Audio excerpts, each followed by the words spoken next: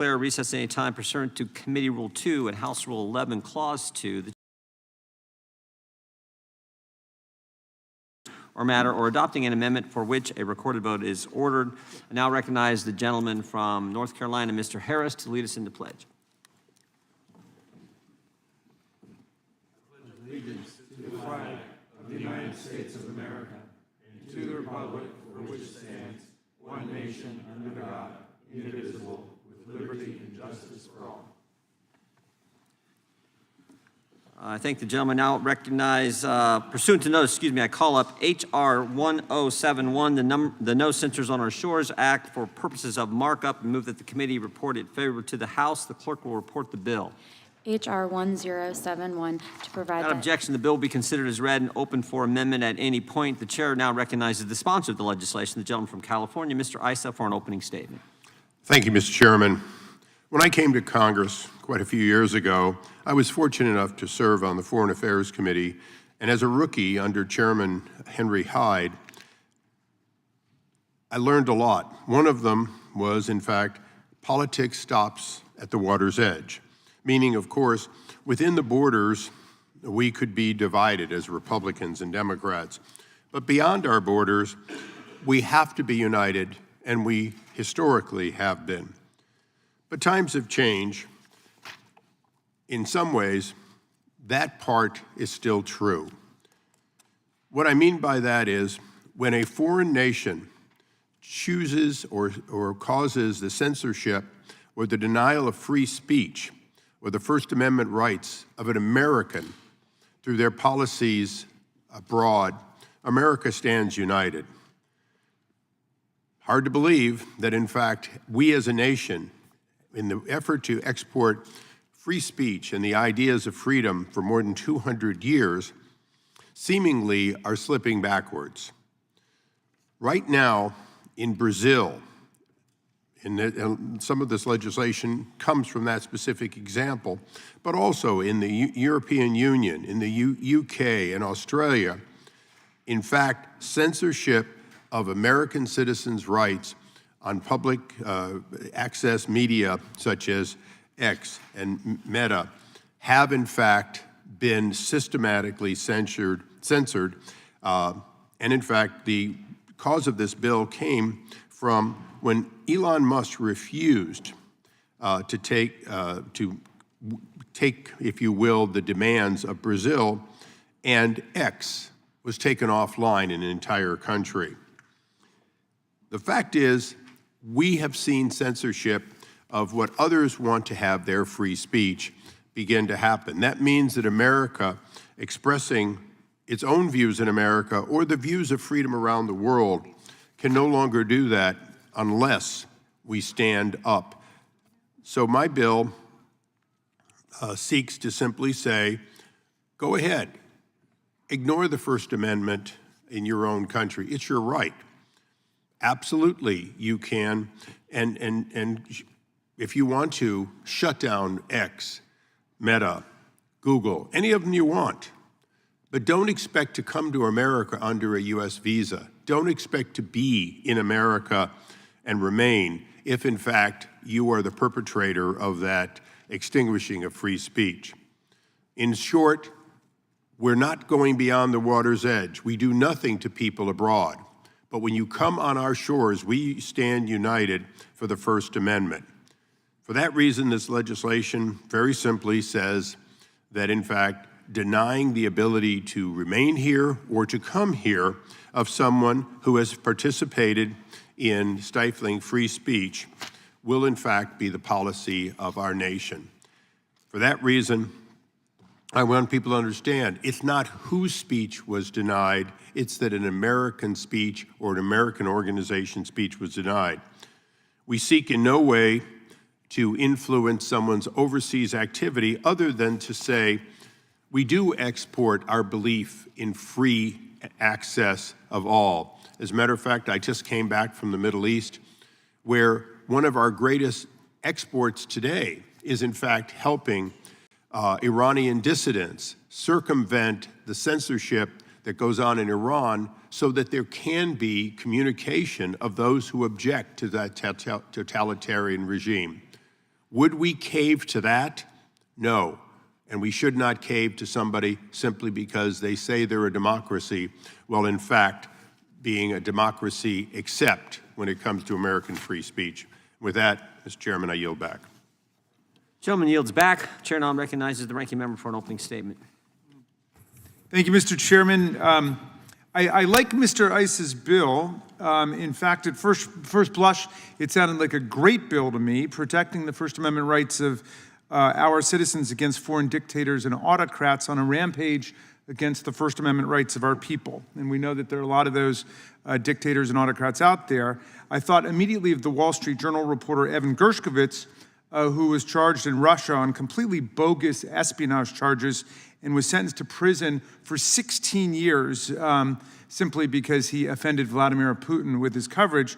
And he was held for 1 year, 4 months, and 3 days before he was released in a prisoner exchange after a global protest. So it sounded to me like a good idea to protect Evan Gershkovich and other journalists today in a world filled with autocrats and political censors who always want to stifle people's speech in order to maintain their own grip on power. And like Mr. Issa, I grew up with the idea that partisan conflict stops at the water's edge. And if a foreign government takes one of our citizens, whether it's a journalist or a businessman or a traveler, unlawfully, because they don't like what that person is saying or what that person is writing, then we must stand united as a country against them. And I spend a lot of time with the Tom Lantos Human Rights Commission trying to get both Americans and foreigners out of prison for doing nothing other than expressing themselves, reporting the news, or practicing their religion. And I invite colleagues who don't know about the work of the Tom Lantos Human Rights Commission, named after one of our former colleagues,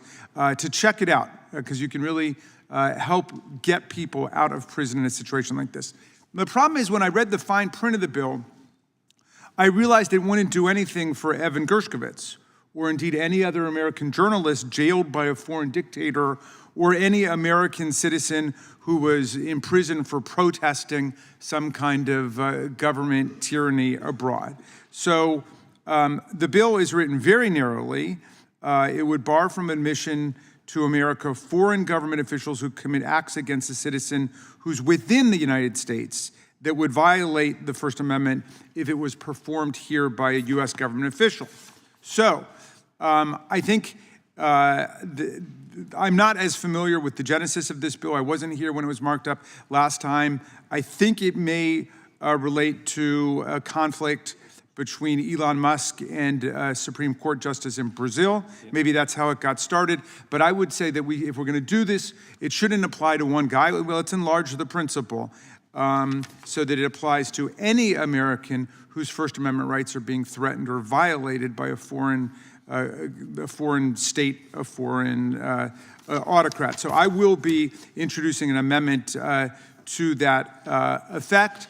I would say, against both of us, someone might say, well, there are certain things our First Amendment protects that other countries don't protect. For example, the right under Buckley versus Vallejo and Citizens United, people have a right to spend to the heavens. In our campaign finance system, that might not be the law. In France or Brazil, I don't know if somebody should be banned permanently from our country for enforcing such a law, but that seems like not as big a deal if we were actually going to use this legislation to protect our people against censors and tyrants abroad. So I'm interested in how Mr. Issa might react to such an amendment, and I thank you for the time, Mr. Chairman. I yield back.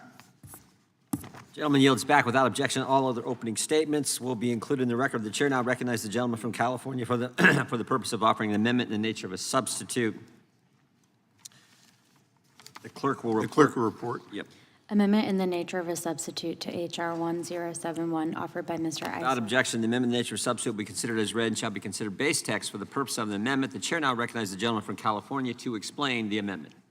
Well, the amendment is technical in nature, but I want to take this opportunity to say that I appreciate the ranking member's amendment. Although I've just had a first blush at it, I would say that as long as the parliamentarians don't think it exceeds the authority of this committee, I'm certainly more than willing to incorporate. I think the gentleman's not having been here when it was marked up the last time, I just want to clarify that we did not do this for Elon Musk. The fact that X got shut down, Starlink accounts for business there got shut down, and it was done by a judicial a judge basically, was novel. But on a regular basis, we see this in similar ways in Europe. And all of these are democracies and different than the dictatorship of Putin. But I think the gentleman's point is good, that denying access to people who stifle free speech around the world certainly is a consistent pattern. And I personally have no objection to expanding it. I think, in fact, perhaps it's the best way to get beyond looking at one example or a series of examples. But I would say that there's a pattern that we're trying to brush back, and just the introduction of the bill last Congress had a positive effect on how Brazil looked at it.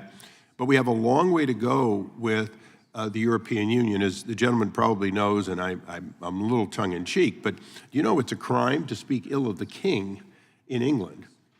And we're okay with that, but if you're here and you're on X or some other social media and you speak ill of the king, one would think that they would respect the fact if you do it on British grounds, that's a different story. But when you do it and it simply spreads around the world and they choose to stifle it, I have no problem. If they choose to cut it off, that's fine. But I'm not going to let the officials who do it come to the United States, because a visa, and I think the gentleman would agree, a visa is in fact a privilege, not a right for people around the world. I would yield to the gentleman if he had any comments so we could be expeditious with this. Yeah, that seems right to me. I suppose the question is the exercise of what we would consider free speech and free press rights in another society, and I would want to assert the universal right of the press to report the news, even in an autocratic society, even if it's against their laws. In other words, I think I want to adopt the spirit of this legislation to say if we've got reporters who are covering news in a foreign country, and then someone says, well, that's defamation of the king or the prince or whatever, that this legislation would cover a situation like that and say, no, you're going to be barred from America if you're imposing that kind of censorship on our reporters or our citizens. Well, and I think it's important to note that in the markup in the last Congress, there was a question of, would this, for example, ban or bar the Pope from coming to the United States? And so that would be far too broad. It's not, we're not trying to say that debatable arguments that go on around the world are automatically barred. And so that's why it is limited to foreign officials who, while serving as government officials in a foreign government, we tried to, in the amendment in the form of substitute, make sure that we made clear of that. So, but I do agree with the gentleman that, look, we're trying to be narrow in this.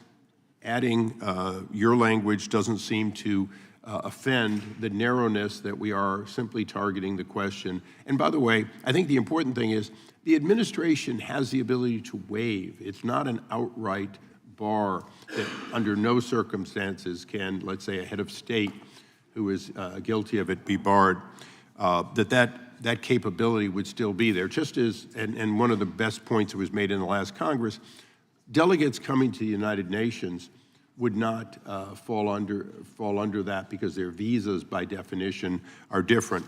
But I do think that we've come to common ground, and I hope that we, if there's any additional amendments, that we can be equally open to them. And with that, I yield back, Mr. Chairman. Gentleman yields back. Who seeks recognition? The gentleman from New York is recognized. Thank you. I have a question for the sponsor, for Mr. Issa. I was just wondering, are we going to have due process for people to whom we're going to deny a visa? In other words, we say they did some prohibited conduct. They say they didn't. Are we going to have some sort of judicial process to decide that? If the gentleman would yield. I would. In my years on foreign affairs, in addition to obviously immigration here, I've learned a kind of an interesting anomaly. The answer is no, sir. There really isn't due process for non-U.S. persons seeking to come to the United States. There is administrative process. It's a little bit of a black hole at Foggy Bottom and at the Department of Homeland Security and so on, because people, and I'm sure the gentleman from New York knows that, we do casework on people who say I wasn't let in and how, or, in just as global entry and all these others. The fact is that because it's not a right but a privilege, people routinely get told yes or no. Most often they get told no because of the, quote, likelihood of returning. In other words, they'll overstay. But they don't get told that even when that's the case. And in my casework over the years as a member of Foreign Affairs, sometimes you have to sit down and go, come on, wink twice if that's the reason. So this is one of those cases in which the refusal would, in fact, give them an opportunity to bring forth some sort of an argument because they would be told that they were being refused on these grounds. So in some ways, it's more transparent than the general visa application. But I appreciate the question. I thank the gentleman. I yield back. Would the gentleman yield? Would the gentleman yield? Yes. Thank you. I just wanted to affirm what Mr. Issa said, that in a case where somebody's applying, that is an administrative process to deny. The only concern I would raise is that this bill also has some deportability standards, and that is for somebody who is in the country. And so that part, I completely agree, having been through the process many times and worried about whether I was going to be denied a visa to come to this country. I know what that administrative process is, but the part around deportability is actually something where we would apply, or the question, Mr. Nadler's question would apply in terms of due process. And if the gentleman from New York could further yield. The gentlelady's right that the revocation of a visa leading to deportation is, in fact, a process that has a little bit more access, because before someone leaves, they can, in fact, file. And to be honest, they're in the U.S., they can even go to the court and file. So there is some more due process once you cross the water's edge. We put that in simply because it is certainly possible that we'll find people who are here who have these past activities. I think back to, as a Clevelander, a person who turned out to be one of the prison guards in the Holocaust, who literally was found years later, had been here for a very long time. They went through revocation of his citizenship. They went through the whole process and then deported him. It took years. Yeah. In this case, we would suspect that it would be rare that somebody would be here under a green card and we'd found out that they were alleged to have stifled free speech. But the gentlelady's right. There would be due process in that case. And so this wouldn't be just somebody accused. They would have access to the full, because a lot of the bills that we've been debating on the floor, as you well know, take a standard that is already the case, making somebody deportable, for example, for a violent crime that they've been convicted of, and expands it to essentially say that if you're just accused of that crime, then you're deportable. Well, exactly. So what standard would apply in this? Well, the standard, for better or worse, is the revocation of a visa. The visas have a limited time anyway. But I'll give you an example that I see regularly is people who are here who overstay. Most of them, when faced with you've overstayed, get out of here, leave. But the fact is some appeal, and there is a due process. Nothing in this bill changes that. The only difference between being overseas and being here is when you're overseas, you don't have access to any federal court or any ability to adjudicate any other way. once you're on U.S. soil, you do have those rights. So, but the gentlelady is absolutely right to be concerned, and we're not changing any of those standards. Well, and hopefully the gentleman would speak up on some of these bills when we do change the standard, because I think it is essential on U.S. soil that we continue to have the due process that's so important. And I agree with the gentlelady that people who were at one point lawfully in the country deserve full access to the courts if someone wants to change their status. And I couldn't agree with the gentlelady more. Thank you. I yield back. Thank you. I yield back. Gentleman yields back. We're having some discussion up here with ranking member on the potential amendment. Who seeks recognition on the bill? The gentleman from Tennessee is recognized. Mr. Ice, if you would yield. I don't have any time. Yeah, I was just curious. You Yes, said of course. the king. Which king are you referring to? Well, in this case, the King of England. Not Elvis Presley. You know, I happen to think that people disparage the king, Elvis, at their own peril, but there's no law protecting him. Well, But I would certainly never disparage the king from Memphis. Well, he is our king. He is your king. Our king. The king. Who wants to follow that? The gentleman from Washington is recognized. Thank you, Mr. Chair. I just want to lend my support to this fine bill, and very proud to be a co-sponsor. You know, free speech is under attack across the globe, and this measure sends a clear signal that America's not going to stand for it, and we're certainly not going to stand for it with American citizens. I'd also point out that, you know, Congress, with the Magnitsky Act, you know, has stood up previously for abuses of human rights and sanctioned foreign actors when those have been under attack, and was a greater human right than the ability to speak freely. So I applaud the prime sponsor, and I'm very pleased to be a co-sponsor, and urge the members here to support this important piece of legislation. Thank you. Yield back. Gentleman yields back.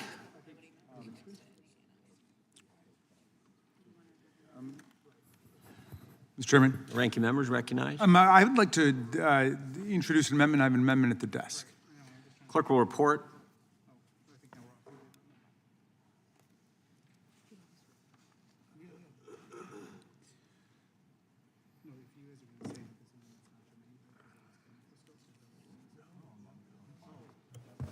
Amendment to the amendment in the Without nature of a objection, the amendment will substitute. be considered as read. The gentleman from Maryland is recognized to explain his amendment. Thank you kindly, Mr. Chairman. The amendment extends the consequences in this bill to any official abroad who participates in the pretextual detention, arrest, prosecution, incarceration, execution, or murder of U.S. citizens who are just exercising their First Amendment rights abroad. The notable example and the genesis for this idea on my part is American journalist Evan Gershkovich, who Vladimir Putin jailed on trumped-up charges of espionage because he didn't like what Gershkovich had printed about him in the Wall Street Journal. Another example is the American-Russian journalist Alsu Krumasheva, who was sentenced to 6.5 years for pretextual charges of spreading fake news about the Russian army. Fortunately, both these journalists were brought home to America in a prisoner exchange in the last administration. Their convictions were nonetheless absurd, completely pretextual, and clear attempts to silence the speech of Americans who dared to write ill of what was taking place in Russia. Many journalists have been jailed under false pretenses in countries like Russia, China, Iran, and North Korea because they dared to criticize authoritarianism there. So, but the theory of this amendment is just that if we're going to stand up for free speech around the world, as we should, it should start with the people who are actually jailing our citizens who are reporters or who are just being incarcerated for speaking up. I take it, I hope it's consistent with the spirit of Mr. Ice's legislation. Some people are now raising constitutional questions about the whole thing. And I guess my first instinct is Mr. Ice's instinct. I'm not sure that it's a First Amendment issue since we're talking about admission to the country, which isn't a constitutional right. But I want to hear my colleagues on that question. Obviously, we don't want to pass legislation that's unconstitutional. But in any event, I do advance my amendment, and I appreciate what Mr. Issa has said, which is he sees this as a narrow addition to his original plan. And with that, I yield back. Before the gentleman yields back, could you yield?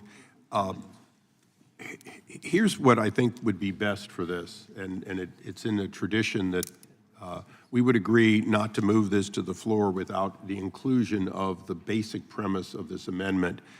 Our parliamentarians, everyone has the same potential concern, which is we want to make sure that it's crafted so that it still keeps the basic premise, which is U.S. persons, whether through social media or others, including the Wall Street Journal and so on, their actions are their First Amendment right. Any abridgment of that right, which would include taking down their speech, it would also include incarcerating them. It would include any actions that either abridges their rights or liberties or would stifle free speech by that action. You know, Putin doesn't lock that guy up because of him. He locks it up because of 100 others that might do the same that won't do it. So I believe we can very easily find, and perhaps by the end of today, the narrow language, which is not much different than this. We do have the concern that we don't want to have somebody say that, you know, some hypothetical scenario. But I think I'm 100% supportive that to incarcerate somebody is abridging their First Amendment rights when it's for what was in the Wall Street Journal. And I think we can easily do that. And again, as long as the narrow response is we deny them the visa or revoke a visa, then I think it stays well within the limitation of the bill. And for the ranking member, we did this narrowly because we just want to brush back bad behavior. I have to tell you, I don't think it'll stop Putin one bit, but it certainly will tell our allies that we are, you know, believe it strongly, and that policy should be taken seriously by everyone who wants to come to the United States, including those who might work as henchmen of people like Putin. Gotcha. If you don't mind yielding to a question from me, Mr. Issa, or a couple that have been raised with me as I've gone off in this new direction here. One is the question of adjudication of the question of whether someone has violated the First Amendment rights of an American. In other words, who is that someone at the consular office in a foreign country that will say, we're going to deny you a visa because you've engaged in action? Is it the State Department? And I think it's not complicated because we're not changing a complicated system. Mm-hmm. The complicated system is, yes, there are a number of people in the process, starting with a fairly junior person at the desk sometimes interviewing who feels that they're being lied to. It then goes back to the background checks, which include, for example, allegations of money laundering, allegations of drug dealing, allegations. All of those are pretty opaque. And it's been part of our process for many, many, many decades. Mm-hmm. And when I worked with Henry Hyde, he was both chairman of Judiciary and then chairman of Foreign Affairs. And he preserved that system as the chairman of Foreign Affairs after 9/11 because it was more likely to be fair to foreigners using foreign affairs people as the first line. Mm-hmm. But I will tell you, if you're denied, you can continue to provide more information. You can ask for why, but it's purely administrative, and we're not changing that.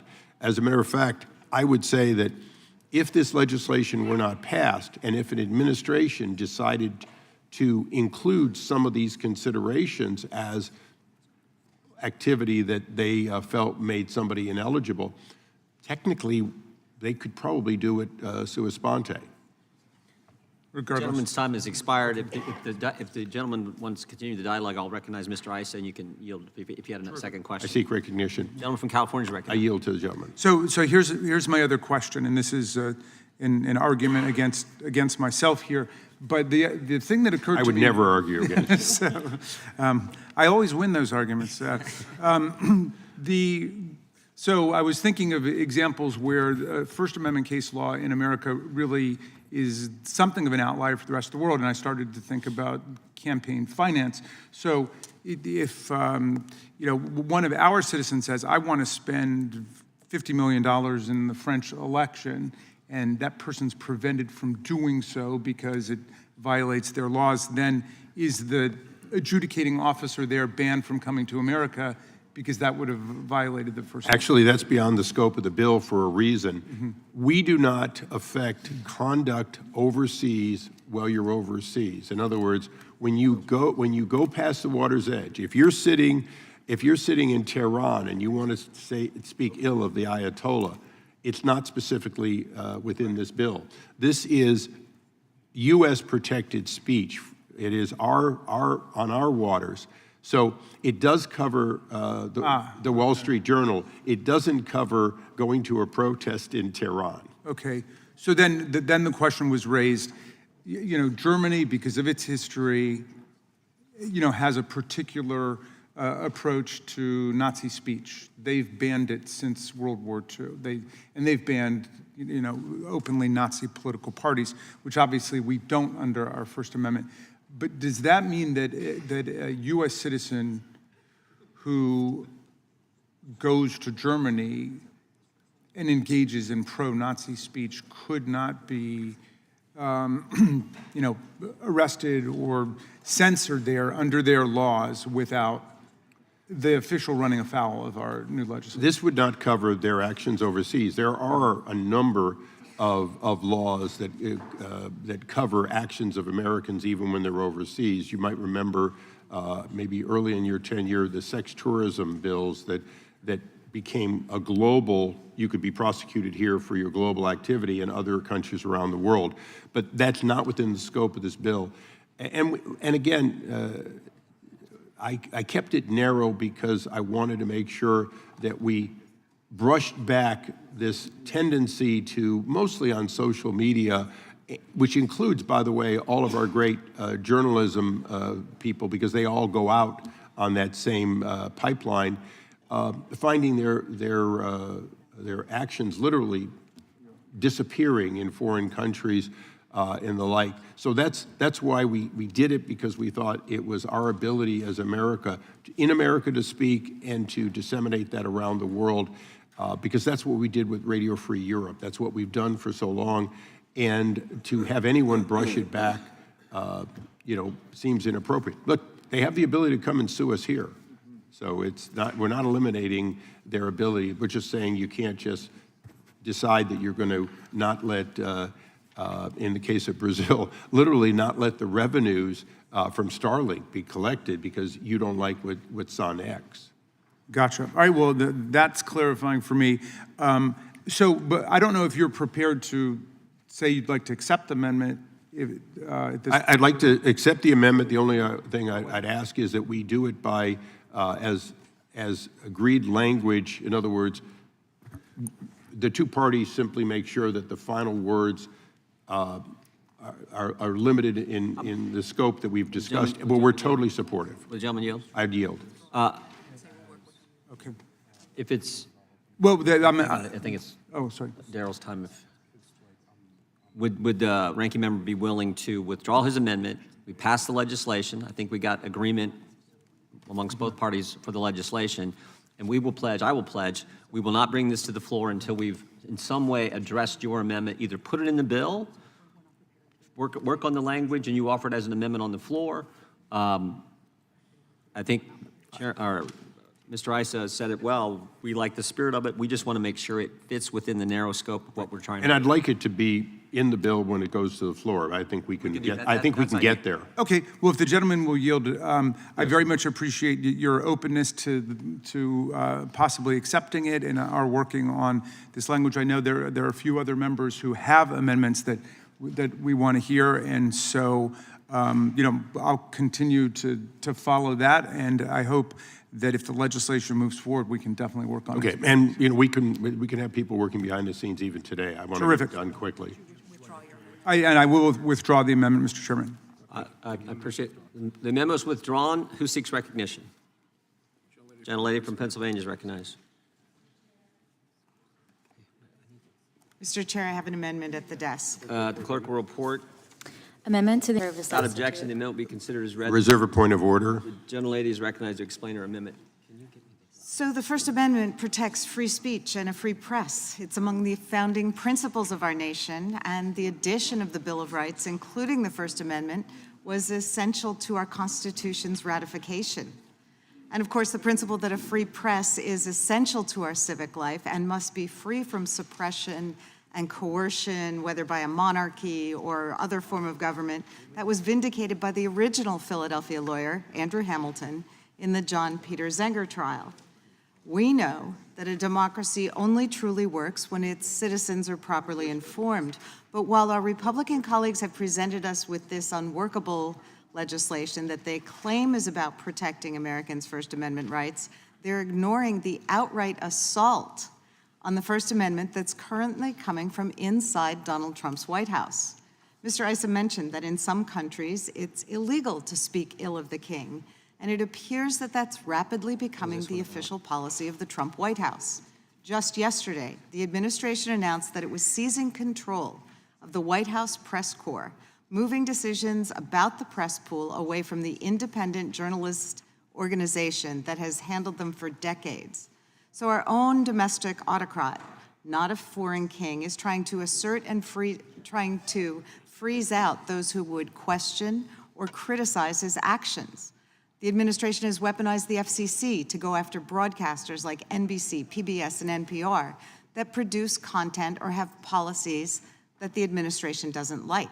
They've had DC's U.S. attorney, referring to himself falsely as Donald Trump's attorney, send threatening letters to members of Congress for criticizing Donald Trump's allies.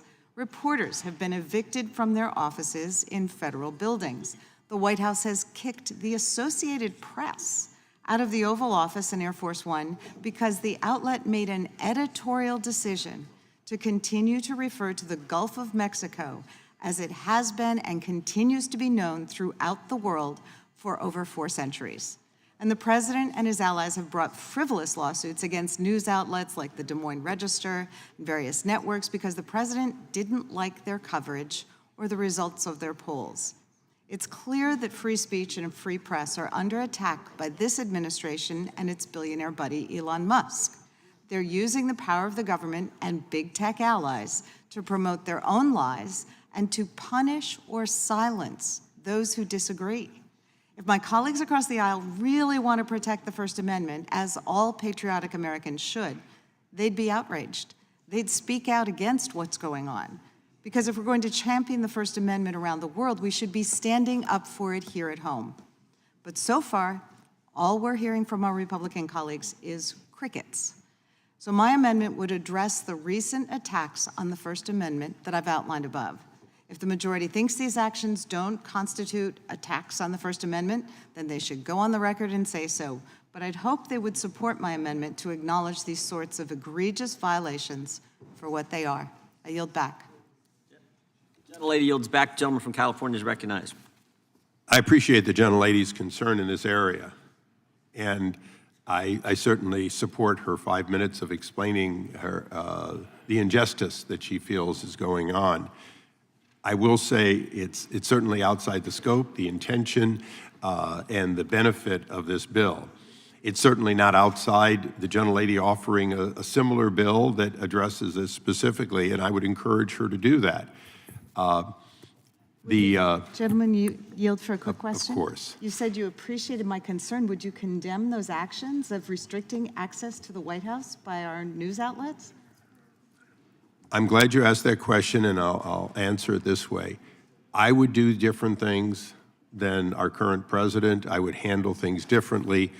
I think each of us would be different. But for the gentlelady, look, I fully appreciate that this committee under Chairman Jordan has had a concern about weaponization of government, and I believe that we should always hear and amplify any time it appears as though any administration is using any of its powers to weaponize. I have a long history of feeling like, although it's a privilege to be one of the few that gets to be at the White House, that we should be very careful to not exclude the historical champions of that. And so I would answer you by saying the Associated Press has been a conduit for everyone for a long time. And I would hope this gets resolved quickly, because I don't believe that the Associated Press, based on their past history, should not be at the table. You know, I knew the late Helen Thomas, and I watched her, after a generation of being the leader, be dismissed from her coverage of the White House. She was a personal friend. She yelled at me regularly over my politics, but she was a personal friend. And so, yeah, I do appreciate that on that particular example, we should be very careful to change the mix of people who have access to those precious few slots that exist. And so I don't know that that's as much empathy as you would like, but it really is genuine. And I would say that the gentlelady's got a point, and I would encourage her to hold us as accountable for weaponization in everything you do, the same as we, I think, tried to hold the last administration accountable for the same reason. Well, I'll ask my staff to reach out, and maybe we can work on the Gentlemen. bill. I look forward to it. Gentleman yields back. Gentleman from Florida is recognized.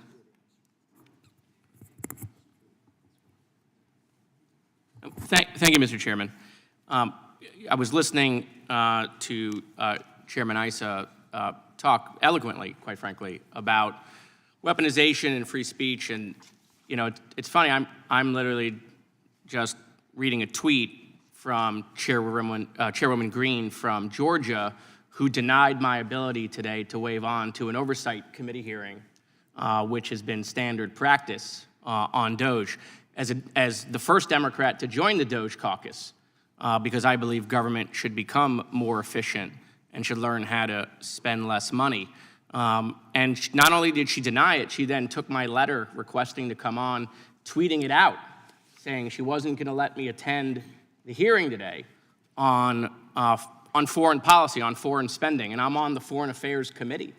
And so I was coming to talk about the repercussions of fighting China if we withdraw from the world. And I know the chairman's going to let me continue with my comments because he's a free speech advocate, unlike Chairwoman Green. And I was going to talk about how we can't fund the government anymore by CR, because if we refund it by CR, all the fraud, waste, and abuse that DOJ says they found, we would just refund all that fraud, waste, and abuse if we do it by CR. And the American people voted against the status quo, and so we can't continue government as the status quo. And I voted against the budget yesterday, not because I'm not for decreasing taxes, but because Thomas Massie, who, you know, wears the debt clock, he's the Flava Flav of Congress walking around with a clock, and says, we're gonna add $1 trillion to the deficit in 3 years. $1 trillion to the deficit in 3 years. And I trust Thomas on his numbers. I mean, he's definitely the numbers guy. And so, Mr. Chairman, I appreciate your work on free speech and weaponization, but I would tell you that you should probably talk to some of your members who are in charge of other committees so that we can continue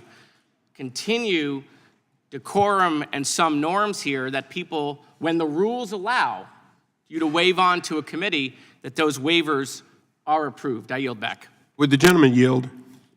I would. There were two members, two former chairmen of Oversight, and I can say with certainty, neither one of us ever failed to respect that ability to waive on. You know, it's a tumultuous committee, but it's one that always supported that, and I apologize for what you experienced personally, because well, I didn't go through any trauma, but I appreciate it. I mean, look, I have no doubt that, you know, maybe Chairman Comer ran into her office and was like, don't put Moskowitz on. But at the end of the day, I bring it up here because I'm asking you to talk to your colleagues. I don't think any members want a tradition where a committee allows, this committee doesn't allow waivers, right? But where a committee does allow waivers, we should continue that tradition. we do allow waive within the Oh, subcommittee. we do allow waivers here? Oh, okay. Yeah, we just don't allow waive from outside the committee. But, look, I will speak and use all the persuasion I have with the gentlelady to prevent that in the future. I appreciate that, Mr. Issa. Thank you so much. Gentleman yields back. Who seeks recognition? Question is on the amendment from the gentlelady from Pennsylvania. Pennsylvania. All those in favor? No, she's already spoke on her amendment. I think we're ready for the vote. Oh, okay, right. That's what I thought. The question is on the amendment offered by the gentlelady from Pennsylvania. All those in favor say aye. Aye. All those opposed, no. No. In the opinion of the chair, the noes have it. Roll call vote. Roll call being requested. The clerk will call the roll. Mr. Jordan? No. Mr. Jordan votes no. Mr. Issa? Mr. Issa votes no. Mr. Biggs? Mr. Biggs votes no. Mr. McClintock? Mr. McClintock votes no. Mr. Tiffany? Mr. Tiffany votes no. Mr. Massey? Mr. Roy? Mr. Fitzgerald? Mr. Fitzgerald votes no. Mr. Klein? Mr. Klein votes no. Mr. Gooden? Mr. Van Drew? Mr. Van Drew votes no. Mr. Nels? Mr. Nels votes no. Mr. Moore? Mr. Moore votes no. Mr. Kiley? Ms. Hageman? Ms. Lee? Ms. Lee votes no. Mr. Hunt? Mr. Fry? Mr. Grothman? Mr. Grothman votes no. Mr. Knott? Mr. Harris? Mr. Harris votes no. Mr. Onder? Mr. Schmidt? Mr. Schmidt votes no. Mr. Gill? Mr. Gill votes no. Mr. Baumgartner? Mr. Baumgartner votes no. Mr. Raskin? Aye. Mr. Raskin votes aye. Mr. Nadler? Mr. Nadler votes aye. Ms. Lofgren? Mr. Cohen? Mr. Cohen votes aye. Mr. Johnson? Mr. Swalwell? Mr. Liu? Ms. Jayapal? Ms. Jayapal votes aye. Mr. Correa? Mr. Correa votes aye. Ms. Scanlon? Aye. Ms. Scanlon votes aye. Mr. Neguse? Ms. McBath? Ms. Ross? Ms. Ross votes aye. Ms. Ballant? Ms. Ballant votes aye. Mr. Garcia? Mr. Garcia votes aye. Ms. Kamlager-Dove? Ms. Kamlager-Dove votes aye. Mr. Moskowitz? Mr. Moskowitz votes aye. Mr. Goldman? Mr. Goldman votes aye. Ms. Crockett?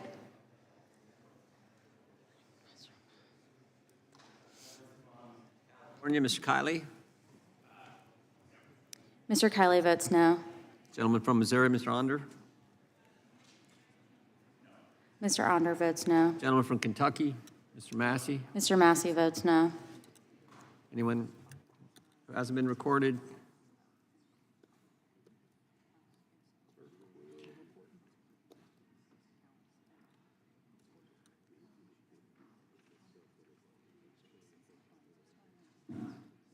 Clerk will report. Mr. Chairman, there are 12 ayes and 19 noes. The amendment is not adopted. Who seeks recognition? You guys got any more amendments? Any more amendments? No, that's it. Question occurs on the adoption of the amendment in the nature of a substitute. This will be followed immediately by a vote on reporting the bill. All those in favor of the amendment in the nature of a substitute, say aye. Aye. Those opposed, no. In the opinion of the chair, the ayes have it. The question is unfavorably, you guys have it, amendment in nature substitute. The question is on favorably reporting the bill as amended. All those in favor say aye. Aye. Those opposed, no. In the opinion of the chairs, the ayes have it, and the bill is ordered to be reported favorably to the House. Members will have 2 days to submit views. Without objection, the bill will be reported as a single amendment in the nature of a substitute, incorporating all adopted amendments, and staff is authorized to make technical and conforming changes. Pursuant to notice, I call up H.R. 875, the Protect Our Communities from DUI Act, for purpose of markup, and move the committee reported favorably to the House. The clerk will report the bill. H.R. 875. Without objection, the bill will be considered as read and open for amendment at any point. The chair now recognizes the gentleman from Alabama, Mr. Moore, for an opening statement. Thank you, Mr. Chairman. Every 45 minutes, that is how often someone in the United States dies in a crash involving an alcohol-impaired driver. In 2022 alone, there were 13,524 alcohol-impaired driving fatalities. In 2020, drunk driving crashes led to nearly 400,000 injuries. Those crashes don't discriminate. The victim could be me, it could be you, be one of any of our family members. This issue hits close to home for me. There was a newlywed couple from my hometown of Enterprise, Alabama, named Angel and Jeremy C. I knew this couple personally. Angel and Jeremy were riding a motorcycle together when out of nowhere, an illegal alien under the influence of alcohol collided into the newlyweds with his pickup. Their lives were cut dramatically short. Tragedies like this are not uncommon across our country. Take Broomfield, Colorado, for example. In December of 2023, an illegal alien killed a 46-year-old woman and her 16-year-old son when he drove his truck up to 100 miles an hour, ran into the victim's vehicle, causing it to then crash into a tree. Despite having 5 previous DUI-related convictions, a Boulder County judge sentenced this illegal alien to probation and community service and work release. On December 8, 2023, in relation to the 2 of those convictions, just 4 days before the drunk driving crash killed that mother and her son. Or consider the case from Florida, where just last month an illegal alien from Mexico was arrested in Florida for his 3rd DUI after he hit and killed a kindergartner. In Texas in December of 2024, an illegal alien killed a 7-year-old girl after he drove drunk and crashed into a car that was being driven by the girl's mother. Just months earlier, ICE had lifted a detainer, which had previously lodged against this illegal alien, after he was arrested for assaulting a family member in June of 2024. H.R. 875 makes common sense changes to immigration law to make an alien who is convicted of or who is admitted to driving under the influence inadmissible. It also makes an alien convicted of doing so removable. In fact, 59 Democrats voted in favor of this legislation when I brought it to the floor of the House last February. To our Democrat colleagues, today we respond to the mandate of the American people, who just 3 months ago voted for Republicans to restore common sense in this country. If you're a guest in this country and you drive drunk, you should be removed from our country, period. Drunk drivers are involved in 31% of all crash deaths in this country. On average, drunk driving killed roughly 11,000 people in the United States every year from 2012 to 2022. Yet the immigration laws do not make aliens inadmissible or removable if they drive drunk and recklessly break our laws. H.R. 875 changes that and creates safer streets and safer communities for all of us. I urge my colleagues to support and protect our communities from the DUIs Act. And with that, Mr. Chairman, I'll yield back. Gentleman yields back. The ranking member is recognized for an opening statement. Thank you, Mr. Chairman, and thank you to the gentleman for his legislation. We lose more than 11,000 people every year to drunk drivers on the highway, and it's an issue that's very close to my mind and my heart because I lost a beloved cousin of mine, Wendy, back when we were both in our 20s. She was in the prime of her life. She just graduated from Brandeis College, and she was killed while riding a bicycle on the roadways of Florida. The driver of that car was a U.S. citizen. I suppose it doesn't make any difference. When I was a state senator in Maryland, we took on the power of the liquor lobby to pass legislation to strengthen our DUI and reckless driving laws in our state. And I introduced legislation to compel the use of what's called an ignition interlock device, which is basically a breathalyzer that's put in the car, and to compel the use of the ignition interlock device for anybody who's been convicted of DUI. The liquor lobby and some of the bars opposed it. They said that's a pain. Every time you get in your car, you've got to breathe into the breathalyzer. Yeah, it's a pain, but it doesn't quite compare to the pain of a mother or a father or a son or a daughter or a brother or sister or a friend who loses somebody to a drunk driver. This is not bumper cars. You know, this is the real thing. So we passed that in Maryland, and I was proud of that. And I know my colleagues in Annapolis have continued to work on the issue. I will never forget I was named Legislator of the Year by Mothers Against Drunk Driving in 2016. So this is important to me.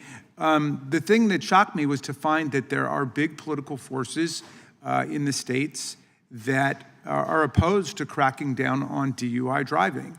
because they view any such legislation as an interference with the ability to promote alcohol culture and drinking culture.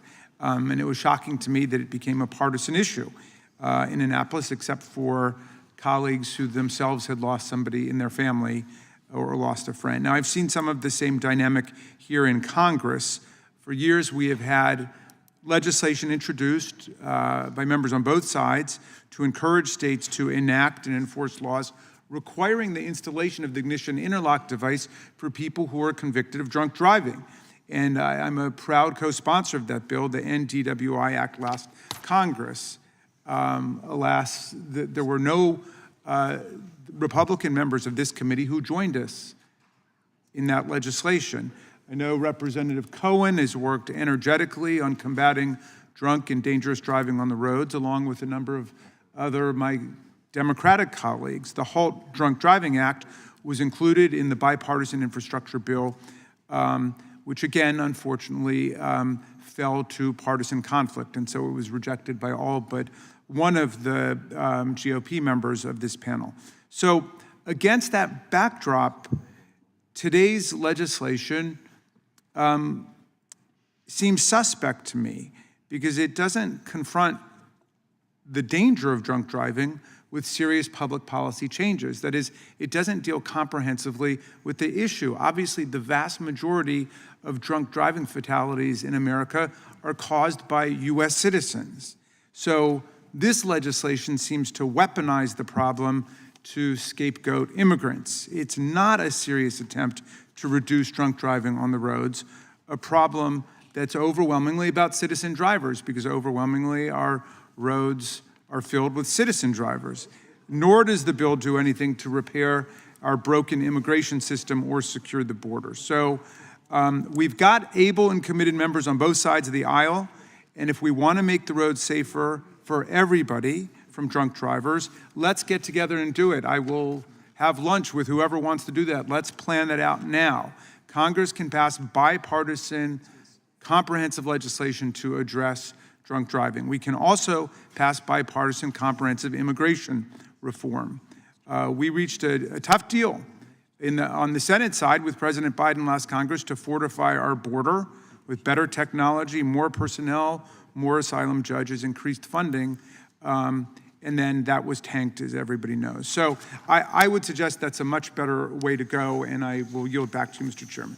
Gentleman yields back the chair, and I'll recognize the gentleman from Alabama to offer an amendment in the nature of a substitute. Mr. Chairman, I appreciate it. This really is just an amendment in technical nature. I have an amendment at the desk. Clerk will report the amendment. Amendment in the nature of a substitute. Without objection, the amendment in the nature of a substitute will be considered as read and shall be considered base text for the purposes of amendment. The chair now recognizes the gentleman from Alabama to explain the amendment. It doesn't change anything but the date, Mr. Chairman, so it doesn't change any substance of the bill, and with that, I'll yield back. Gentleman yields back. The gentleman from Texas, Mr. Nels, is recognized. Yes, sir. Thank you. I support my colleague, Mr. Moore, on this issue. You know, serving as an old sheriff in Fort Bend County, Texas, we arrested a lot of people for drunk driving, threw a lot of people in jail. Some of them went to prison if they caused serious bodily injury or death to the victims. This bill really just focuses nothing more on individuals that are here that are illegal and that are caught driving under the influence. I can remember Miss Boo, I'll never forget it. Her son was in my office, and I had to explain to him why his mother was killed by an individual that was deported 6 previous times. And one of the previous deportations was as a result of drunk driving. So quite honestly, Mr. Moore, if your bill would have been in effect years ago, maybe Miss Boo would be here with us today. So this is much needed legislation. If you're going to come over here, I just ask you to respect our damn laws, respect our laws. And if you're here illegally, obviously you don't, and then you want to come over here and harm, possibly kill the American people. You need to serve your time, and as soon as you get released, you need to be sent back to where you came from. With that, I yield back. Gentleman yields back. The gentleman from California is recognized.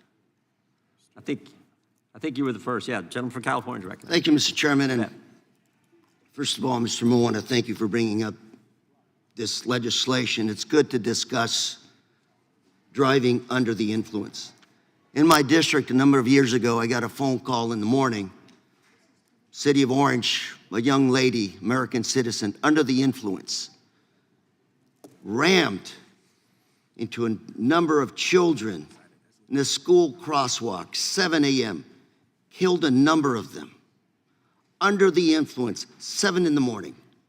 She was partying all night, got in her car in the morning, killed a number of children. So I know we're debating here. I don't think this is an issue of undocumented. Rather, it's an issue of driving under the influence in this country. Mr. Moore, I was just going to say, under crimes of moral turpitude, you're already inadmissible and deportable in the United States. And these crimes include murder, manslaughter, violent crimes, sexual assault, rape, incest, child abuse, embezzlement, theft, robbery, fraud, conspiracy, money laundering, drug offenses, domestic violence, spousal abuse, animal cruelty, animal fights, and DUIs. You're already inadmissible, deportable to the U.S. But I would say to you, and I agree with you, that driving under the influence is an issue we have to deal with, continue to deal with in this country. We have to send a strong message, not only to those who are here not as American citizens, as immigrants, but rather all Americans. We have to send them a message, no more DUIs. And I think Congress needs to lead by example. I'd like to see a bill that, for example, would say, members of Congress who are convicted of a DUI are not eligible to serve in U.S. Congress. Let's lead by example. Mr. Moore. Sorry. You can't do the time, don't do the crime.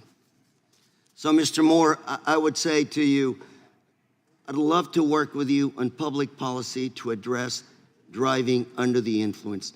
Too many people have died horrifically because of foolish individuals drinking, smoking pot, getting behind the wheel, and driving in our public streets. This is not an issue of undocumented, of immigrants. Rather, it's a public issue that we need to continue to address. Will the gentleman yield? Of course. I want to thank the distinguished gentleman from California for his remarks. And I failed to say in my opening statements that indeed, as the gentleman points out, that most DUI offenses are already grounds for removal because they are crimes of moral turpitude. DUIs where the penalty is a year or more and where there's bodily harm, hit and runs, aggravated DUI, and driving with knowledge of an invalid, suspended, or revoked license.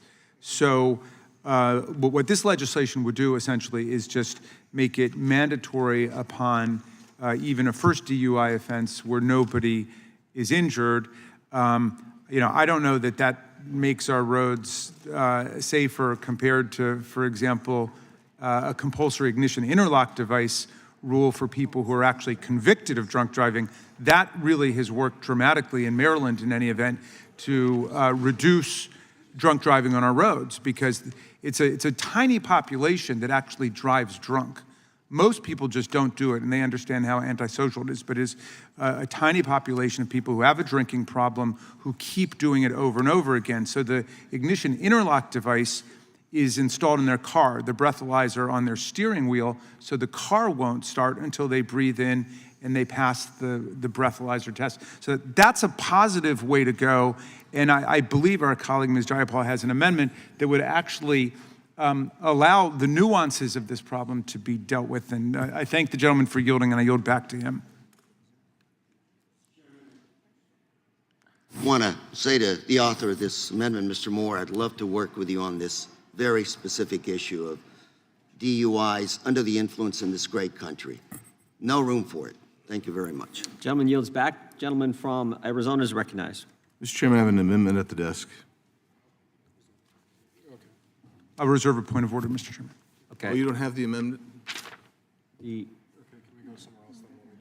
Can you hold just a second? Yeah, The gentleman from Wisconsin, Mr. Tiffany, is recognized. On Tuesday, January 30th, 2024, at approximately 3:30 p.m., a Rusk County Sheriff's Officer deputy was dispatched to a motor vehicle accident on Highway 8 in Rusk County, which is in my district in northern Wisconsin. The Ladysmith Emergency Medical Services was dispatched. Fire personnel advised that the operator of the semi was trapped within the cab of the vehicle. The driver, who was the lone occupant of the semi, I was identified as Stephen Nashholm. Stephen Nashholm's condition appeared to be critical. The deputy made contact with a male near the other vehicle involved in the crash. Jorge Sanchez advised the deputy that he did not speak English. The deputy observed Mr. Sanchez swaying while standing in place. His eyes were bloodshot and glossy, and his face and eyelids appeared droopy. The deputy detected a strong odor of intoxicants. The deputy learned that Mr. Sanchez's driver's license status was revoked due to a prior OWI. Mr. Sanchez agreed to a preliminary breath test. The test indicated a breath alcohol content of 0.176. In Wisconsin, 0.08 is over the limit. Mr. Sanchez admitted he is not legally in the United States, and he has not been in the United States for approximately 3 years, which would be, or had been in the U.S. for approximately 3 years, which is 2021.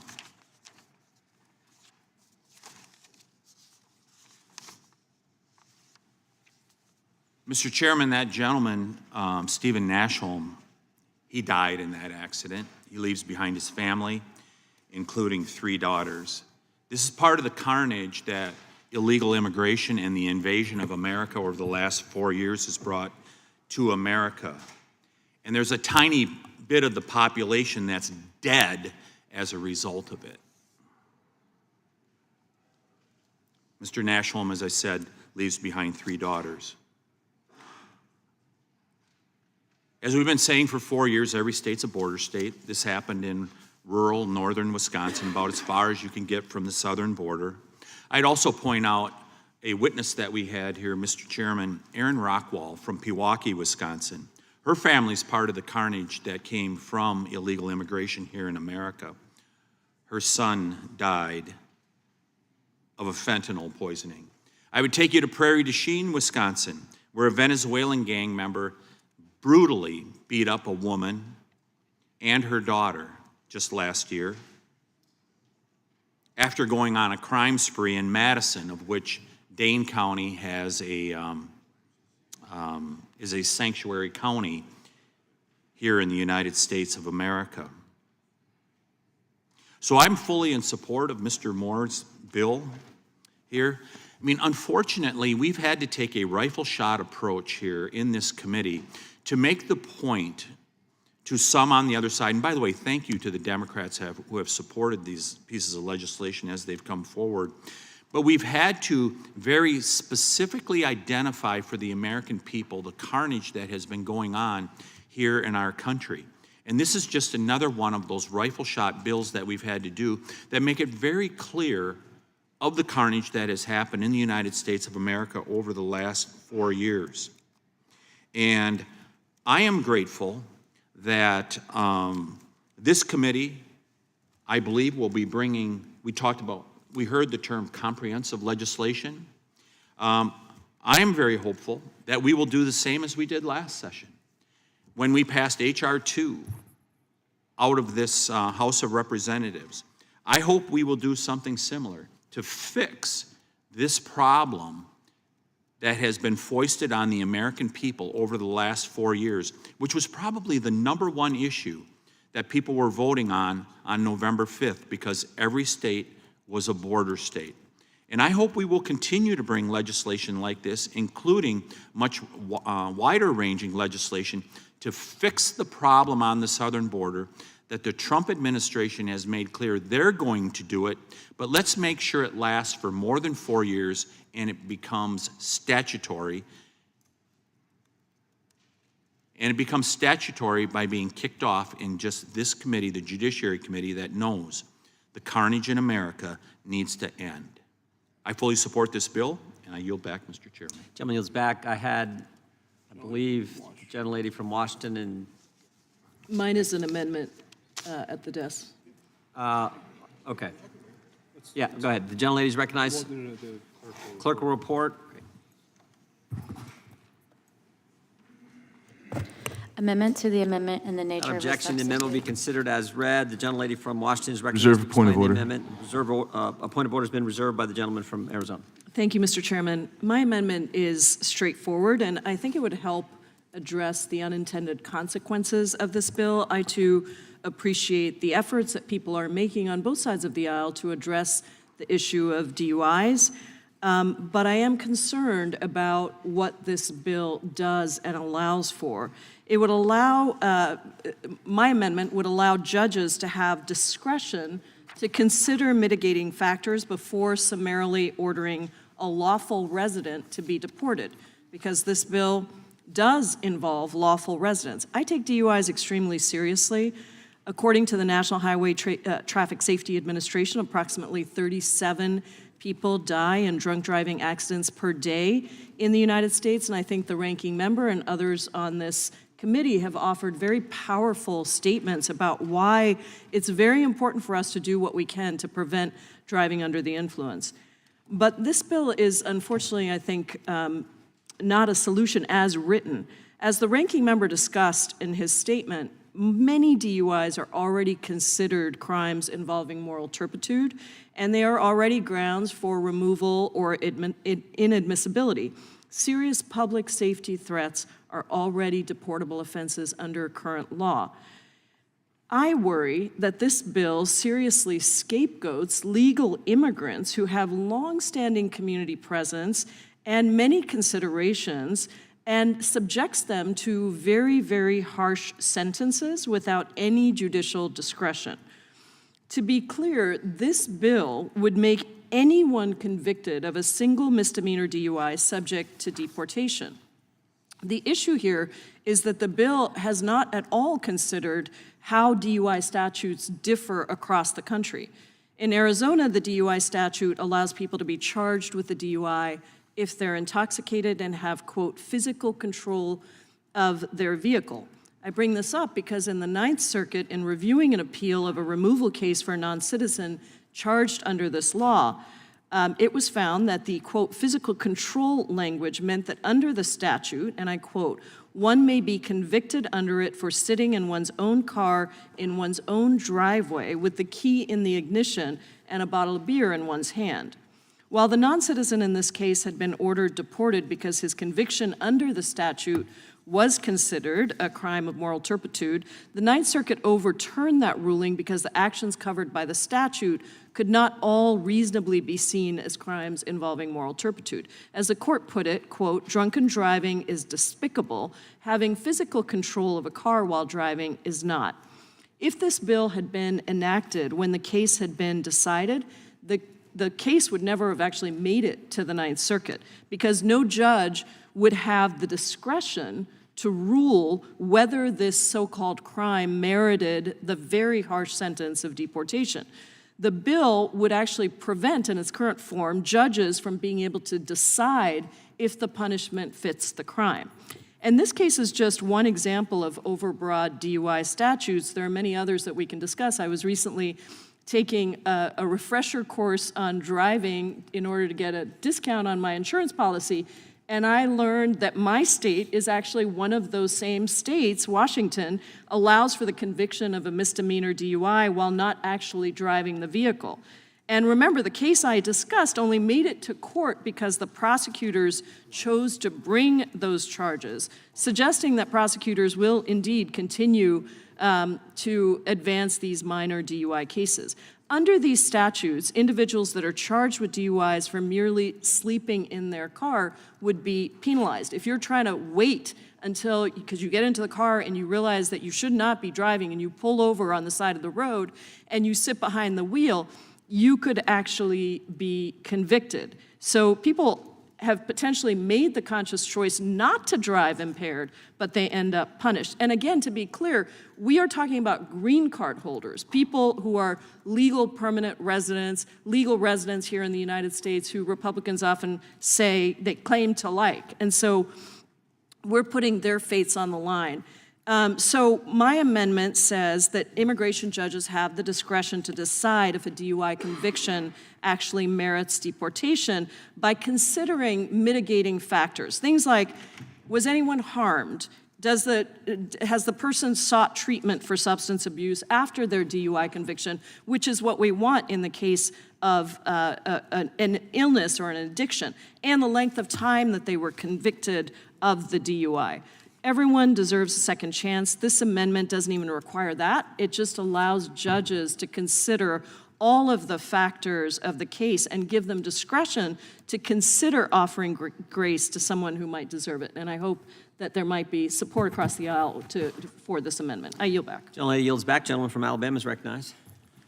Thank you, Mr. Chairman. On its website just last year, U.S. Customs and Border Protection clearly stated a single driving under the influence, DUI conviction, is not grounds to deny entry into the United States. Moreover, the Board of Immigration Appeals has held a simple DUI offense is not a crime involving moral turpitude that would make an alien removable from the United States. Time and time again, the Democrats on this committee are dead set on watering down any bill that has a whiff of immigration enforcement. If you ask the average American whether an alien in this country should be deported if an alien commits a DUI offense, the average citizen would be dumbfounded to think that isn't already in the law. Yet Democrats today would prefer that immigration judges and immigration officers engage in the complex legal analysis to determine whether a DUI offense is serious enough to warrant an alien being removed from the U.S. or barred from entering the country in the first place. Despite the electoral defeat in November, Democrats continue to reject just common sense. We should not have to wait for an alien to kill someone or after their second or third or fourth DUI before we deport them. And we don't need to empower immigration judges to impose open border enforcement agendas through such vast discretion. Statistics show by the time someone is arrested for a DUI, folks, that person is driven at least a dozen times drunk. The only fact that we should be considered is whether an alien has admitted or been convicted of a DUI offense that simply makes sense. I urge my colleagues to reject this amendment. And with that, Mr. Chairman. Will the gentleman yield for a quick question? Yeah, I yield. Is it okay? Yes. Thank you for that powerful statement. You know, when someone's killed by a drunk driver, the family would like to see the drunk driver, the reckless driver, the motorist who does this put away forever. Then it raises the question, when you think about it, not from the standpoint of the victim's family, but from the standpoint of the legislature, well, anybody who's driving drunk theoretically could be causing the exact same kind of trauma and pain and death. So the question I want to ask you is, should anybody leave aside their citizenship or their immigration status, should anybody who is picked up on drunk driving the first time be sentenced to jail for a year or 5 years or 10 years? Because they theoretically could have killed somebody. Because the legislation we're looking at would take a permanent resident in the country and say, you're out, we're going to deport you even if nobody's hurt. And it's just an honest question. It's not a rhetorical question. And I understand, Mr. Raskin, but we're simply trying to clarify here that we have people in this country who are here illegally, or even if they're with a green card, but if they're driving under the influence, there needs to be some teeth in the law. We don't need to just turn them loose. Right, no, agree, but in other words, should it be a deportable offense the first time if nobody's hurt? I mean, if they're hurt, they should be out, and they're out now. And I guess, and that's the question. I don't know the answer. But we apply different standards to people who are here illegally all the time. No, but people here legally then, because the general lady's amendment relates. Mr. Biggs. I thank the gentleman for yielding to me. So the argument, the nub of the argument from the other side is, if someone brandishes a knife but doesn't stab you, you can stay. The studies are clear. When I hear somebody say, oh, you know, it was just the first DUI, it was innocuous, nothing to it. The studies are clear. I'm going to refer you to multiple studies in just a minute, but I'm going to give you this one study. The average person who gets a single DUI has committed multiple DUIs. The scientific evidence on that is clear. That's clear. And what you're saying is, and by the way, the previous ranker to you said not too long ago, whether someone has 2 or 6 or 20 convictions. Gentleman, no yield. big deal. I'm going to keep going. Thank you. The gentleman who's asking to yield mentioned if you have a DUI, you shouldn't be qualified to sit in Congress, right? Or the Senate. Or the Senate, yeah, right. But the bottom line is, there are people in this Congress today who have a DUI. But ultimately, when we get down to this, the argument you're making is a single DUI, unless there's contact with somebody that harms someone, it doesn't work. That they should not be given this particular punishment. Gentleman, yield. And then I'll just tell you the APC case that you're talking about. You're making it sound like an APC is someone who's pulled off the road, is asleep in their vehicle, trying to sleep it off. That is not what an APC law is in Arizona or anywhere else in this country. APC, actual physical control. Actual physical control means you have actual ability to get that car going, moving like that. So it's keys in the ignition.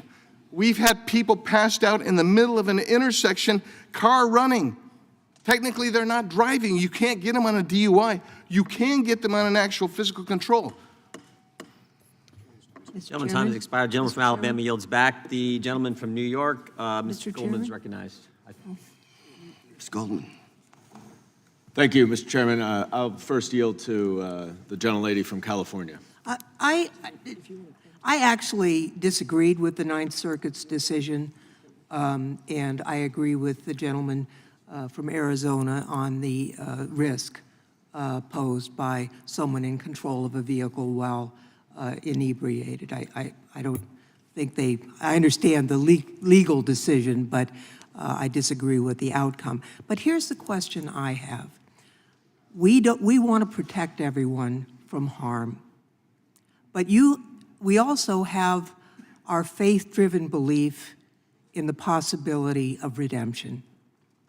And so if you have a legal permanent resident who had a DUI conviction 25 years ago, went to AA and has recovered, they would be removable under this bill. So I do think one of the opportunities that the gentlelady's amendment offers is to provide for the possibility of redemption, because I think we all know people in our churches, in our neighborhoods, even in our own family, who have recovered from alcoholism, and there needs to be that possibility, especially for people who are legally here. And I just wanted to make that observation, and I yield back to the gentleman from New York. Thank you for yielding back. This amendment raises, I think, a narrow but very important flaw in the bill, which is that it applies to lawful permanent residents. Yesterday, we had a subcommittee hearing on the president's executive order on birthright citizenship, which is flawed in many ways, but it does distinguish between lawful permanent residents and those who are here legally but on visas.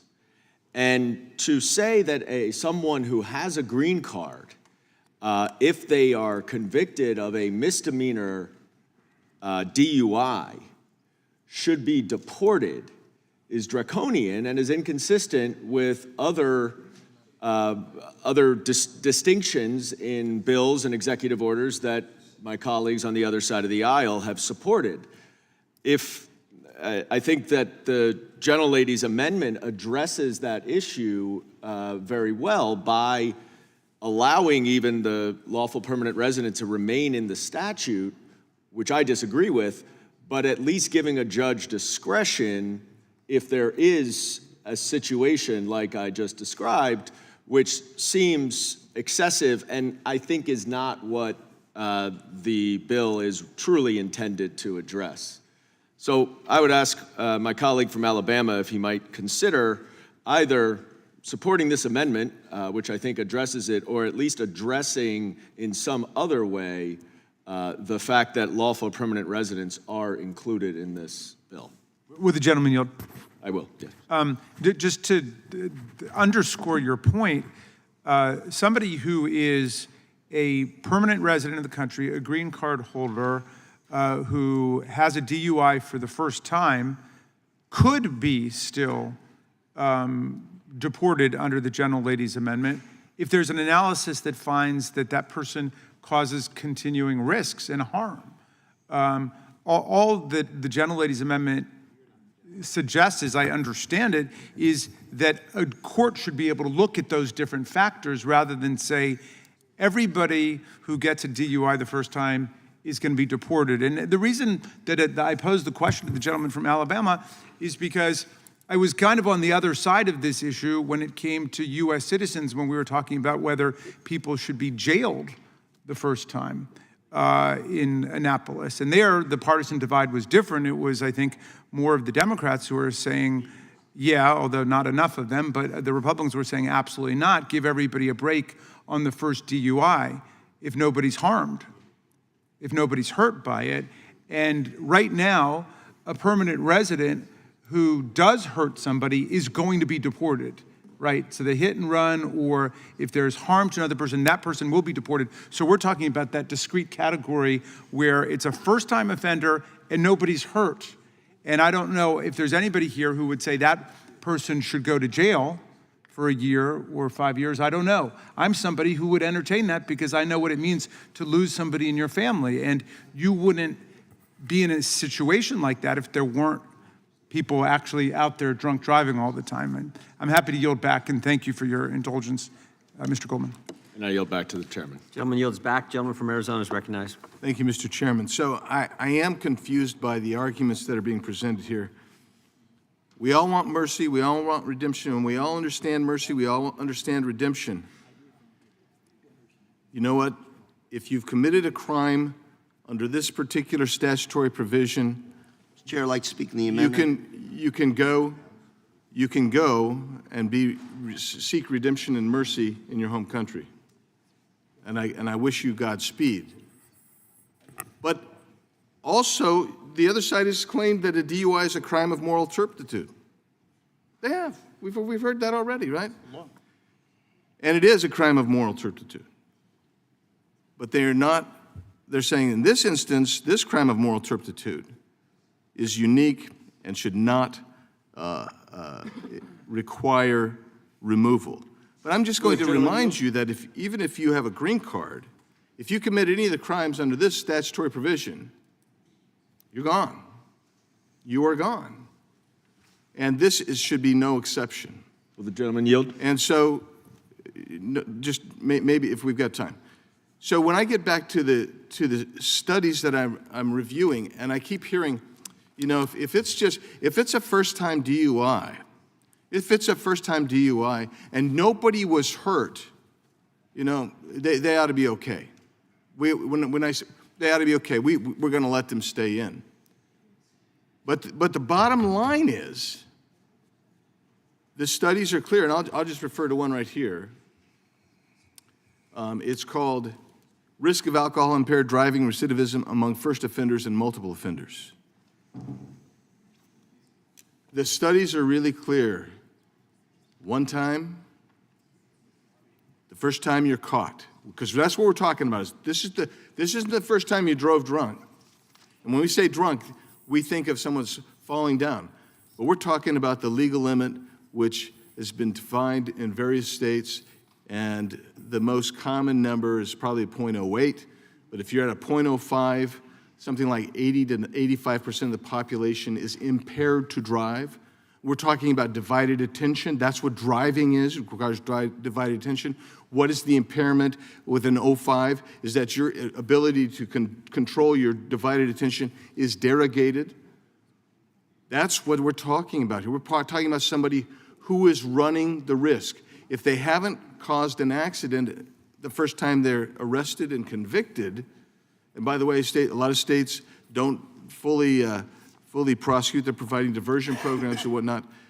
This study itself talks about the multitudes of times that an individual is driving impaired but has only been caught the one time. That's the distinction. That's a huge distinction. And back when I was prosecuting, we saw the same thing with whether it's burglaries or thefts or the one that was less likely to be that way was obviously a homicide. Less likely to be caught, to have committed multiple homicides and then be arrested. But with a DUI, it's happening often. Will the gentleman yield for a quick question? Yeah, Mr. Correa asked me to first. Let me just finish this thought here. The thought that I have is I'm baffled by this notion that it's a crime of moral turpitude, but somehow nobody's getting hurt here, so we're going to let this go. And I'm just telling you, there is far more to it than that. I oppose this amendment, and Mr. Correa. Thank you, Mr. Biggs. I just want to say that your example of somebody pulling a knife on somebody, that's probably a felony. That's not equivalent to what we're talking about today. Look, let me tell you, it depends on the state, depends on a person who's been here 30 years. I'm going to reclaim my time back. Okay. Reclaim it back. That is incorrect. That's an incorrect statement. That's an incorrect statement of law. Will the gentleman yield for another question? From California. I just wanted to make the point that Democrats are not recognizing a distinction between legal immigrants and U.S. citizens who drive drunk. The difference is we're stuck with the U.S. citizens who endanger our society, and we have to deal with them. Yeah. We shouldn't have to deal with drunk drivers coming here from other countries. Whether you're here legally or illegally, you're still a guest of this country. And if you behave in a manner that places others in danger, you need to leave. I yield back. And I'll yield to the gentleman from the ranking. Thank you kindly. It sounds like you and I are sort of on the same side of the drunk driving issue because, I was very tough on this. But do you take the position that a U.S. citizen who's picked up first time on DUI, and I understand they've probably driven drunk many times before, I mobilized all that data for my own arguments, but should that person be put in jail for 5 years or a year? Which I would say is kind of the equivalent of deporting someone who's been a permanent resident for 25 years. I would say your analogy is inapt. It's apples to oranges. But I would also say that in Arizona, for instance, you get an 05, you're going to jail. You are going first offense. You are going to jail. Time of the gentleman has expired. The gentleman from Georgia is recognized. Thank you, Mr. Chairman. I yield to the gentlelady, Jayapal. Thank you, Mr. Johnson. I wanted to address a number of issues, and I want to thank the gentleman from New York, Mr. Goldman, for his powerful statement. I think it's important to look at the current situation and how this bill changes it.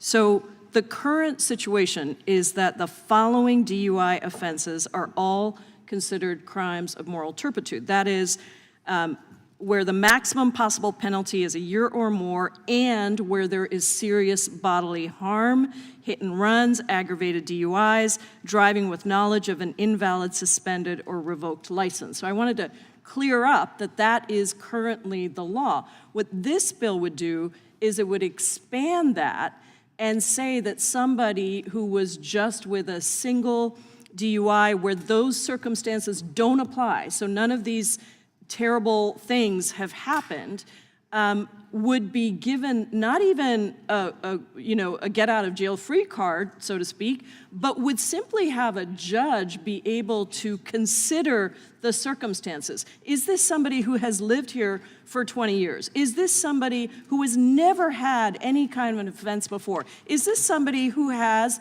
an addiction, an illness, because addiction is an illness, and I think we all know that, and we all talk about it in different ways, but somehow when it comes to this issue, we don't want to talk about it that way, and certainly when it comes to immigrants, we don't necessarily want to talk about it in that way. So my amendment doesn't go as far as I would like, because I actually agree with Mr. Goldman's point earlier, but it at least gives the opportunity for redemption, as was so powerfully spoken about. And the issue of second chances. Can a judge, an immigration judge, at least consider whether the punishment fits the crime? Because I think what the ranking member was trying to get at with his example is that we do have some sense in our legal criminal justice system, whether it works or not, that there should be a punishment should fit the crime. So if somebody is killed, that's a different set of requirements in terms of punishment than if somebody is not harmed. And so my amendment just says, can a judge consider those factors and do that only for legal, we're only talking about legal residents. So this is not about undocumented, because undocumented immigrants automatically are deportable for that offense. So we're talking about legal residents here. We're talking about a specific category of people where these considerations would be considered. It doesn't mean that it's going to apply, but we're giving the judge the ability to give a second chance to somebody. So I wanted to clarify all of those things because I think it's really important. It's a very narrowly tailored amendment. And I think for those of us who feel like there has been a slingshot approach on immigration because there hasn't been broader immigration reform, which, as the ranking member of the Immigration Subcommittee, as somebody who's worked on it for 20 years, as somebody who is an immigrant myself, has actually been through all the visas and gotten citizenship, I think that is really important. I'd love to work with people on the other side who are genuinely committed to trying to reform the immigration system. But to put penalties on legal residents who are here and who have a history of contribution to their churches, to their neighborhood groups, to their communities, and put a punishment on them that is so harsh, that is deportation, that leaves family members behind, that may be U.S. citizens, that puts people in a position where they don't get a second chance when we do have, we certainly have members of Congress who have had DUIs and they've gotten second chances. They get to serve in the United States Congress. I think this is a very narrowly tailored amendment that I hope the other side would support. And I appreciate the consideration and am looking for the folks on the other side of family values to be able to stand up and support this ability. Will the gentleman yield? I would. It's my time. Oh, yeah. Time belongs. Oh, it's, sorry. I'll yield to the gentleman from California. Thank you, Mr. Johnson. Mr. Moore, if you have a guest that's been here 30 years, yes, he's a guest in this country, a little bit different. That's why judicial discretion is probably something that will help us solve this. But we don't know, and again, if you want to work on something on DUI public policy, love to work with you on that. We've even had a president been convicted of a DUI who can't go to Canada unless he gets special permission. So this is about DUI public policy, sir. Thank you very much. And I yield back to Mr. Johnson. Mr. Johnson yields back. The chair now recognizes the gentleman from Wisconsin, Mr. Grossman. Oh, he's okay. Gentleman from Missouri. Yeah, thank you, Mr. Chairman. Mr. Chairman, I think it's clear that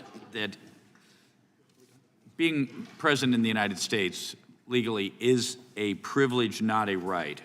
And even though aliens are routinely arrested for and convicted of DUI, they are rarely found inadmissible or deportable. In defining whether if an offense is even whether it's an aggravated felony or crime involving moral turpitude is a complicated legal process, and aliens are rarely deported for DUI. In addition, the Board of Immigration, in the matter of Lopez Meza, held that a simple DUI defense is not a crime involving moral turpitude. So, Representative Moore's House Resolution 875 makes it clear that DUI, which claims more than 13,000 American lives a year, is a ground for inadmissibility and deportable offense. The problem with this amendment is that there are way too many soft on crime and soft on illegal immigration judges. So giving those judges discretion to waive the requirements of this proposed law is inadvisable. I strongly support the underlying bill. I yield back. Gentleman yields back. If it's okay, we'll have a call the amendment vote. I know we have several people want to speak on the legislation itself. So the question occurs on the amendment from the gentlelady from Washington. All those in favor say aye. Aye. All those opposed, no. No. In the opinion of the chair, the the noes have it. Roll call being requested. The clerk will call the roll. Mr. Jordan? No. Mr. Jordan votes no. Mr. Issa? Mr. Biggs? Mr. Biggs votes no. Mr. McClintock? Mr. McClintock votes no. Mr. Tiffany? Mr. Massey? Mr. Massey votes no. Mr. Roy? Mr. Roy votes no. Mr. Fitzgerald? Mr. Fitzgerald votes no. Mr. Klein? Mr. Klein votes no. Mr. Gooden? Mr. Van Drew? Mr. Van Drew votes no. Mr. Nels? Mr. Nels votes no. Mr. Moore? Mr. Moore votes no. Mr. Kiley? Mr. Kiley votes no. Ms. Hageman? Ms. Lee? Ms. Lee votes no. Mr. Hunt? Mr. Fry? Mr. Grothman? Mr. Grothman?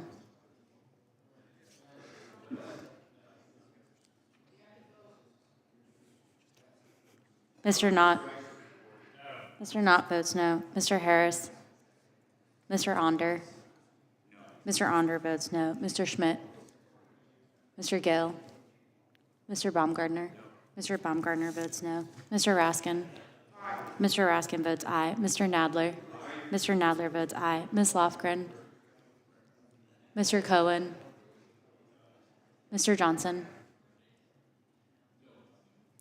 Mr. Johnson? Mr. Johnson votes aye. Mr. Swalwell? Mr. Liu? Ms. Jayapal? Ms. Jayapal votes aye. Mr. Correa? Mr. Correa votes aye. Ms. Scanlon? Ms. Scanlon votes aye. Mr. Neguse? Ms. McBath? Ms. Ross? Ms. Ballant? Ms. Ballant votes aye. Mr. Garcia? Mr. Garcia votes aye. Ms. Kamlager-Dove? Mr. Moskowitz? Mr. Goldman? Mr. Goldman votes aye. Ms. Crockett?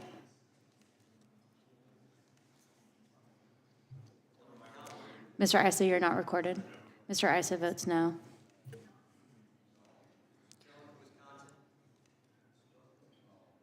Mr. Grothman votes no.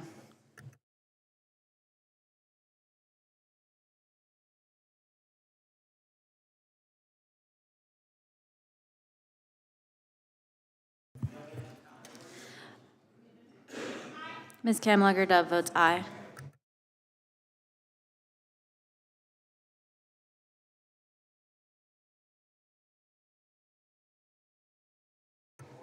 Mr. Chairman, there are 10 ayes and 17 noes. The amendment is not adopted. Chair now recognizes the gentleman from Arizona for an amendment. An amendment at the desk. Clerk will report. Amendment to the amendment. Mr. Chairman, I reserve a point of order. A point of order reserved by the gentleman from Maryland. Nature of a substitute to H.R. 8. Without objection, the amendment will be considered as read. The gentleman from Arizona is recognized to explain his amendment. Yeah, thank you, Mr. Chairman.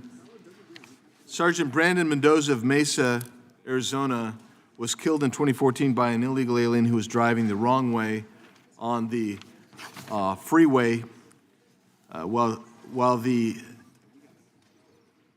illegal alien was under the influence of alcohol. He was legally impaired. His blood alcohol content was 3 times the legal limit. He had a violent criminal record that went as far back as 1994. At the time, Sergeant Mendoza was just off duty. He had just completed his shift, and he was on his way home when this fellow, the illegal alien, was driving the wrong way on the freeway and hit Officer Mendoza, who was riding he was a motorcycle cop, and he hit him on his motorcycle. He was a 13-year police veteran and killed by someone who should never have been here and should never have been driving that day. Despite being convicted of multiple crimes over the years, that individual was not deported and remained in the country until that fateful day in 2014. This amendment actually names this bill the following. This act may be cited as the Jeremy and Angel Say and Sergeant Brandon Mendoza Protect Our Communities from DUIs Act of 2025. I want to point out just a couple others. There was an illegal immigrant from Honduras who was under the influence, driving 100 miles per hour, ran a red light and T-boned the car Jimmy Chang was driving in. And Jimmy Chang was 37 years old when he was killed. Between August and September of 2022, ICE arrested 175 individuals, all with multiple DUI convictions of those that they arrested.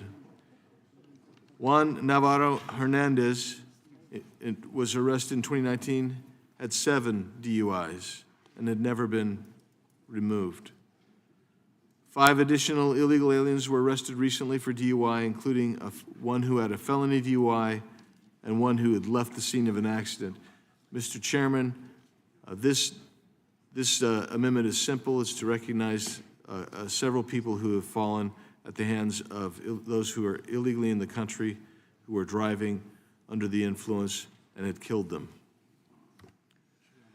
Gentleman yields. Who seeks recognition? I withdraw my point of order. Point of order is withdrawn. The chair now recognizes the, well, okay. Mr. Chairman, but I'll just say simply, that, I mean, those are terrible cases. I think that all of them, if they were serious crimes and felony DUIs, are already covered by the law. So, I'm not sure that the title fits exactly the meaning of the legislation, but that's all I want to say about it, and I yield back. Chair now recognizes the gentleman from California, Mr. Kiley. Thank you, Mr. Chair. So there's a suggestion from the ranking member that no one on our side supported the ignition interlock requirement, which actually isn't true. I did support that, and I know that a number of my colleagues over here disagree with me on that particular issue. I also wholeheartedly accept the premise that we need to do more about drunk driving to protect the thousands of people who are tragically killed on our roads every year. But I fail to see how that premise leads to the conclusion that we ought to reject this legislation. I don't see how that premise leads to the conclusion that we should take it easy on folks from other countries who drive drunk on our roads. To the contrary, our standards for who we allow in the country are one of the ways in which we determine and convey our values. This value is that if you want to come into the United States, then you cannot recklessly turn your vehicle into a lethal weapon that can end people's lives in an instant and shatter entire families. So this is a common sense measure, I think. It's why it passed the House with bipartisan support before. It's why Canada has essentially the same policy, as someone on the other side alluded to. If you have a DUI, you're not even allowed to go and visit Canada. And by the way, as far as the hypothetical of your own citizens, what the penalty ought to be, they don't all go to jail on their first offense, but they still have a standard that you can't even visit if you have a DUI. So I think this is a common sense measure. I thank my friend from Alabama from bringing it. It will get bipartisan support on the floor, and I hope it gets bipartisan support in this committee today. Will the gentleman yield? Sure. But I'm delighted to hear my friend from California supports the ignition interlock device. You were not on the bill, so that I was just referring to co-sponsors of the bill, and if you're planning to support it, great, and I hope you will join that bill as a co-sponsor. And you're also correct with your logic that to support that does not imply that you don't support this legislation. My position is exactly where the gentlelady from the state of Washington is, which is that when we're talking about first-time offenders who've not hurt anybody and they're a permanent resident of the country, it should go to a judge and they could be deported, but perhaps not. There's a whole constellation of factors we want to look at, which was always the argument that I heard from colleagues on both sides of the aisle, but especially Republicans, about U.S. citizens on their first DUI, that they shouldn't necessarily be sent to prison for that, but work some other kind of arrangement out. So I just hope that the fervor with which people are expressing themselves about DUI by permanent residents will carry over to DUIs by U.S. citizens. Thanks for yielding. Would the gentleman yield? Right here. Sure. Thank you. I just wanted to say that, I've spoken with the bill sponsor.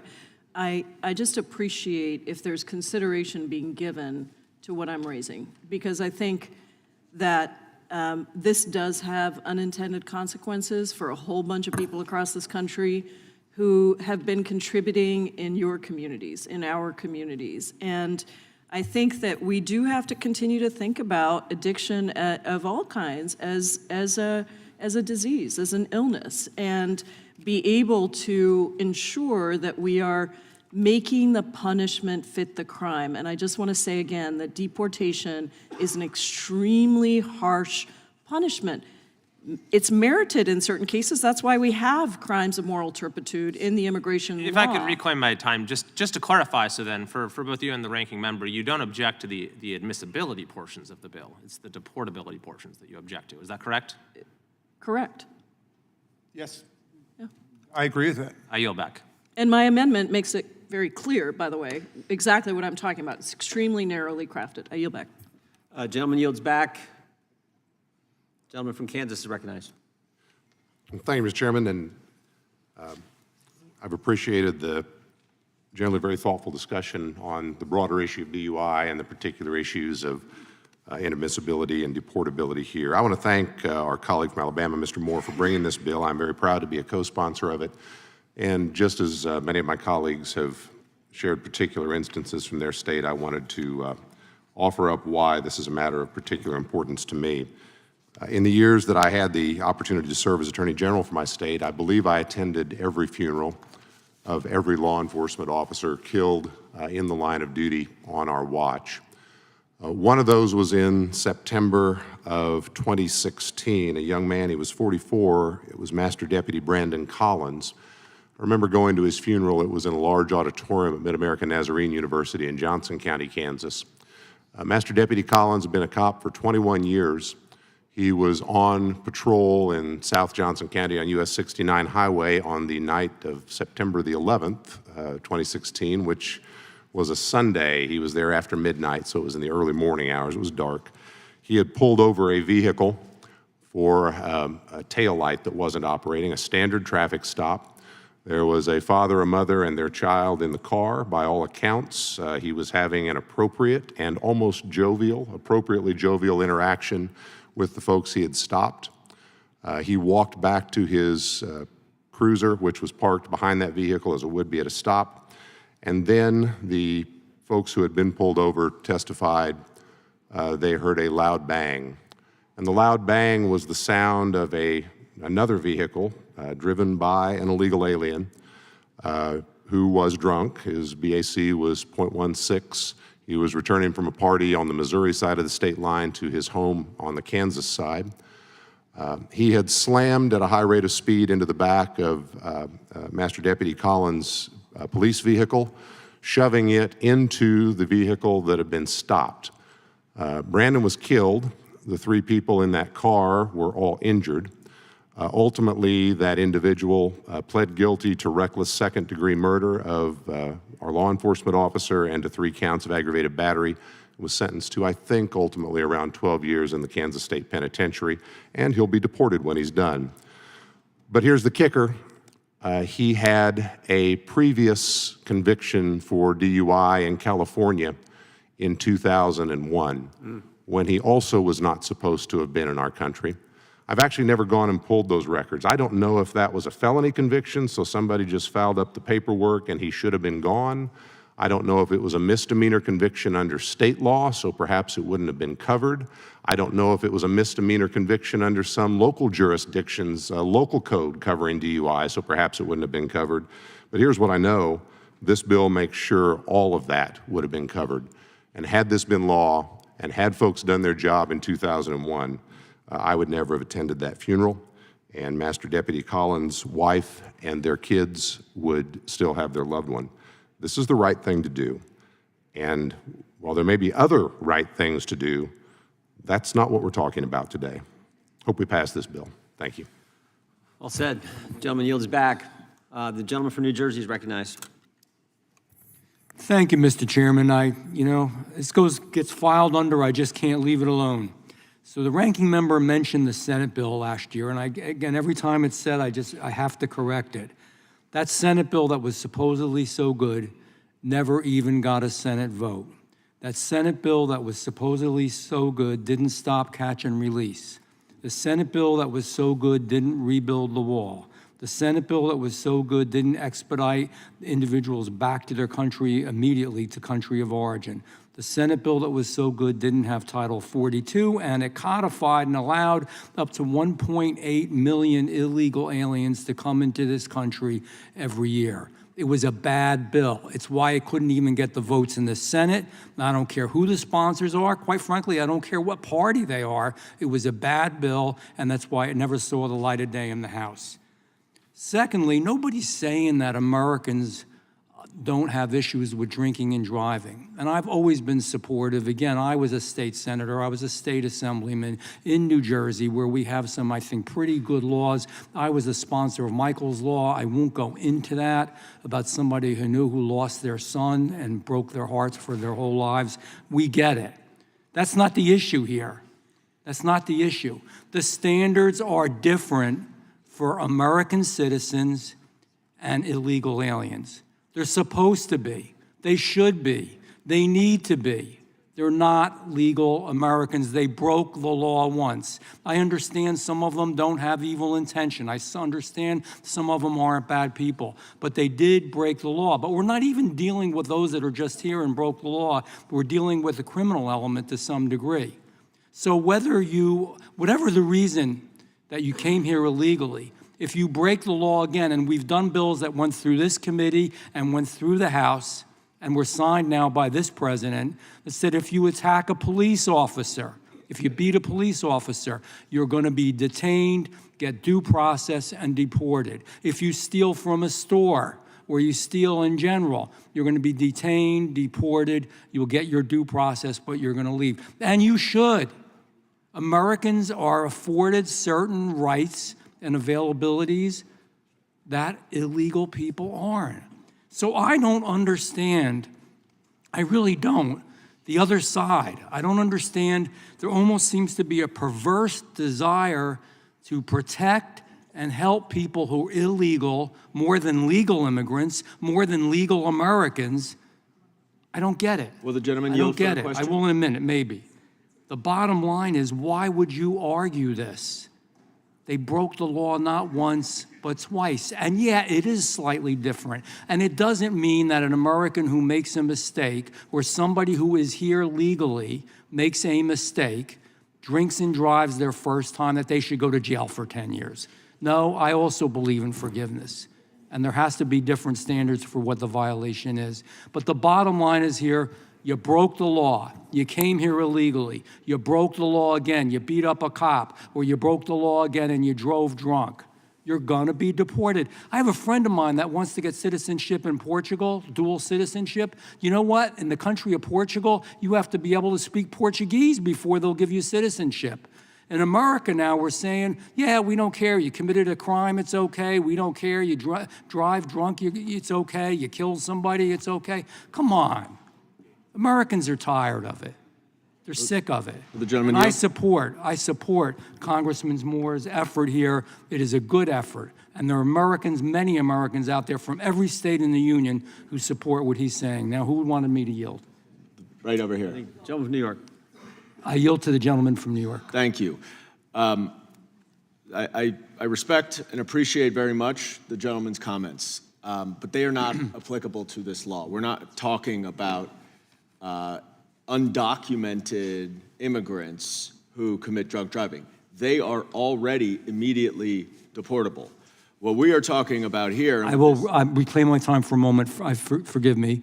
But just from what we heard from the gentleman from Kansas, that's not always accurate, number one, and we have to clarify that. And if that's the issue, let's clarify it. And secondly, in speaking with Mr. Moore, if further clarification of this bill is needed as we go along on a floor amendment or whatever else, that's possible too. But the bottom line is it does apply to what I was saying. I yield back to you again. And the only other thing I would point out is what we're really talking about here is misdemeanor drunk driving. That's what we're talking about. That's what's not covered already by the INA. The INA covers pretty much all felony drunk driving. And this bill would say that for misdemeanor drunk driving, if you are a lawful permanent resident here you are removable. And I think you would get a lot of support if we narrowed it a little bit, because that seems draconian and unnecessary and against our own. This is not just a visa. This is someone who is committed to living here and has gone through the whole process to get a green card. We're just talking about misdemeanor, DUI. You have a responsibility for a green card. I reclaim my time. I yield back. Time has expired. Gentleman yields back. Mr. The Speaker? question, Mr. Chairman, the gentleman from New York is recognized. I yield to the other gentleman from New York. Thank you. I've finished. I yield back to my And I colleague. yield Will the gentleman yield? I certainly will. Thank you kindly. We may have arrived at the end of our destination here, Mr. Chairman. I'll just say the art of legislation is drawing distinctions. And rhetorically, I can understand the profound impact of talking about either just someone who is killed in a drunk driving accident, regardless of who does it. And I can understand the impact of talking about an undocumented person who gets in a car drunk and goes out and kills people. But that's not what we're talking about. We're talking about here permanent residents who don't hurt anybody, who do it for the first time. And I just find myself in an ironic position because I've been a champion of very tough DUI legislation, and I continue to feel that way. But always, when it's raised, when the question is raised about DUIs on the first offense, when nobody's hurt, that's when I always have the toughest time, and I began to yield to people to say, okay, that's when you don't want people to go to jail for 5 years or 10 years. And I think the argument that is being made on this side is simply let a judge sort that out to see whether the person is in fact a real danger. As the gentleman from Arizona says, whether there's a history there that may not have resulted in an actual DUI, whether that person was upset for whatever reason and got in a car and drove drunk, but nobody was hurt, and their family's been here for 20 years or whatever. So I think that is just the line drawing exercise that legislation requires us to do.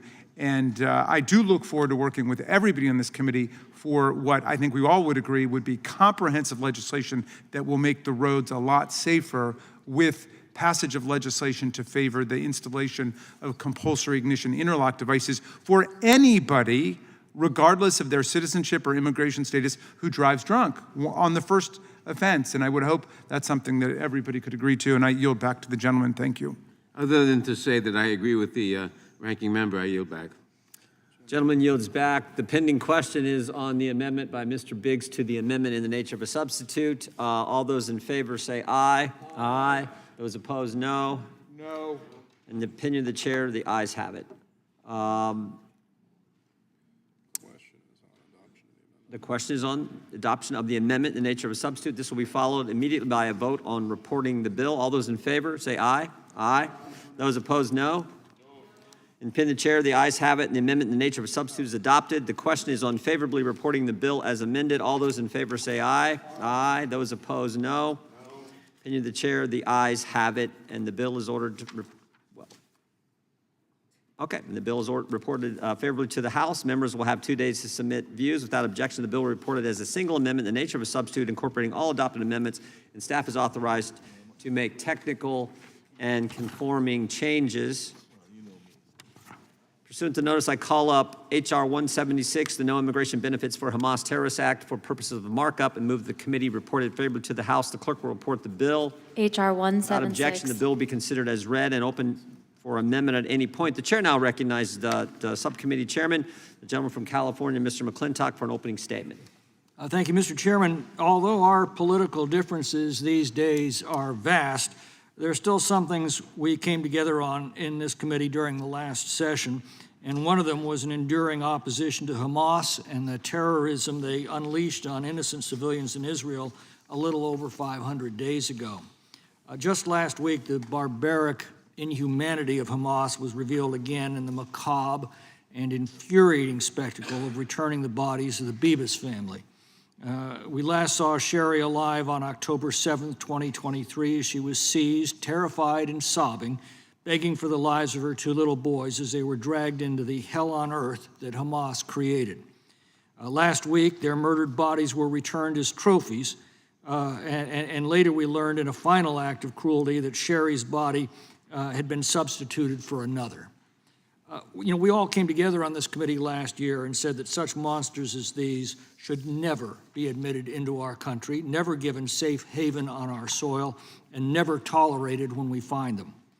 H.R. 176 says that anyone associated with Hamas or Palestinian Islamic Jihad in any capacity, or anyone who assisted their terrorist activities in any form, will not be allowed into this country under any circumstances, will be immediately removed if we find them here, and under no circumstances will we allow them to receive any immigration benefit under our laws.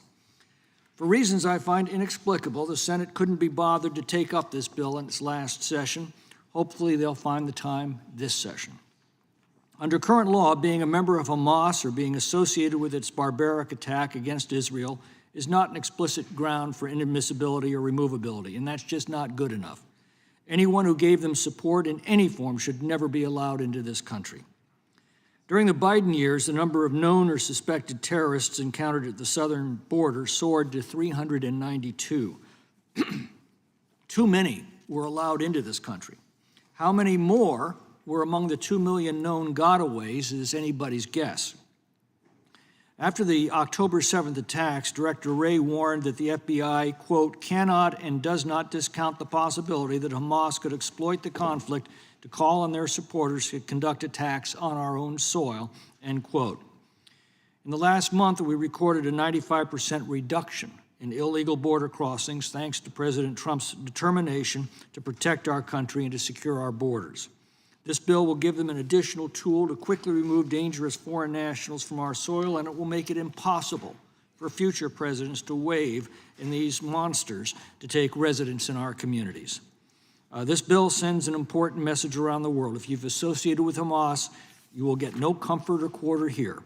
You are persona non grata in America, and you should be in, as you should be in any corner of the world that values peace, justice, and human dignity.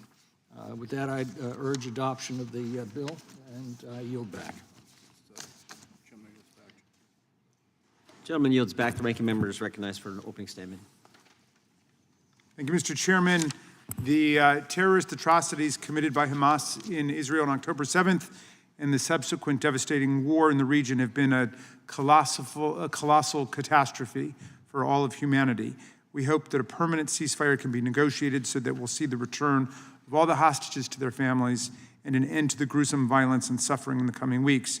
Every week, the world has watched with horror as Hamas has paraded emaciated hostages across the world stage, forcing them to smile and wave while surrounded by terrorists hiding grimly behind masks with their guns. We're happy to see families finally be able to embrace their loved ones, some of whom were actually held captive for over a decade. But we also mourn for all the families, Israeli and Palestinian alike, who will not be reunited in this lifetime.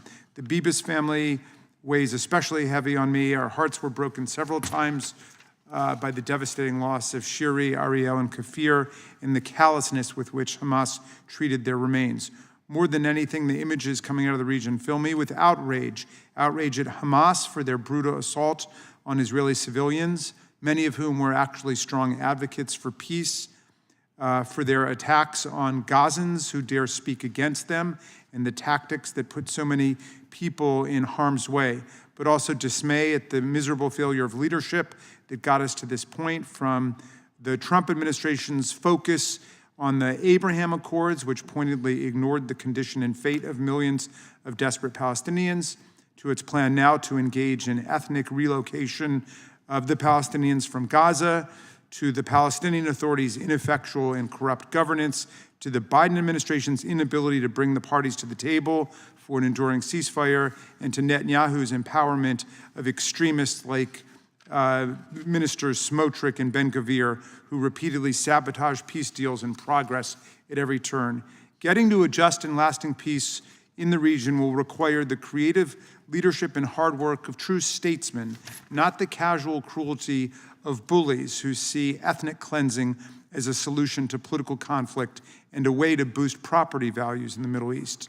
But we can all agree to advance this bill, which passed the House with near unanimous support last Congress.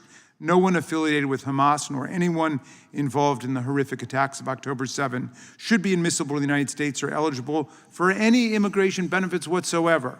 That's an obvious political and moral principle. This is, however, another missed opportunity for us to work across the aisle in a productive bipartisan manner, Mr. Chairman. It's my understanding that in the markup last Congress, then-ranking member Nadler pointed out that this is essentially a visa sanctions bill. For decades, we've relied on pre-negotiated bipartisan and bicameral text for every visa sanctions bill. As Mr. Nadler noted, and I'll observe again, the legislation today departs from this practice by directly amending the INA to impose visa sanctions. To put into perspective how unusual this is, consider our response to 9/11. In the aftermath of that national catastrophe, we revised our immigration laws to overhaul significant parts of the immigration system, and we created the Department of Homeland Security. Yet even then, we did not amend the INA to specifically reference the events of 9/11 or to bar the people involved in the planning or commission of those attacks from entering or remaining in the United States. And why? Because the laws that we have in place already bar non-citizens who engage in terrorism or who are involved with terrorist groups from entering the United States. And for those who happen to be here, our laws allow us to remove them and prevent them from collecting any immigration benefits. So under sections 212A3B and A4B of 237 of the INA, any non-citizen engaged in terrorist activity or who's provided material support to terrorists or is a member or representative of a terrorist group is inadmissible and deportable. So I will support the legislation today. I would ask once again if the chairman would work with us to improve the legislation before it goes to the floor. We want it to be as strong and effective as possible in general while adhering to the bipartisan traditions that have long defined the work of the committee. Thank you, Mr. Chairman. I yield back. Gentleman yields back, and we will certainly work with the ranking member and the minority on this legislation. A group of us had the opportunity last week to spend a week in Israel. And as both the ranking member and the sponsor of the legislation indicated, we had a heavy day. We went to the concert site where so many Israelis were killed and taken hostage. We went to the kibbutz where they lost a fourth of the people who lived there at that farming community. So we can't. I appreciate the gentleman bringing the bill forward, and it's certainly the right approach. Mr. Chairman. The chair now recognizes the gentleman from California to offer an amendment in the nature of a substitute. Thank you, Mr. Chairman. I have an amendment at the desk. Clerk will report the amendment. Amendment in the nature of a substitute to H.R. 176 offered by Mr. Without objection, the Markup. amendment in the nature of substitute will be considered as read and shall be considered base text for the purpose of the amendment. The chair recognizes the gentleman from California to explain the amendment. This amendment simply makes a minor change to the short title. It doesn't change the substance of the bill. I'd urge support of it in the nature of a substitute to H.R. 176. Thank the gentleman. The gentleman from New York is recognized. Thank you, Mr. Chairman. I, of course, support this bill, but I want to make a broader point. I think what we have seen over the last couple months, as thankfully some hostages have been returned, is that Hamas is not defeated. And they have used the return of hostages as a spectacle that has drawn a lot of support from those who are not in Hamas fatigues in Gaza. And they have used it to continue not only their control and their power, but also psychological warfare against Israel, including by bringing 2 of the hostages to the exchange to watch, even though they were not released. And I believe they thought they were going to be released that day. So the threat of Hamas is not over. And this bill is just a small way to address it. But we cannot underscore the importance that not only the United States and Israel recognize the danger of the terrorist group Hamas, but the rest of the world, including the Arab states that both border Israel and Gaza, but also make up the rest of the Middle East. And there can be no peace in that region if Hamas still retains power. We cannot lose sight of the threat that they pose that was exemplified so clearly on October 7th when they invaded Israel and brutally murdered 1,200 people. As the chairman said, many on kibbutzim in the south. Those people who live in those kibbutzim are probably the most liberal Israelis who worked the most with the Palestinians. And it did not matter to this terrorist group. And so the conflict cannot end until the hostages are returned, for sure, but also until Hamas is neutralized. And certainly I appreciate this administration putting pressure in whatever way they can, but there also needs to be pressure from those countries that are speaking with Hamas, to include Egypt and Qatar. And there needs to be broader pressure around the globe to neutralize and eliminate Hamas so that we can rebuild Gaza as an independent entity, sovereign entity, where people can live in peace and security next to Israel. And so I appreciate the gentleman from California bringing this amendment. I echo the ranking member's words and suggestion that we continue to work closely in a bipartisan way to address the issue of terrorism. And I would just note one other aspect of addressing terrorism, which is that we have to have a nonpartisan, apolitical Department of Justice, FBI, and intelligence community in order to effectively combat terrorism. If we cannot trust, and those around the world cannot trust, our intelligence community and our law enforcement agencies to protect information and protect intelligence from abroad, then we are going to lose sources and methods. We are going to lose intelligence sharing with our allies. And we are going to make this country much less safe and make it much more open and susceptible to terrorist attacks. So I applaud that we are pushing very aggressively against Hamas and the Palestinian Islamic Jihad. But let's not forget that there are other terrorists out there who would want to come into this country and commit terrorist attacks that are often thwarted by the FBI and intelligence community because of our superior intelligence. Politicizing those agencies and those institutions will undermine our own national security. And I yield back. Gentleman yields back. Gentleman from New Jersey is recognized. Uncharacteristically quick, I believe I will be. First of all, I agree with the gentleman from New York. I think his points are well said, and he stated it well. I can't really state it any better. I would say also, when we talk about, the Department of Justice, the FBI, and being sure that we're strong against terrorism, that's why in this committee we exposed so much of what's happened over the years, quite frankly, in the last administration. And that's why we had a subcommittee hearing yesterday in Oversight, again, exposing all that's happened over the years. We cannot weaponize our Department of Justice. We cannot politicize our Department of Justice. We need an FBI, a Department of Justice, and a rule of law that is strong, that is fair, that is objective. And of course, that will help us. And I believe that's what we're going to see now as we go forward and try to root out and destroy Hamas and others like them. I yield back.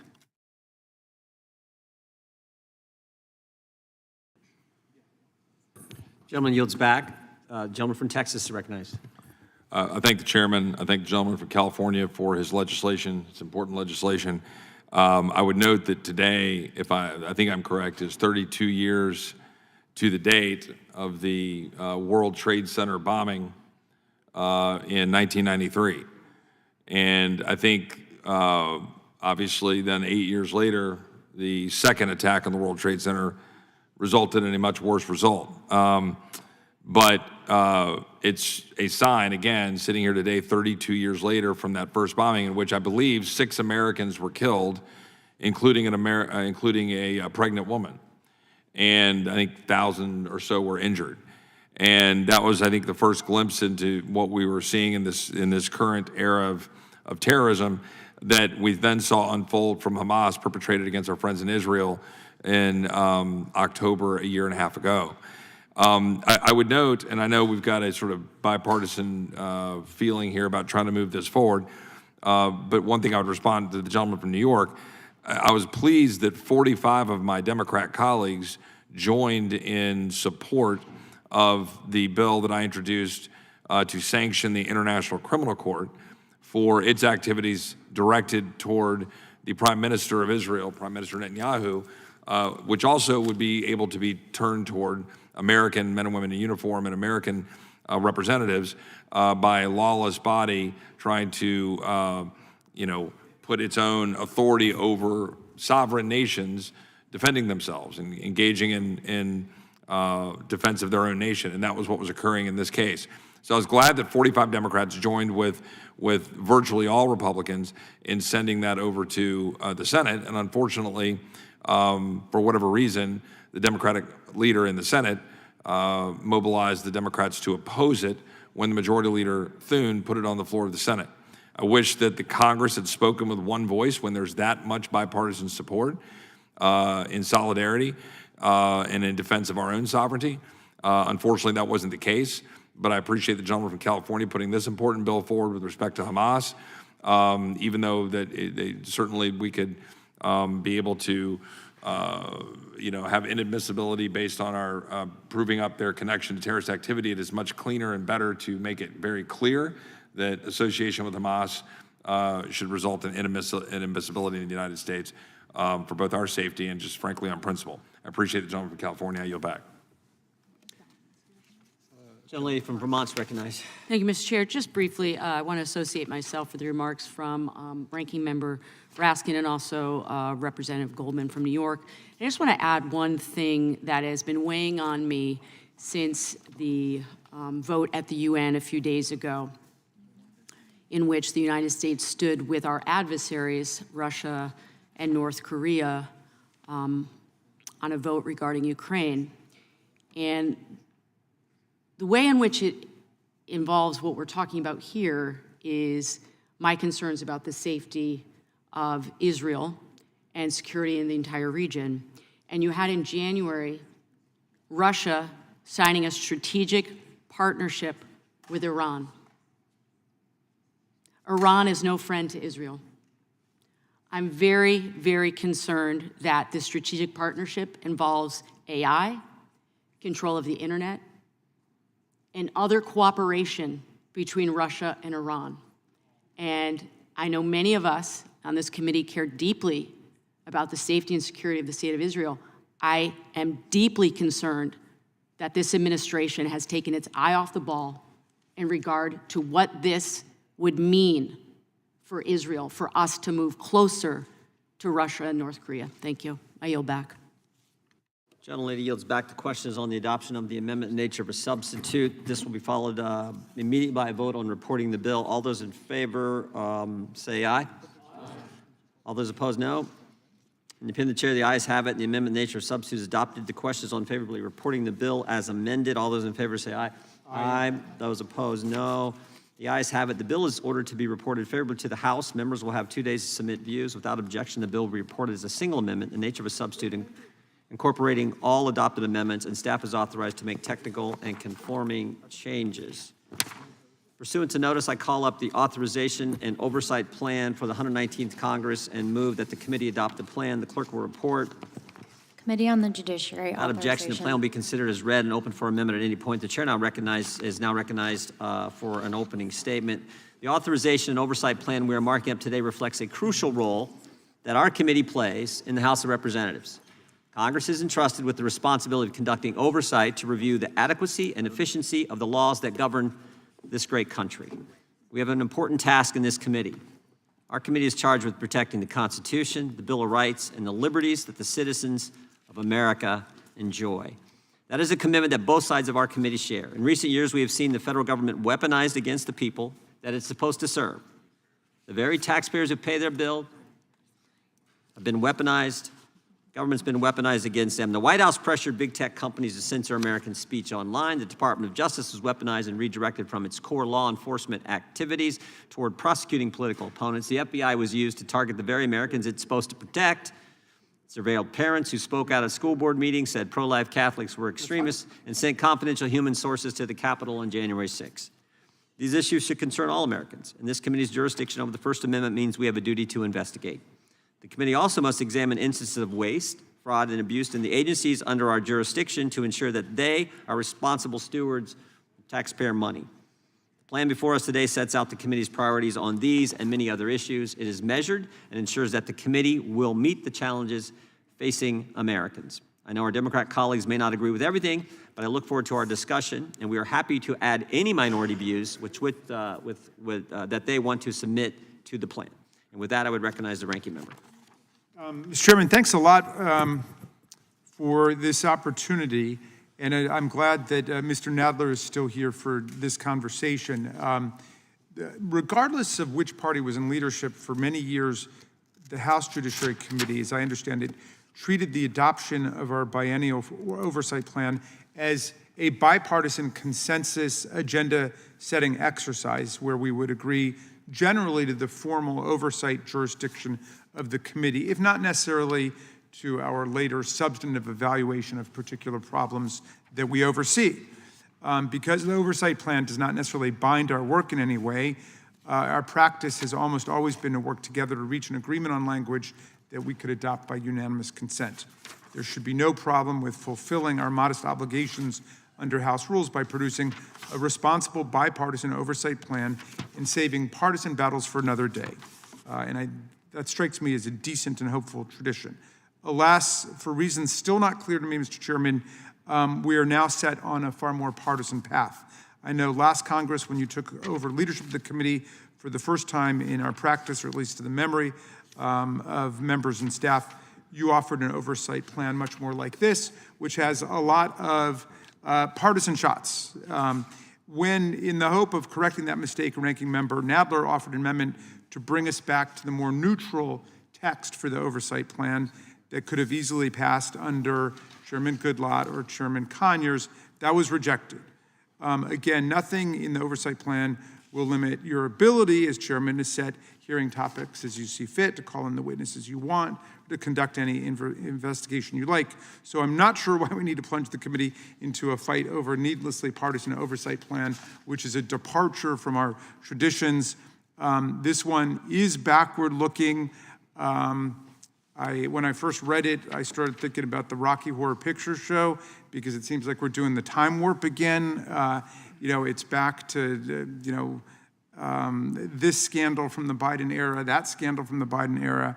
Okay, that invites my members to say, no, we should be doing oversight then if we're going to be picking out particular scandals. What's going on today with the unlawful federal funding freeze? What's going on today with the Trump administration's assault on the Article I powers of Congress to spend money as we see fit?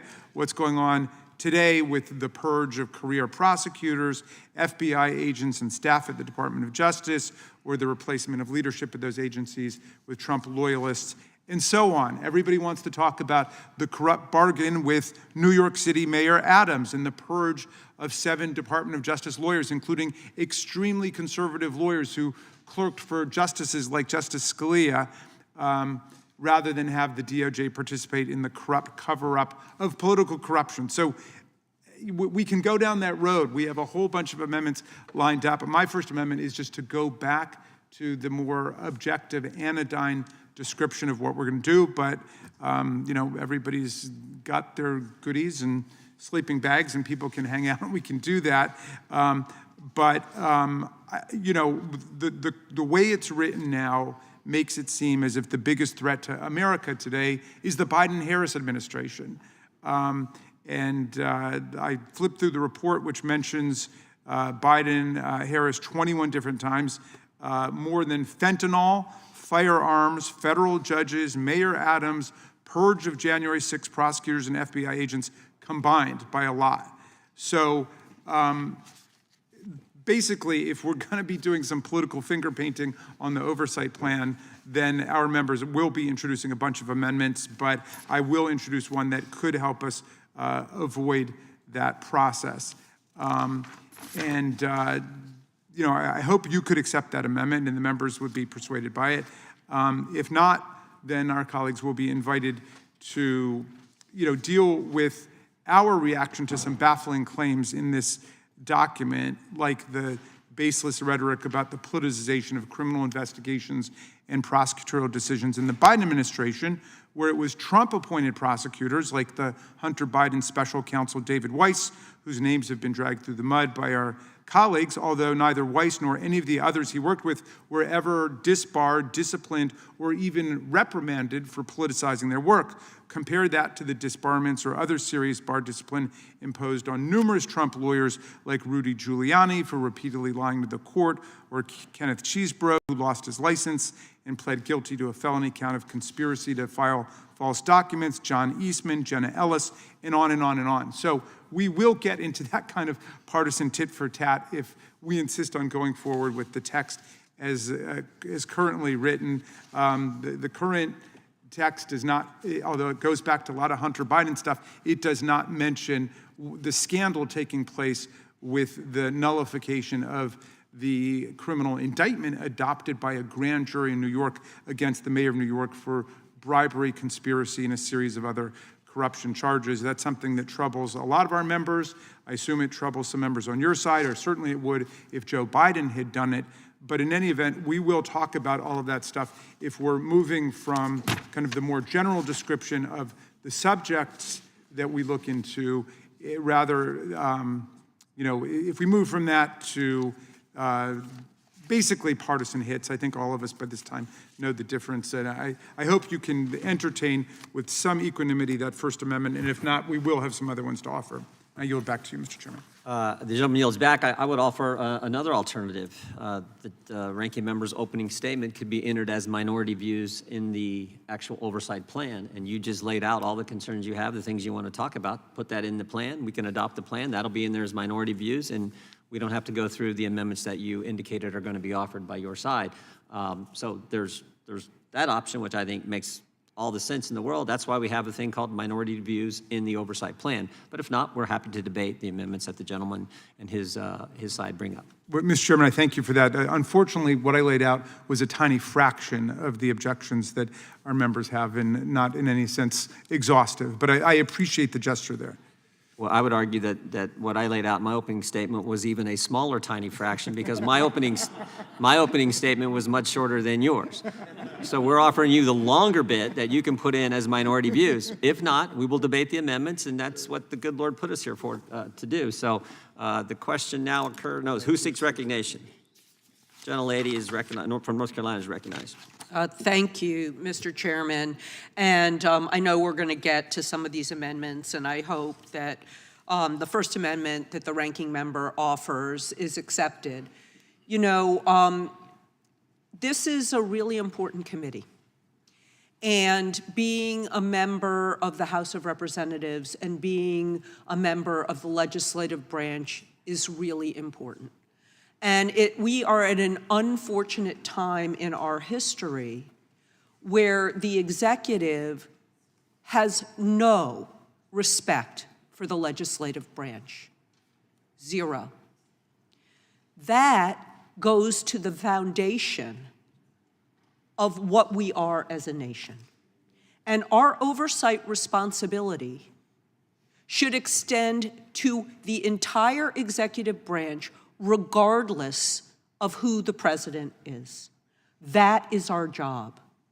We swore an oath on the Constitution, and part of that constitutional responsibility is to protect the right of the legislative branch to give oversight for excesses that the executive branch engages in, not to pick sides, to pick the American people. This oversight plan is an insult to this body, to this committee, and to the Constitution. And if we're not going to take those responsibilities seriously, there is something seriously wrong with this place. So I will be supporting the ranking member's amendment, First Amendment. I don't think we should be having partisan fights about oversight. I think we should do our duty and uphold our oaths of office. And I yield Will the back. gentlelady yield for 1 second? I yield to the ranking member. I want to thank you for that very trenchant statement you just made. And it just reminds me that the founders of the Constitution, when you read the Federalist Papers, were emphatic that they thought that members of each branch would stand up for themselves institutionally, not based on political party, but rather members of the House would stand up for the House and the Congress. Members of the Senate would stand up for the Congress. The executive would zealously promote their views. The judiciary would stand up for the role of the judiciary.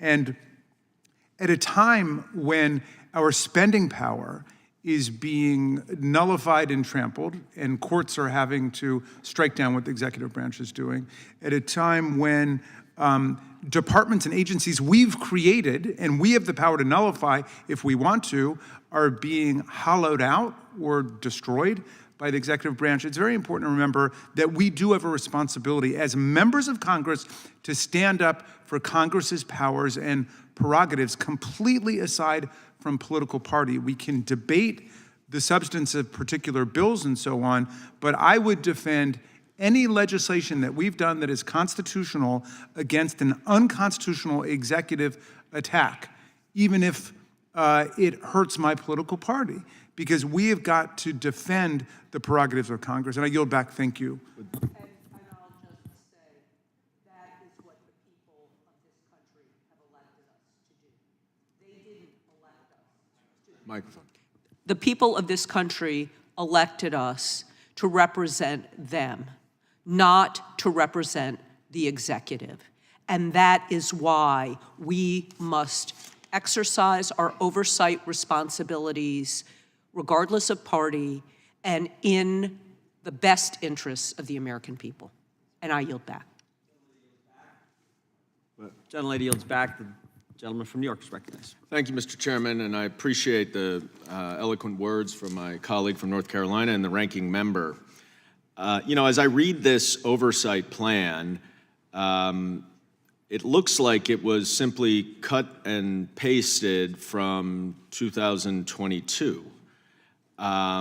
It's the same tired, baseless stories, baseless allegations. But then the thing that really strikes me is a sentence in here that says, the American people elected President Trump with a resounding mandate to transform how Washington works. And it's consistent with what I've been hearing for the last 2 months, which is that Donald Trump won the election, and so therefore anything he wants to do was supported by the American people. That's hogwash. That is absolutely absurd. First of all, there was no resounding mandate. He got 49% of the vote. And none of the mandate was to transform how Washington works. It may be partially to address waste, fraud, and abuse, to address the efficiency of government. I mean, that certainly came in behind, in all the polling and exit polling, the economy, which he has not addressed in the least other than to increase inflation and to increase cost of eggs and to increase the cost of prescription drugs. But this notion that this oversight plan would not stand up for Congress's own authority. What is happening right now is that the Republicans control the Senate, the Republicans control the House. And those senators and members of Congress are happily giving away all congressional authority and power to Donald Trump. They are sitting silently as Elon Musk, with his $13 billion of government contracts, uses whatever algorithm he has to identify keywords that he doesn't like, and just starts cutting programs. We all would love to address waste, fraud, and abuse. We'd love to address government efficiency. But you cannot sit here, not a single one of my Republican colleagues can sit here and say, you know what Elon Musk is cutting, that you know it to be waste, fraud, and abuse. You don't. Nobody does. He doesn't even know if it's waste, fraud, and abuse because there's no investigation, there's no evaluation. Instead, he's just cutting, and you all sit there silently, letting some unelected billionaire get access to our personal identification information, cut programs willy-nilly, cut funding, potentially stop funding. I don't understand on what planet do you stop the funding for a program and then investigate it? Why aren't you investigating it while it continues? So the status quo can continue, so that Americans who rely on this money can continue to believe that they will have this money. And in many cases, that Congress appropriated and designated and obligated, and they're stomping all over that down at 1600 Pennsylvania, and there isn't a single Republican member of Congress who's willing to stand up for Congress. For us, for Congress. Just because Donald Trump has designated Elon Musk to do the work, and you're either afraid that Donald Trump will support a primary opponent, or you're afraid that Elon Musk will put $10 million into a primary opponent, and so you happily turn over all of your own authority. What is the point of being here? Why do you run for office? Why do you want to be elected to Congress? So that you can bend the knee to the executive? So that you can bend the knee to Donald Trump? There's no mandate for Congress hiding in a cave. The mandate is to address the issues that the American people are facing, which is inflation, which are high costs, which is affordability. And if you want to address waste, fraud, and abuse, we're happy to do it with you the right way, by coming back to Congress and showing us what's wasteful, what's fraudulent, what's abuse, so that we can vote as the owners of the power of the purse to make those decisions. And I yield back. Gentleman yields back. I would just respond. He said none of the mandate was to transform how Washington works. I would argue that's exactly what the mandate was. It wasn't like President Trump was keeping a secret from us. He said, we're going to establish DOGE, we're going to have Elon Musk run it, we're going to try to identify waste, fraud, and abuse, and we're going to deal with that. And where there's a question about it, Congress can weigh in. The courts are certainly weighing in. We've had decisions that were favorable to President Trump's What's Congress been weighing in on? We've had decisions that were favorable to President Trump's position and Elon Musk's position. We've had decisions from courts that weren't. Well, Mr. Chairman, if you may yield for one question. Let me Will finish. the chairman... Let me, I gave you extra time. Let me have a little more than the 40 seconds I've got. Oh, I guess we're still running on your time. Well, I would just say this. We'll get the clock. We'll get the clock straightened out. Instead of helping us stop the ridiculous spending, Democrats just want to keep attacking the guy exposing the ridiculous spending. So I'd actually like to try to deal with the ridiculous spending, which is something I think we'll probably do in the course of this Congress, and certainly part certainly part of our oversight plan. And what I said in my opening statement, things we'd like to get answers to. That's why we sent 7 subpoenas two days ago to the FBI. We still have concerns about what happened, and this is the direct jurisdiction of the Judiciary Committee dealing with the Department of Justice. We still have concerns about why the Department of Justice wanted to investigate moms and dads showing up at school board meetings. We still have concerns, and we don't think we got all the information relative to the Richmond field office memorandum, which said if you're a pro-life Catholic, you're an extremist. We still have concerns about a number of things that we want information and answers to questions that we have, like the 26 confidential human sources who were there on January 6, 2021. Parliamentary inquiry. So we're gonna try to look at all that. That's why we spelled it out in our plan.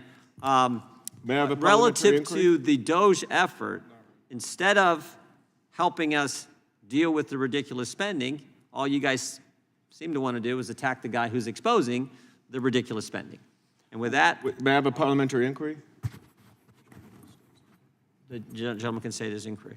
Does the oversight plan include an investigation if the executive branch defies court orders?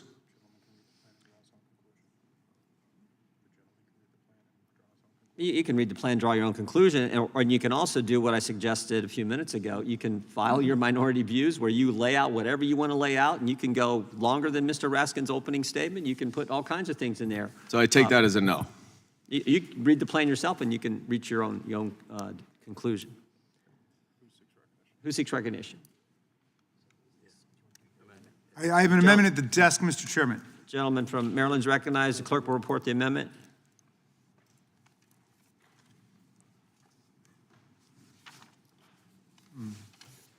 Amendment to the Committee on the Judiciary Authorization. Amendment will be and Oversight considered Plan. as, without objection, amendment will be considered as read. The gentleman from Maryland is recognized to explain his amendment. All right, this is the aforementioned amendment, which is simply to go back to the Judiciary Committee's tradition of articulating an oversight plan that states the general subject matters. So it is innocuous, it's anodyne, it doesn't sound like Fox News, it doesn't sound like MSNBC. There are not partisan hits on the other side. But perhaps it's too late in the day for this, Mr. Chairman. Perhaps politics saturates everything, even the oversight plan. I will say, just in response to your typically pungent and most recent provocation, that we are not upset about waste, fraud, and abuse. We're afraid of the guy who's going after it. I've got some problems with that statement. Okay. One problem with that statement is that the very first thing that Elon Musk and his friend Donald Trump did the first week of the inauguration was to fire 17 inspectors general. These are the people whose job it is to ferret out waste, fraud, and abuse in each department. Last year, they saved us $91 billion in waste, fraud, and abuse. I'm not sure Elon Musk has saved us $91 in waste, fraud, and abuse. They're just sacking, air traffic controllers. They're sacking food and drug safety inspectors. They're sacking assistant U.S. attorneys who worked on prosecuting the January 6 cases. They're trampling the civil service, and they're firing people, and then the next week they have to go back to try to find them again because they realize that we actually have a government and we have a need for federal workers. They sacked a bunch of nuclear reactor safety inspectors and guards, and then since they cut off their email access, they couldn't find them the next week when they realized what they had done.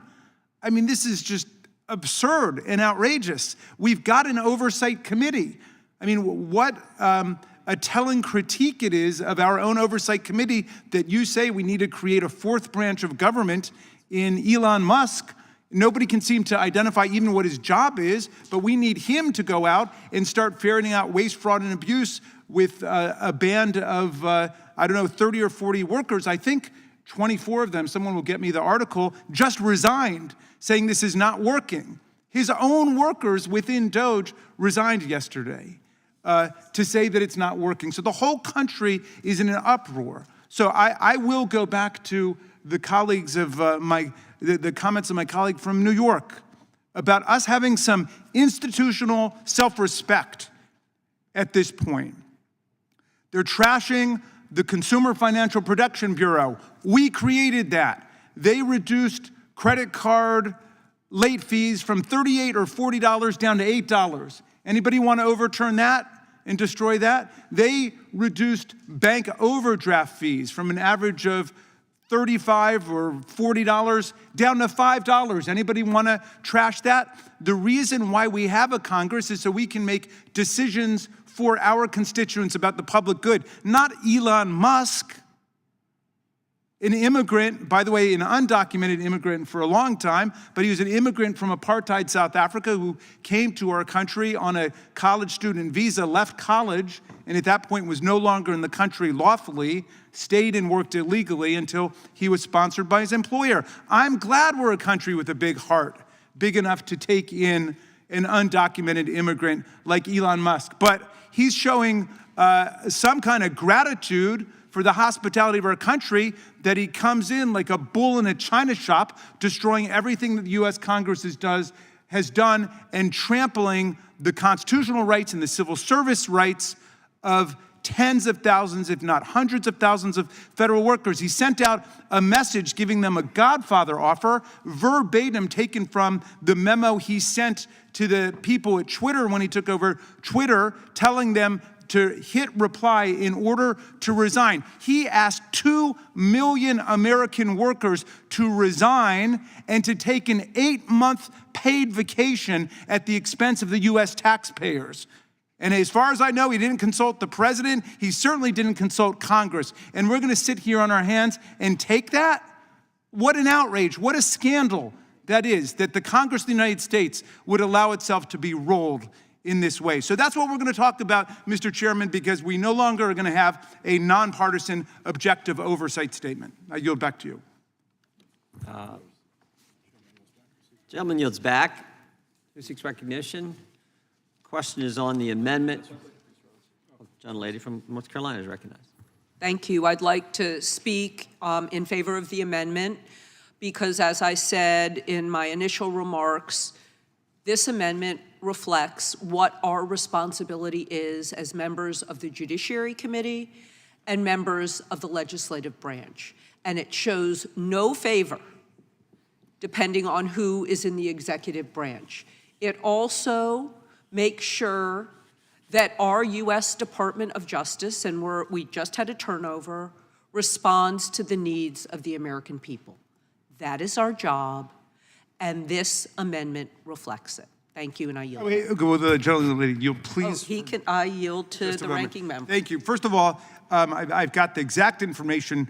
21 DOJ staffers resigned, saying they will not help dismantle public services. These are people working directly for Elon Musk, as far as we can tell. Now, last week, the administration filed legal pleadings disavowing the suggestion that Elon Musk actually works for DOJ. And yesterday, I think they named someone who actually is running DOJ. What then is the role of Elon Musk? He seems to be in charge of the situation, and maybe one of our colleagues, because they are in the same party with Elon Musk and Donald Trump, could tell us what role he's playing, but we don't understand that. He's not a public employee? I'm sorry? Oh, okay. Well, I know very little about him. I know that everybody in this room who works for the government has got to file ethics forms and do a financial filing. Elon Musk has not done a financial filing. So we know that he collects billions of dollars from the U.S. government as a federal contractor. I hope somebody gets me that article. I think it just came out exactly how much he gets. It's built on a $38 billion.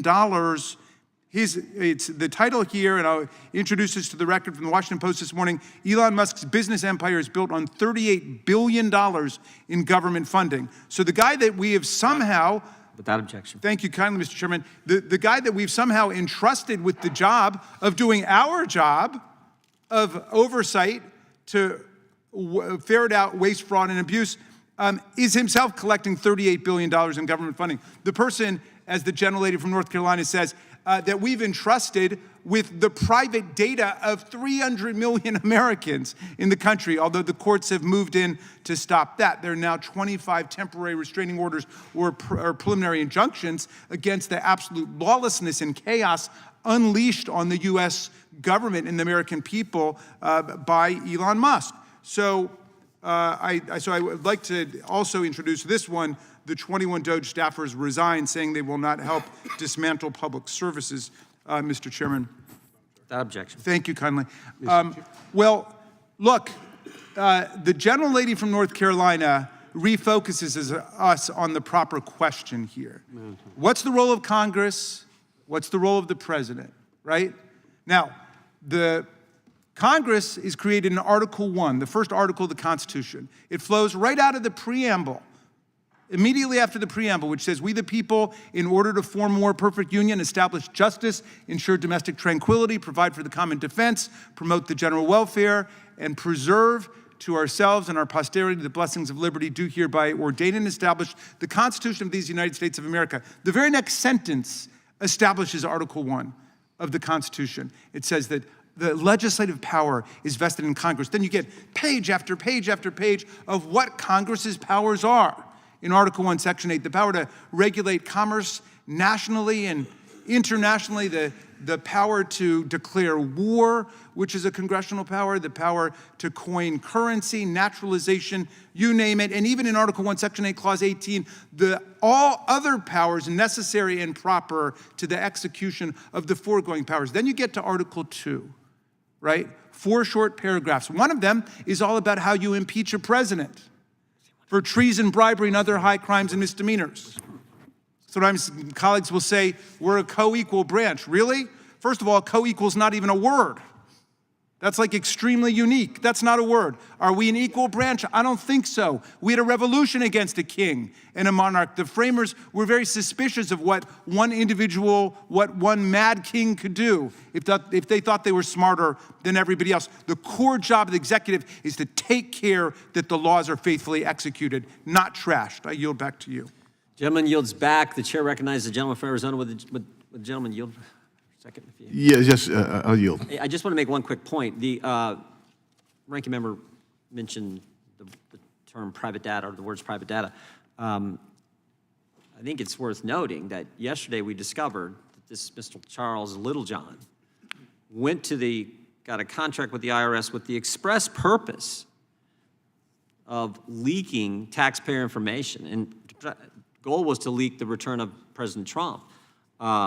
And in doing that, actually 405,000 either businesses or individuals' data was breached and leaked in violation of 6103. So there are concerns certainly about private data, but it happened in the Biden administration with the guy who went there with the goal of going after President Trump's tax return. So I think we got to be concerned about all of that. Mr. Chairman, what should happen to someone who takes the private data of U.S. citizens from a government? For this guy, he was only charged with one count. But in general, 405,000 individuals and business entities and individuals had their data made public in violation of the law. What should happen to someone like that? So I think I'd like to reclaim my time. It's actually not my time. I apologize. Hey, I'd like to get a word in edgewise on my time. No, it's okay. So I do think it is a bit rich that my colleagues on the other side of the aisle, a couple of you have focused at least a portion of your objection of the plan on separation of powers issues. As I am all about separation of powers, and this business of 3 co-equal branches of government, that's not what the founders intended. This branch is meant to be the most powerful branch, and within this legislative branch, it is this body, the House, that's meant to be the more powerful of the two. So I do find it really an almost laughable argument to hear from my friends on the other side of the aisle, their beef about the executive branch, and some of your arguments may hit the mark. Maybe they hit the mark. Maybe you might find an overextension now, but in the executive branch, maybe you don't, because I think you're all over. You guys have this kind of shotgun approach on your position. But here's the thing that I find incredibly laughable. For decades, we have watched the expansion of the executive branch. The executive branch has grown like Topsy. Didn't matter whether it was D's or R's in this branch. They didn't They didn't step into the breach and say, enough is enough. And largely because when one's political party has the executive branch, yeah, you're a little bit more generous in sharing or delegating power. But here's the deal. I know this because I have introduced many bills to try to rein in executive power, both when there's been an R in the office, when there's been a D in the office. But almost unanimously and almost universally and almost without any kind of reflection on any attempt to actually rein in the executive branch, my colleagues across the aisle, rein in the executive branch, my colleagues across the aisle have voted against my efforts. Well, and so here, and I find it kind of odd that the rationale that you have against this plan that's out there is because it doesn't do what you want it to do with regard to the Trump administration. Well, I think I have to defer to the chairman. I think he's right on this one. You guys have listed so many things that you have a beef with the current administration. Put that in your minority report. Go ahead and do it. But by golly, don't sit here and lecture us about your sanctimonious, self-righteous opposition to the expansion of the administrative state or the executive branch, which are one and the same, ostensibly one and the same, and tell us that you're really beefed about that, because history will demonstrate you haven't really cared too much, and recent history as well. Why? I just had a bill that went to the floor 2 weeks ago. Every Democrat voted against it. It was a bill dealing with regulations and providing relief to it. You guys didn't care about that at all. So don't be here today making us laugh with your position. Yield. Thank you, gentleman from Arizona, who seeks recognition. Mr. Chairman. Gentleman from New York. Thank you. Mr. Chairman, the Trump administration and what it's done presents us, in my opinion, with the greatest challenge to the Constitution of the United States since 1861, when there was absolute nullification and rebellion. What do we have with the Trump administration? They're disobeying the laws. Musk is not an appointed official. He is not confirmed by the Senate, and yet he is given the authority to destroy agencies established by Congress. The United States Agency for International Development was established by Congress in 1961. It was authorized. Appropriations were made, and yet Elon Musk says we're putting it through the wood chipper, RIP USAID, and all the money stops. And the food is rotting on the piers in Africa instead of being given to people who are starving. Not to mention our farmers who suddenly aren't selling food. And that's just one example. Another example, all the agents who were assigned, not chose to, but were assigned to investigate January 6th, the insurrection instigated by Mr. Trump against the election of the United States, they are all being fired. Why? Because they did their jobs. They didn't volunteer, by the way, for their jobs. They were assigned to their jobs. And yet we are seeing the systematic disparagement of law, the systematic destruction of Congress appropriations power, the systematic destruction of the Senate's confirmation power by having unelected officials have all this power. And then you look at the Justice Department. I talked about the Justice Department, but all the people who are being fired at all the local offices around the country because they are true to their jobs, because they are true to their oaths. This is the real threat that we face now. And what do we see from this committee? Are we investigating? Are we looking at this threat? No. We're looking at what happened in the last administration. Well, let me give you some information about the last administration. It's over. There's nothing we can do about what happened. What we have to deal with is what's happening now, what's happening in the future, what we can affect. Now, if we want to write historical reviews of the last administration, if that's the job of Congress, I don't know, that's fine. I have no objection. But our real job is to govern this country now, to see that the president obeys his duty to see that the laws are faithfully executed, which he's clearly not doing. Will the gentleman yield? I will yield.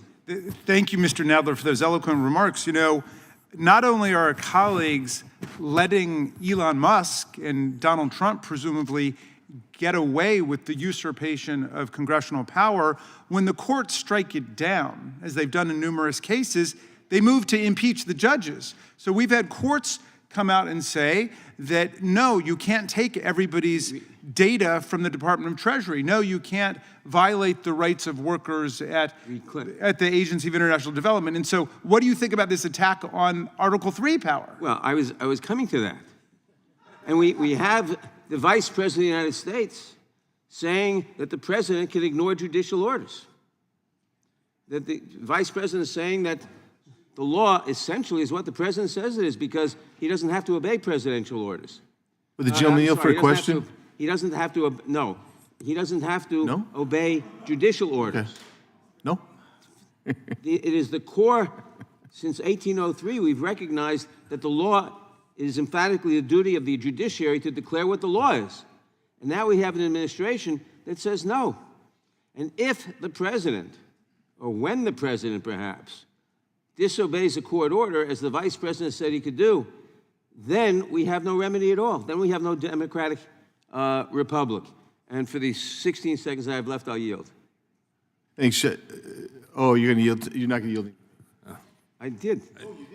Oh, yeah. I guess my question, and now in 6 seconds, is this. When you say you should yield to the court's opinion, is that like with student loan repayments and that type of thing? Well, I don't know about the student loan repayments. But I do. Well, the chair will advise. It's a rhetorical question ending the All I know is that in this country, the courts declare what the law is, and the executive must obey it. All right, the gentleman's time expired. Who seeks recognition on the amendment? The question is on the amendment. Offered by the gentleman from Maryland. Those in favor say aye. Aye. Those opposed? I'd like a recorded vote on that, please. The clerk will call the roll. Mr. Jordan.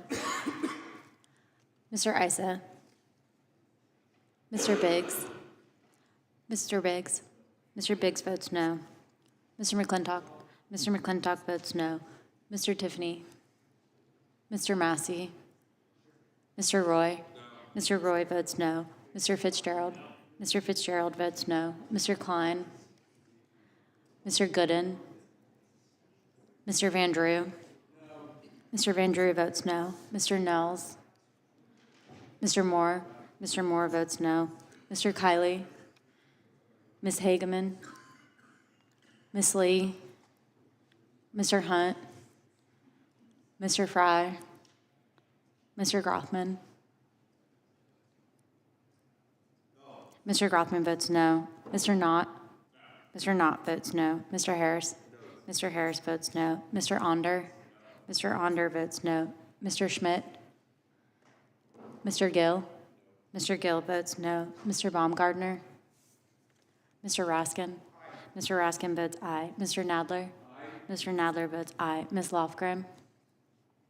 Mr. Cohen. Mr. Johnson. Mr. Swalwell. Mr. Liu. Mr. Liu votes aye. Ms. Jayapal. Mr. Correa. Ms. Scanlon. Ms. Scanlon votes aye. Mr. Neguse. Ms. McBath. Ms. Ross. Ms. Ross votes aye. Ms. Ballant. Ms. Ballant votes aye. Mr. Garcia. Mr. Garcia votes aye. Ms. Kamlager-Dove? Ms. Kamlager-Dove votes aye. Mr. Moskowitz? Mr. Goldman? Ms. Crockett?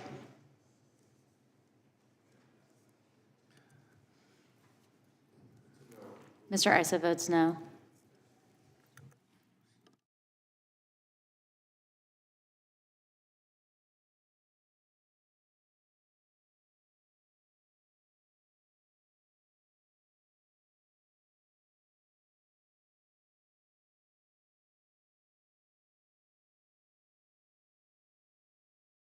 The clerk will report. Mr. Chairman, there are 8 ayes and 12 noes. The amendment is not adopted. Who seeks recognition? Gentleman from New York. Mr. Chairman, I have an amendment at the desk. The clerk will report the amendment.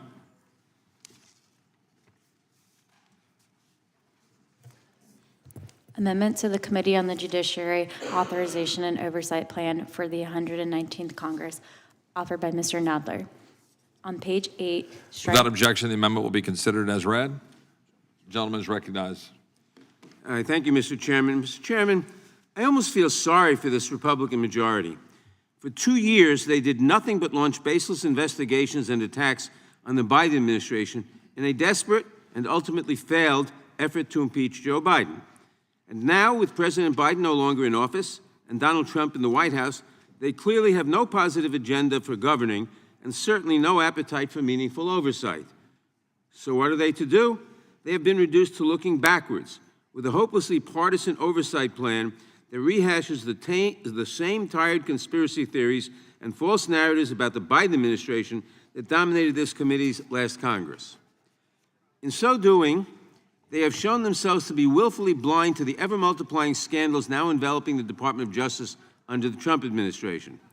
My amendment would shine a light on just one of the many stunning acts of corruption we have seen in the opening days of this new administration. It would call on the committee to examine the Trump administration's decision to overrule a grand jury, the U.S. Attorney for the Southern District of New York, and senior officials at the Public Integrity Section of the Department of Justice in order to strike a corrupt bargain with New York's Mayor Eric Adams, who was charged by a unanimous grand jury with 5 felony counts of criminal bribery and soliciting illegal campaign contributions.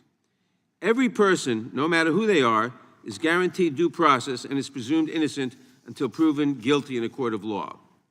But Mayor Adams tried to short-circuit this process. Rather than take his case to court, he took it to Mar-a-Lago. And lo and behold, shortly thereafter, the Justice Department moved to dismiss the charges against him and said they were doing so not because they were convinced that they did not have a case, but because they were convinced that they could bend the mayor to their political will in exchange for dropping the charges. In return for dismissing the case against him, the administration expects the mayor to help carry out President Trump's extreme immigration enforcement policies. Notably, when they sought to dismiss the charges, they reserved the right to file them again, holding a sort of Damocles over the mayor, holding him on a short leash if he is not sufficiently loyal and compliant. Indeed, Tom Homan, the administration's border czar, joined the mayor on Fox News recently and threatened, and I quote, "If he doesn't come through, I'll be back in New York City, and we won't be sitting on a couch. I'll be in his office, up his butt, saying, 'Where the hell is the agreement we came to?'" Close quote. The corrupt quid pro quo could not be any clearer. It is happening before our eyes on national television. But where is the Republican majority? Still blinded by their unwavering loyalty to Donald Trump, no matter what scandals unfold daily. If our Republican colleagues are unable to see the corrupt bargain over the Adams prosecution for what it is, at least some dedicated prosecutors who are more loyal to their oath of office than to Donald Trump took a stand against this improper deal. Several career prosecutors courageously resigned in protest after being ordered to drop the prosecution rather than going along with this bargain. They were led by interim U.S. Attorney Danielle Sassoon, who was a former clerk for Justice Scalia and a Federalist Society member, is certainly no liberal. She was joined by the case's lead prosecutor, Hagan Scotton, another bona fide conservative who clerked for Chief Justice Roberts and Justice Kavanaugh when he served on a lower court. In his resignation letter, Scotton wrote, quote, "I expect you will eventually find someone who is enough of a fool or enough of a coward to file your motion, but it was never going to be me," close quote. Sadly, he was right. Emil Beauvais, the acting deputy attorney general, filed such a motion last week. The case is now in the judge's hands, but this committee must act as well to perform our constitutionally required oversight function and to examine the details of this corrupt bargain.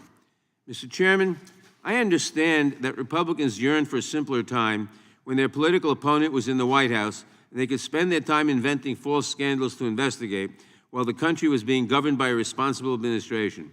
But there is a new reality and the new administration, and they can no longer hide their heads in the sand. Just weeks into the Trump administration, crisis after crisis is unfolding in the Department of Justice and across the government, and the country needs Congress to be a check and balance, but this majority refuses to take its oversight responsibility seriously. If they want to examine, quote, the politicization of criminal investigations and prosecutorial decisions, close quote, as they claim in their oversight plan, they will begin by shining a light on the Adams prosecution, as this amendment does. I urge all members to support this amendment, and I yield back the balance of my time.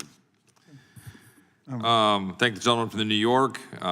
He, of course, is free to put any of those remarks into the minority views and would suggest that he do so. The gentleman from New Jersey. Of course he's free to do that, but he doesn't want to do it because they want to play this out. It's political again. We've gone through it before. Look at the shiny object, really don't look at the matters at hand. It is rich to me. It is rich that the other side will say, you know, why are we looking back at all? First of all, anybody that knows anything about history, you have to understand your past to know where you are now. Anybody that knows anything about what's happened, unfortunately, in this government over the past 4 years knows that we never want to do that again. We literally almost lost our America. It is nothing less than that. Think of what went on. Think of what happened with the IRS, how it was weaponized, the Department of Justice, how it was weaponized, the Attorney General's office, how it was weaponized, the FBI, how it was weaponized, Facebook, how it was used for censorship. And this isn't just this committee that uncovered it. Why did we do? Don't feel sorry for what we did. You should feel good about what we did, because this committee was integral in finding out and exposing and detailing all that was so wrong. We're losing our freedom of speech. You were getting in trouble for what you believed. We had, you know, it's unbelievable. And it isn't just the Catholic Church issue with the FBI. That was just one big issue, traditional Roman Catholic churches. It wasn't just what happened with FISA. Literally millions of times it was misused. It wasn't what just happened with the IRS. It's everything and everybody. If you disagreed, if you didn't want to go along, and if you weren't in the in-group was the president, his son, the cabal of people around him. Amazing how they slow-walked that case. You want to talk about IRS, you want to talk about something that's wrong, looking at records. How about we take a look at what happened with Hunter Biden after the President of the United States, Joe Biden, promised absolutely that he would never give his son a pardon. Of course, he pardoned him. And we talk about some pardons that President Trump did. There was over 8,000 pardons given by this past President, Joe Biden. What happened to America was awful. So we're going to detail some of that. And we are going to talk about some of that again. And we're going to talk about how to prevent it so it never, ever happens in our future again. But besides doing that, we need to make sure that the committee, and it's the right thing to do, both sides can have their voice, say what they want to say, and they're heard. And that was the purpose, I guess, of what we're going through now. But they could have done that in the report. They could put that all in as the minority viewpoint. So we're playing this out. We're playing it out for politics. We're playing it out. They're playing out to look good. They're playing it out to appeal to their base. And that's fine. But let's call it what it is. But don't talk about how things aren't good now. Everything's out in the open now, whether you like it or you don't like it. But what happened before behind closed doors to good people in secret was awful. And as I said before, and I do not exaggerate, it literally was almost the loss of the United States of America. With that, I yield back, Mr. Chairman. Gentleman yields back. Ranking members recognized. Thank you very much, Mr. Chairman. I rise in very strong favor of the amendment from the distinguished gentleman from New York. He says that he wants the language included in our oversight plan to focus on the Trump administration's decision to overrule a grand jury, the U.S. Attorney for the Southern District of New York, and senior officials at the Public Integrity Section at the Department of Justice in order to strike a corrupt bargain with an elected official charged with taking bribes and other illegal benefits from foreign nationals. How can the Judiciary Committee of the United States House of Representatives not look at that? In other words, we've got a grand jury indictment, a unanimous grand jury indictment in New York against a high-ranking public official for bribery, conspiracy, collecting other illegal benefits, and then when it's about to go to trial, the Department of Justice itself orders that the U.S. Attorney in the Southern District get the subpoena quashed, get the grand jury indictment quashed, and withdraw its investigation when it found there was probable cause to believe all these crimes had taken place.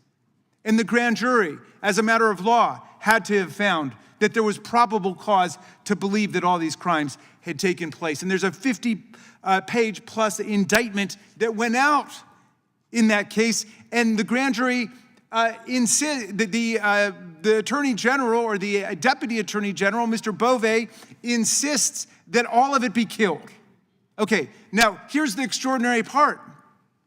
The U.S. Attorney for the Southern District of New York says no. Says, I won't do it.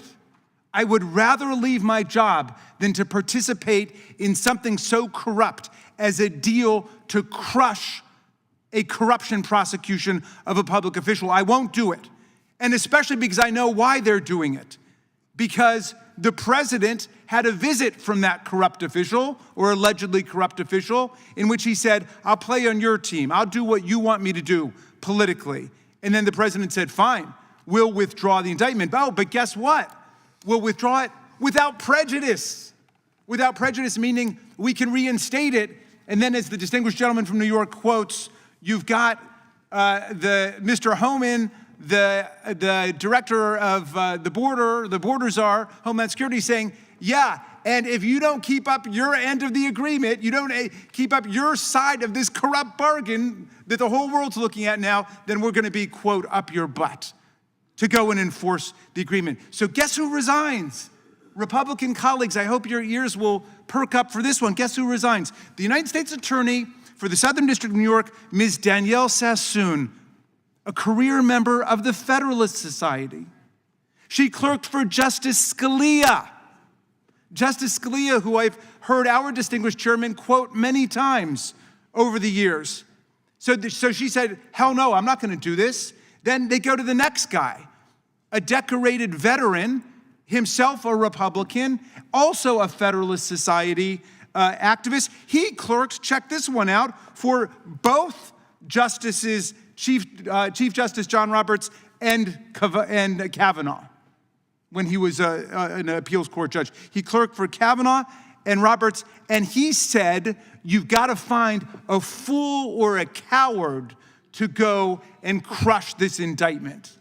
A fool or a coward, and he quit. And then 5 other people were forced out in this outrageous abuse of judicial process at the Department of Justice. And these guys don't even want us to look at it.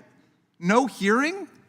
Suddenly, they strike a demure silence. No, they want us to go back and talk. I don't know, is it Hillary's emails or it's Hunter Biden's laptop? Maybe we can get Marjorie Taylor Greene to bring us some dirty pictures that she found on it. I don't know. This is a crisis in the justice system that this is taking place. An absolute crisis that this is going on. And it is a manifest illustration of the corruption that now pervades the executive branch of government. They are firing assistant U.S. attorneys, civil service lawyers, prosecutors, just because they worked on the January 6th prosecution and were assigned to do so. They asked for a roundup of FBI agents. My friend, Mr. Jordan, talks about a memo that was sent by the last Attorney General that didn't even mention parents or mothers and fathers. He's still talking about that. 5 years later, they're asking for the names of all of the FBI agents who worked on the January 6th investigation. I yield back to you, Mr. Chairman. Gentleman yields back. Who seeks recognition? Gentleman from Missouri is recognized. Thank you, Mr. President. Mr. Chairman. My colleague from New York referred to, quote, desperate attacks against Joe Biden. Does he even hear what he's saying? The libelous, bogus Russian collusion hoax, two utterly bogus impeachments against President Trump that he himself led the charge on, 88 criminal charges in 4 Democrat-controlled jurisdictions, 34 felony accounts on a highly contrived case in a venue where the president could not get a fair trial by a politically motivated prosecutor and judge.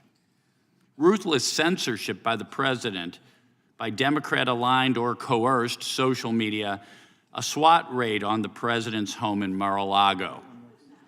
Oh, desperate attacks against Joe Biden. Desperate attacks against Joe Biden. Why do we talk about the Hunter Committee will be in order. laptop? Why do we talk about the Hunter laptop? Because the Hunter laptop and many, many, many other facts suggest that the first family may well have been on the take from the Chinese Communist Party. Poor Joe Biden. Desperate attacks against Joe Biden. So I think we should look in the mirror when we start criticizing the work of this committee. And, Mr. Chairman, I yield back. Yields back. The question is on adoption of the amendment from the gentleman from New York. All those in favor say aye. Aye. Those opposed, no. No. In the opinion of the chair, the noes have it. The gentleman from New York's asked for a recorded vote. The clerk call the roll. Mr. Jordan? Nope. Mr. Jordan votes no. Mr. Issa? Mr. Biggs? Mr. Biggs votes no. Mr. McClintock? Mr. McClintock votes no. Mr. Tiffany? Mr. Massey? Mr. Roy? Mr. Fitzgerald? Mr. Fitzgerald votes no. Mr. Klein? Mr. Gooden? Mr. Van Drew? No. Mr. Van Drew votes no. Mr. Nels?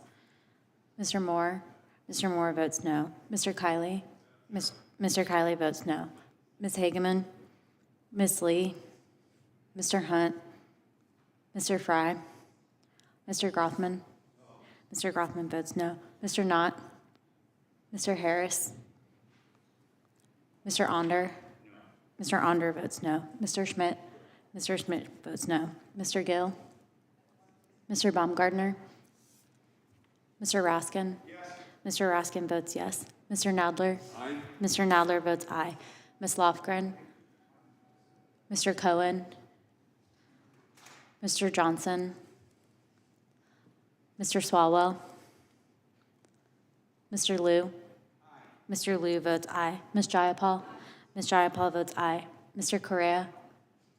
Aye. Mr. Correa votes aye. Ms. Scanlon? Aye. Ms. Scanlon votes aye. Mr. Neguse? Ms. McBath? Ms. Ross? Aye. Ms. Ross votes aye. Ms. Ballant? Aye. Ms. Ballant votes aye. Mr. Garcia? Aye. Mr. Garcia votes aye. Ms. Kamlager-Dove? Aye. Ms. Kamlager-Dove votes aye. Mr. Moskowitz? Mr. Goldman? Ms. Crockett? Aye. Ms. Crockett votes aye.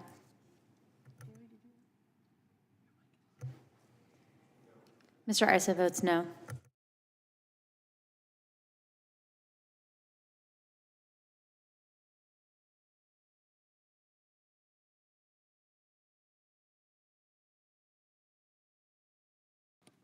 Clerk report. Mr. Chairman, there are 11 ayes and 11 noes. The amendment is not adopted. Who seeks recognition? Gentlelady from Pennsylvania is recognized. Mr. Chairman, I have an amendment at the desk. Clerk will report.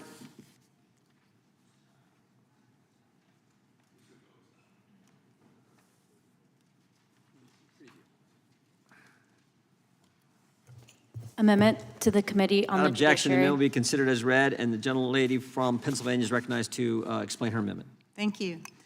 I've reviewed the oversight plan proposed by the Republican majority and find that it has some obvious but perhaps unsurprising omissions to the oversight plan for this term, which it is our constitutional duty to undertake. Because nowhere is President Trump's evasion of accountability and his desire to weaponize the government for vengeance and to promote unquestioned loyalty, nowhere is it more clear than in what's happening at the Department of Justice. The Trump DOJ has already fired hundreds of career prosecutors and FBI agents simply for doing their jobs. The same jobs that DOJ attorneys have been doing without fear or favor for over a century, regardless of which party is in power.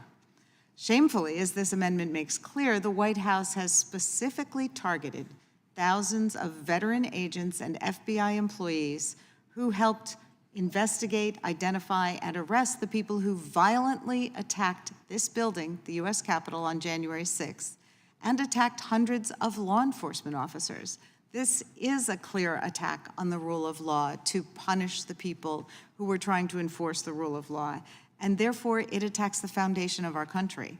Not satisfied with threatening these law enforcement officers with firing, the president has put his seal of approval on political violence, so long as it supports him, by pardoning more than 1,000 of his supporters who'd already been convicted or pled guilty for their roles in that assault on our Constitution. So ultimately, these actions undermine morale and capacity among our federal law enforcement officers, threatening their ability to protect our communities and to respond to threats. The American people deserve a Justice Department that's guided by the rule of law and the public good, not political whims or petty vengeance. And I think all of this deserves oversight action by this committee. I would hope that my Republican colleagues can agree on these basic democratic and constitutional principles, and I would ask them to support my amendment to add this much-needed oversight to the committee's agenda. I yield back. Gentlelady yields back. Who seeks recognition? I would just point out that, again, the proper placement of this amendment language is in the plan is in the section where the minority gets to express their views and their viewpoints. That would be appropriate, and I've said that now multiple times. With that, I would yield back. Question occurs on the amendment from the gentlelady from Pennsylvania. All those in favor say aye. Aye. Those opposed, no. No. In the opinion of the chair, the noes have it. Gentlelady requests a recorded vote. The clerk will call the roll. Mr. Jordan? No. Mr. Jordan votes no. Mr. Issa? Mr. Biggs? Mr. Biggs votes no. Mr. McClintock? Mr. McClintock votes no. Mr. Tiffany? Mr. Massey? Mr. Roy? Mr. Roy votes no. Mr. Fitzgerald? Mr. Fitzgerald votes no. Mr. Klein? Mr. Gooden? Mr. Van Drew? Mr. Van Drew votes no. Mr. Nels? Mr. Moore? Mr. Kiley? Ms. Hageman? Ms. Lee? Mr. Hunt? Mr. Fry? Mr. Grothman? Mr. Grothman votes no. Mr. Knott? Mr. Knott votes no. Mr. Harris? Mr. Onder? Mr. Onder votes no. Mr. Schmidt? Mr. Schmidt votes no. Mr. Gill? Mr. Baumgardner? Mr. Raskin? Aye. Mr. Raskin votes aye. Mr. Nadler? Aye. Mr. Nadler votes aye. Ms. Lofgren? Mr. Cohen?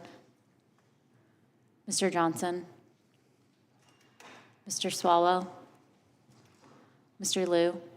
Mr. Liu votes aye. Ms. Jayapal? Mr. Correa? Mr. Correa votes aye. Ms. Scanlon? Ms. Scanlon votes aye. Mr. Neguse? Ms. McBath? Ms. Ross? Ms. Ross votes aye. Ms. Ballant? Ms. Ballant votes aye. Mr. Garcia? Mr. Garcia votes aye. Ms. Kamlager-Dove? Ms. Kamlager-Dove votes aye. Mr. Moskowitz? Mr. Goldman? Ms. Crockett? Aye. Ms. Crockett votes aye. Ms. Hageman, you are not recorded. Ms. Hageman votes no. Mr. Issa votes no. Clerk will report.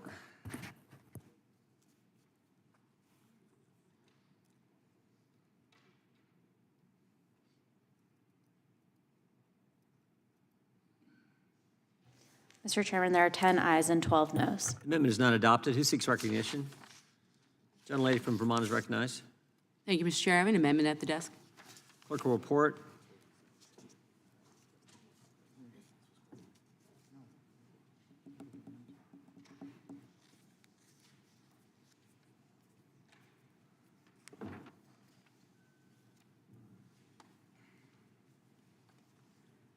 Amendment to the Committee on the Judiciary. Without objection, the amendment be Authorization. considered as read. The gentlelady from Vermont is recognized to explain the amendment. Thank you, Mr. Chair.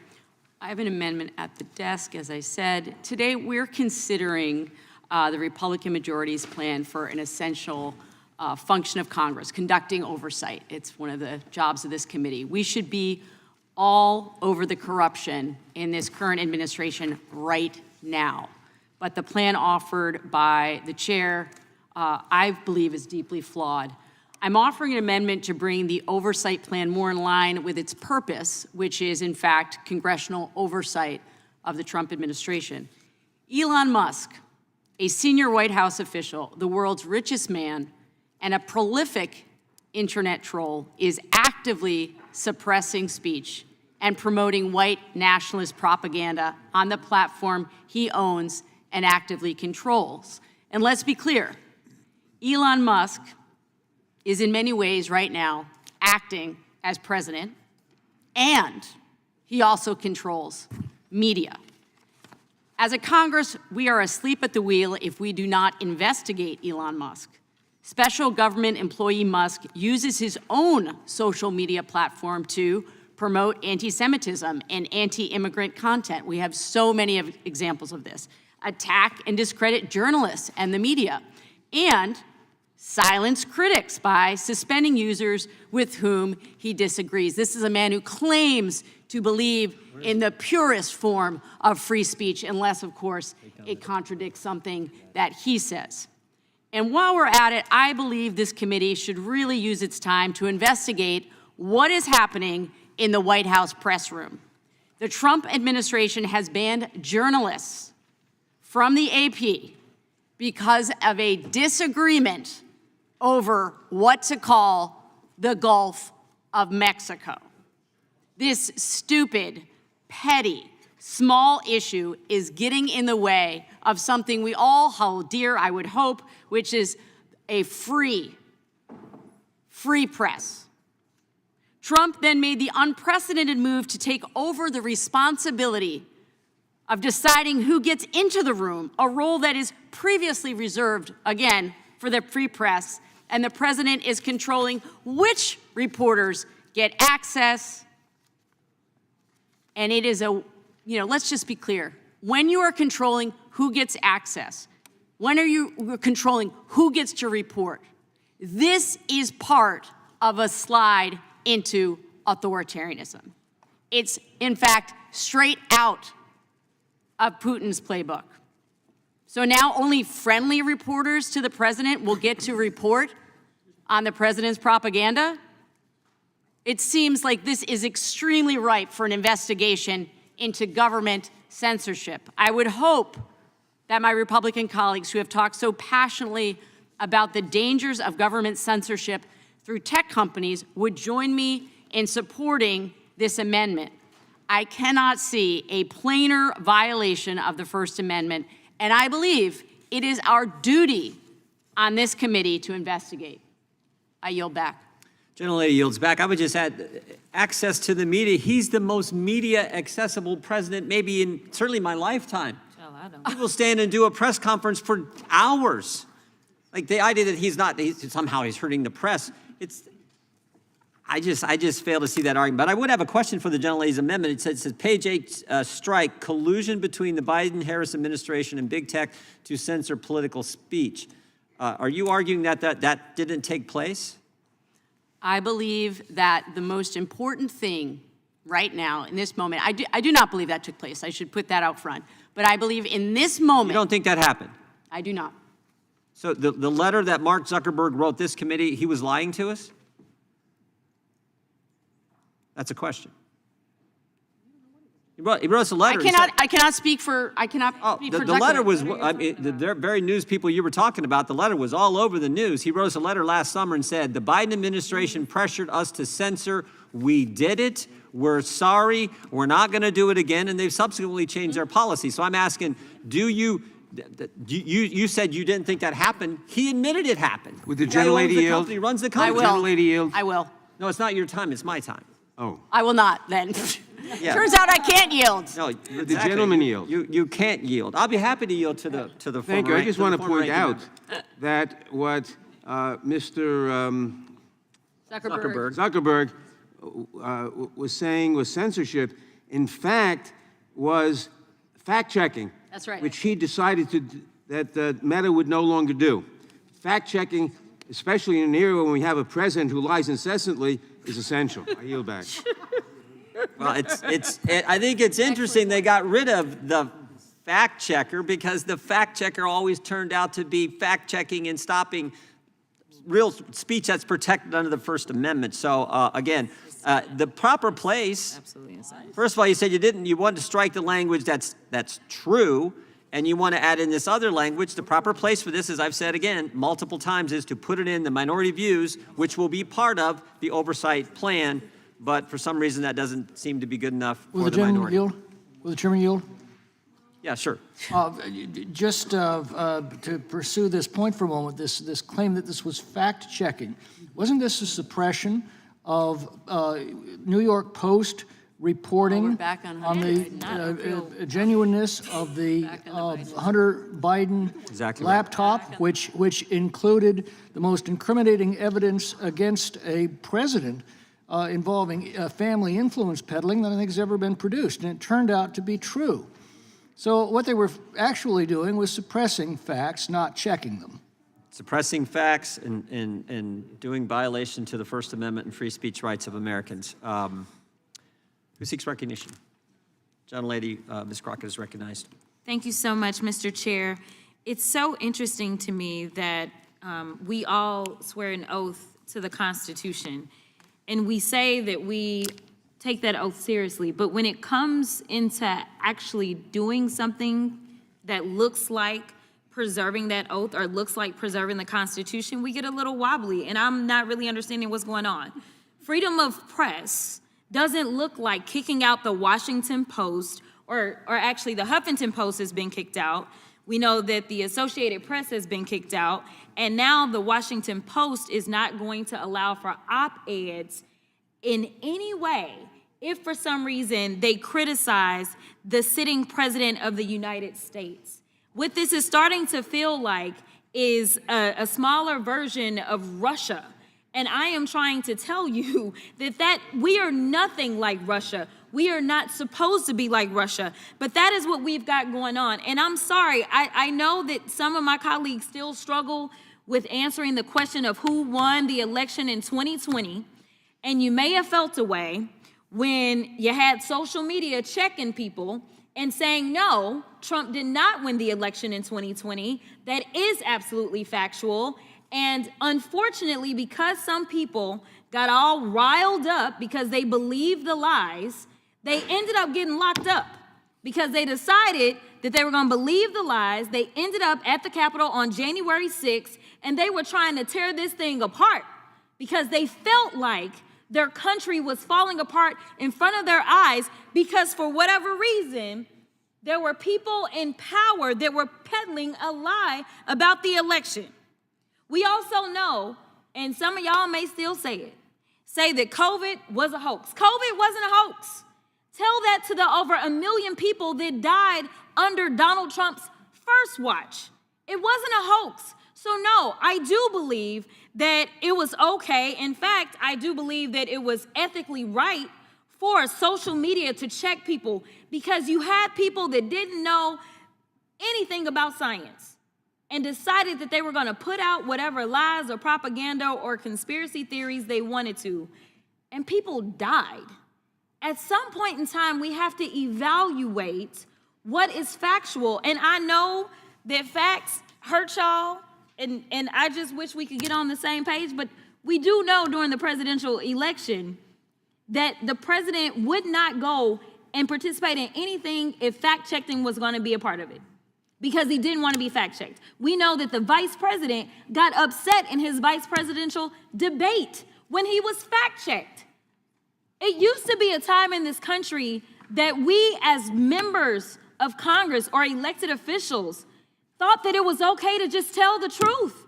Instead, we're pushing conspiracy theories, and some of them are killing people. It's the same thing that we have coming out of Doge. It's the reason that people are dying. It's the reason that farmers are losing their farms, because we continue to peddle conspiracy theories. It is time for us to say, Mr. President, guess what? Russia invaded Ukraine. Can we at least agree on that one? Facts matter. Y'all, this is literally potentially putting us into an international crisis. We may be heading towards the next world war because we have a president that wants to pal around with Putin and wants to do everything to make him feel good, including lying about who invaded who. Mr. Chair, I got a minute left, but I really want to yield to any of my colleagues and ask them if they will say today, very basically, that when it came down to the war in Ukraine, that it was not Ukraine that invaded Russia, it was the other way around. Is there anybody in here that has enough courage to say that Russia invaded Ukraine? You can have my time. And this is yet the problem. This is the problem. That is not infringing upon free speech. Will the gentlelady yield? I will yield to the right.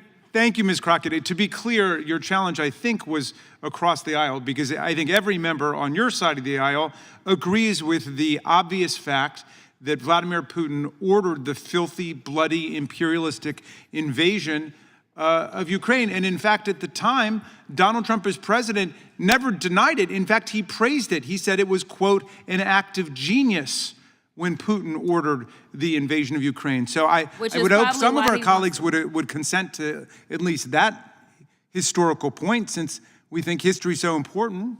There are people who want to relive that in our oversight report. And therein lies the problem. The time of the gentlelady has expired. The gentleman from California is recognized. I'd yield to the chairman. I just wanted to make a point. We talked, gentlelady, previous speaker talked about factual information. We've talked about fact-checking. Fact-checking, you know what fact-checking is truly supposed to be in this country? The First Amendment. Not some expert who can sit on and look at posts and tweets and different things and say, oh, that's not factual, take it down. That's not how it works. Fact-checking is the First Amendment. Someone says something stupid, and that happens every day in this Congress. Someone says something crazy. Someone says something that's not quite true, not quite accurate. You know what the fact check is? Someone says something else, and you have debate. That's what we do in this committee every day. And this is the committee who's supposed to protect that fundamental fact. Real fact checking is the First Amendment. Our Supreme Court has been clear about that. You don't like certain speech, the best speech for wrong speech is more speech. The best speech for false speech is true speech. That's how it works. You have a debate, and you trust we, the people, to figure it out, not some expert who's going to fact check every tweet, every post. And we saw this in the Biden administration. We're seeing it in Europe now. We're seeing it in Brazil. That was the first bill we dealt with from the gentleman from California, his good legislation that we all agreed on. We're going to work on and put a good bill on the floor. So that's the key. That's what and we know it happened because, again, we had the guy who runs one of the biggest companies in the world, most successful tech companies in the world, tell us it happened. We had on the third day of the Biden administration an email from the White House to Twitter saying, take down this tweet ASAP. The government telling a business to take down a tweet, and a tweet, ironically, was from RFK Jr., who was going to be running for president against the guy in the White House. So he was saying, take down the speech of my opponent. That's not how it's supposed to work in this country. That's what we're concerned about. That's why it's in our oversight plan. And if you want additional things to look at, again, put them in your viewpoints. We're happy to accept them. We'll take everything Mr. Raskin has said today, everything the gentlelady from Texas has said today. We'll take everything the Democrats said. You want to put all that in your plan? Put it in your plan. That's fine. That's how it works. But no, that's not good enough. That's not good enough. I yield back to the gentleman from California. I thank the gentleman. And back to the point of what the chairman was saying, we have two plans, not one plan. We have the majority plan, which is the committee's plan. The minority report or opinion reflects additional items asked for. And this committee does have a long history of, when appropriate, granting minority days, minority hearings, or in every case, including a minority witness when it's not like it was with obviously with the judge on a specific item. But we do that so that both opinions are heard, and I applaud that tradition. I will say that the one thing that was originally said by the gentlelady that I have to take umbrage with, there's no such thing as settled science. The fact is, that there are often multiple competing ideas that each claims as a fact. The chairman said rightfully so, the best fact check is the other opinion being heard and documented in a way in which people may judge the authenticity of it. The gentlelady, Ms. Crockett, said, COVID killed millions, and so there's an undeniable fact. When we were here in the midst of that beginning crisis, and Dr. Fauci hid the fact that it came from a lab in China, hid the fact that he had paid for gain of function, and caused us to believe a lot of other things, some of which turned out to be true, some of which turned out not to be true. And maybe some more will be discovered that will modify what I just said. But freedom of speech is about never having to accept that the earth is flat, or that Asia was discovered by Christopher Columbus.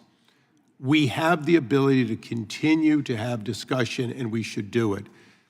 Our oversight plan absolutely lives up to that expectation. That's why I'll support it. Mr. Chairman, I yield. I appreciate the gentleman yielding a second time. I would just point out the gentlelady brought up the COVID, and so did the gentleman from California. I would argue almost everything he told us turned out to be false. Not just where it come from, not just gain of function issue, not just the fact that it was our tax dollars used at that location where it came from, but everything else he told us. He actually told us that people who got the vaccine couldn't get the virus. Wrong on that. He told us people who got the vaccine couldn't transmit the virus. Wrong on that. He told us masks work. Wrong on that. He told us this was the first virus in history where there's no such thing as natural immunity. Wrong on that. Almost everything he told us. And if you questioned it, you got censored by the previous administration. What we're saying is no, let the debate happen. We're not saying you can't say the wrong things, Dr. Fauci. But what we are saying is don't censor the people who disagree with you, because that's how America works. And Mr. Chairman, everything you just said, if you had said it when you said it in real time, was in fact taken down or ratcheted down. I yield back. Exactly. Gentleman from Maryland is recognized. Mr. Chairman, thank you very much. I'm inspired by your First Amendment passion. You are the I knew you would be. You are the John Stuart Mill of the House of Representatives and the Voltaire of Congress, and you put me in the mood of Justice Brandeis. But I want to ask. You can stop there. No, I got to keep going a little bit, because I have to know whether or not your First Amendment passion and principles, which I take to be completely true, and I've always known that about you, extend to one citizen named Donald Trump. Now, let's talk about Donald Trump for a second, okay? He is, after all, I think, the President of the United States.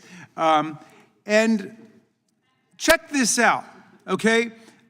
Everybody in this room who's sitting on this side of the dais is a politician, okay? We have people say stuff about us and say stuff about our rivals and our opponents all the time. I don't know if there's anybody here who's ever sued anybody in politics for libel or defamation. I'm taking that no. I imagine a lot of us have felt like, have you? Well, I'll be curious to hear about that later, Mr. Issa.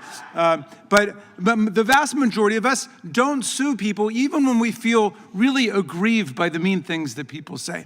And yet, Donald Trump gets to be president of the United States, and suddenly he decides he doesn't like Jim Jordan's approach, which is the answer to bad speech is good speech. The answer to false speech is true speech. The answer to nonsense is the dialectics of expression. That's the spirit of the First Amendment. Well, check this one out. Donald Trump personally suing CBS for $20 billion. The President of the United States is suing CBS for $20 billion. Why? What did they say about him? Did they lie about him? Did they defame him? No, it has nothing to do with him. It has to do with the way he thinks they unfairly edited a video conversation with Kamala Harris. He said that the way the video looked in the commercial for 60 Minutes was different from the way she appeared. The President of the United States is suing them for $20 billion and ordering the FCC, which is part of the US government and under his unitary executive theory, reporting directly to him like a monarch. He's ordered them to go out and investigate CBS. And meantime, his close friend is trying to take over Paramount. And so he's, of course, completely entangled on the business side. That's not the first time. He did it to ABC with George Stephanopoulos, which settled a suit for him for, I think that one was $15 million. The President of the United States is shaking down the media.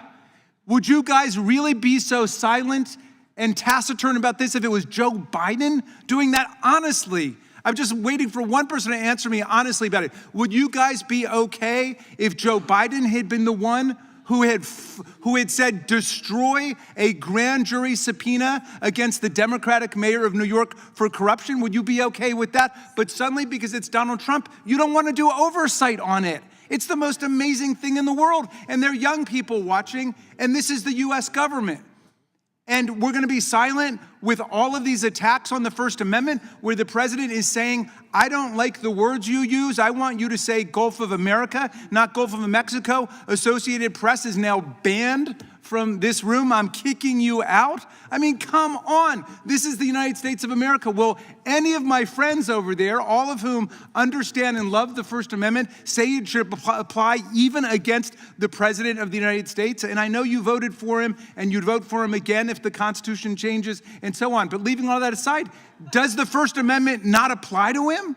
So I find that we are in an astonishing situation right now. Will the ranker yield? I would gladly yield to the gentlelady from Texas.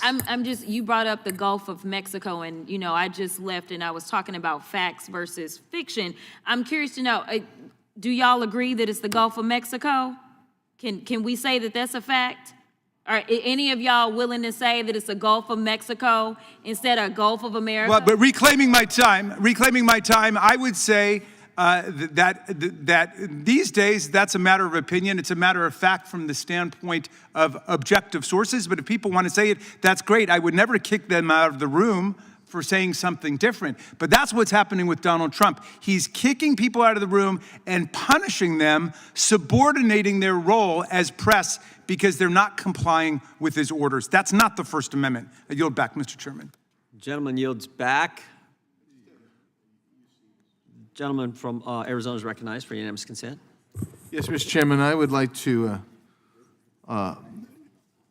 submit for the record this rather ironically titled document. It's actually put out by the Associated Press. It's a little old, it's a little dated, but I just do think it's ironic anyway, nonetheless apropos for today. It's called Report, Obama Brings Chilling Effect on Journalism. Without objection. The gentleman from New Jersey is recognized. Thank you, Chairman. I'm trying. I am trying to be quiet. I just can't do it. I mean, I couldn't do it. It didn't do it so much. First of all, let's just go over some of the things that were mentioned real quickly here. Ukraine. Let's really remember what happened in Ukraine. Joe Biden was president. Russia was making noise, saying that they were going to, and they did, were moving some troops, moving some equipment into the borders of Ukraine. Joe Biden said it was a minor incursion. No worries, nothing to see there. It was that weakness that created the mess and the war, the horrible tragedy that exists now. It was the weakness of a president who didn't deal with an issue head on. That happened before. It happened when President Trump was the president in the previous administration before Biden, and he absolutely made it clear, you do that and you got big trouble on your hands. Mideast, Iran, we empowered Iran, literally, which is the evil empire. Empowered it, catered to it, did anything we could to cajole didn't do anything to stand up to it and tell them they better damn well cut it out, unfroze their assets. So now we ended up with a war in the Mideast, a weak administration and a weak president. And then we talk about fact-checking. That was the other thing that came up. Let me tell you, somebody's facts over there in reality are censorship. Man, whatever you say, everybody should have an equal voice and everybody should be heard. I got to tell you, man, I just remember from things I've said, meetings I've been at, speeches I've given, when it's covered by some of the legacy media, it's just not what you hear and it's not what you see. Because the reality that the legacy media, CBS, NBC, ABC, the New York Times, the Washington Post, they're not telling it as it is. You're not getting both sides. So of course, when you have a press corps in the White House, you want to give a chance to some of those who never get heard, other than Americans are thirsting to hear the truth. Why the hell do you think people aren't watching ABC, CBS, NBC, and reading these newspapers anymore? Because they know it wasn't the truth. They know it wasn't the real deal. They know they weren't hearing the real story. And you know what? It even applies to things that we know from the good work that was done in this committee.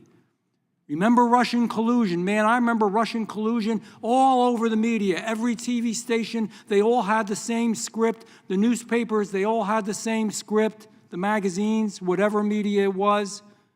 And it wasn't true. The damn thing wasn't true. But when it came out in an objective report, the Durham report, that it wasn't true, somehow you never heard about that. It was never heard. It was crickets, man. Nobody talked about it. The truth is that the FBI paid a guy, Igor Danchenko, a bad international actor, hundreds of thousands of dollars to lie. He did his job. He lied. He did his job before the election. And then, of course, now admits that he lied. And the FBI is embarrassed and apologized. But you don't hear that. Boy, we don't hear it. You don't hear it now. You didn't hear it then. So, of course, we want to have other voices in the White House. You want to hear it all. You want to hear the conservatives. You want to hear the liberals. You want to hear the middle-of-the-roaders.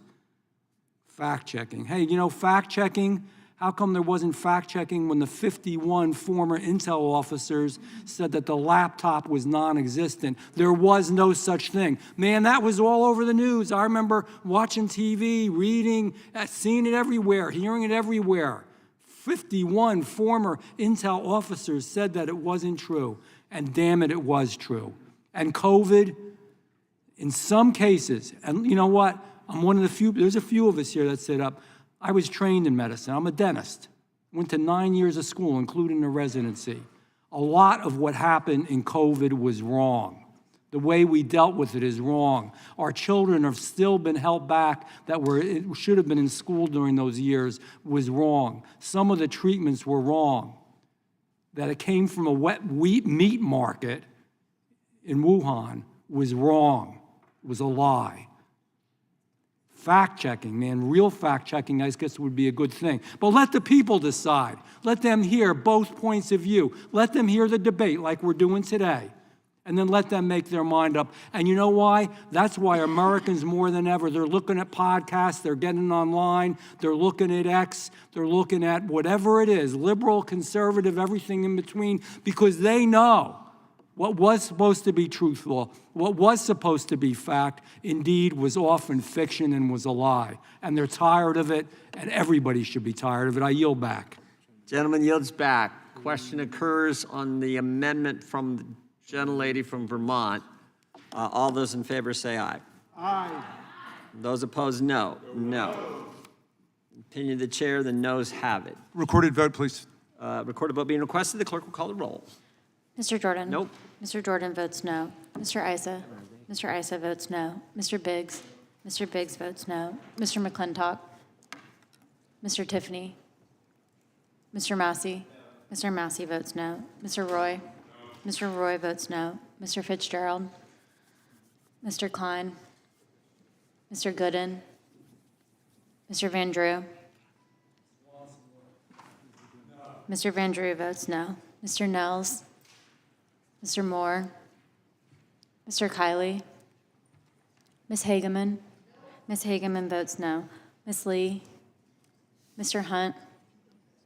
Mr. Fry? Mr. Grothman? Mr. Grothman votes no. Mr. Knott? Mr. Harris? Mr. Onder? Mr. Schmidt? Mr. Schmidt votes no. Mr. Gill? Mr. Baumgardner? Mr. Raskin? Aye. Mr. Raskin votes aye. Mr. Nadler? Mr. Nadler votes aye. Ms. Lofgren? Mr. Cohen? Mr. Johnson? Mr. Johnson votes aye. Mr. Swalwell? Mr. Liu? Ms. Jayapal? Ms. Jayapal votes aye. Mr. Correa? Ms. Scanlon? Ms. Scanlon votes aye. Mr. Neguse? Ms. McBath? Ms. Ross? Ms. Ross votes aye. Ms. Ballant? Ms. Ballant votes aye. Mr. Garcia? Mr. Garcia votes aye. Ms. Kamlager-Dove? Ms. Kamlager-Dove votes aye. Mr. Moskowitz? Mr. Goldman? Ms. Crockett? Aye. Ms. Crockett votes aye. Mr. Chairman, how am I recorded? Gentleman from Missouri. Mr. Onder, you're not recorded. Votes no. Mr. Onder votes no.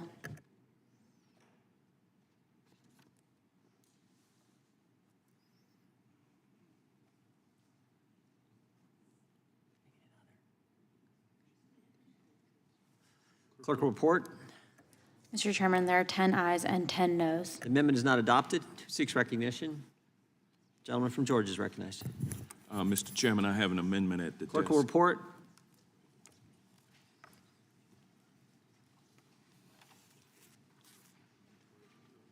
Amendment to the Without authorization. objection, the amendment will be considered as read. The gentleman from Georgia is recognized to explain his amendment. Thank you, Mr. Chairman. I would, before explaining my amendment, I would like to remind my colleagues that there is a commandment that I learned growing up as a child in the home, going to the Presbyterian church, and it was that thou shalt not bear false witness against thy neighbor.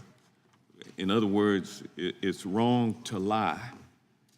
And there is truth, and sometimes the truth is hidden, but the search for the truth is certainly worthy of discussion. But when you're simply trying to obscure the truth, parading as you are spinning truth, which you know is not truth, which you know is deceptive, is wrong.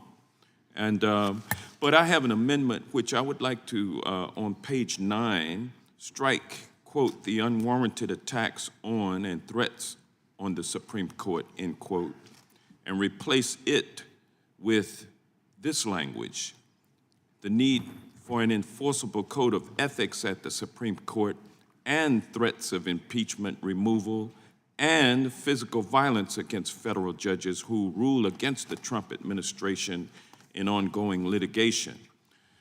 As ranking member of the Subcommittee on Courts, Intellectual Property, Artificial Intelligence, and the Internet, I'm invested in maintaining the integrity and safety of our judicial system. As Alexander Hamilton wrote in the Federalist Papers, quote, the judiciary has no influence over either the sword or the purse, end quote. So it's essential that our judges and justices hold themselves to the high standards that will engender public trust. It's also essential that we protect judges' ability to rule according to the law, even when that angers the president. Democracy can only continue if we respect the rule of law and ensure the court's ability to rule without fear or favor, which is why I offer this amendment. Some on the other side of the aisle have dismissed my calls for an enforceable code of ethics at the Supreme Court. They view it as an unwarranted attack on the independence of the court.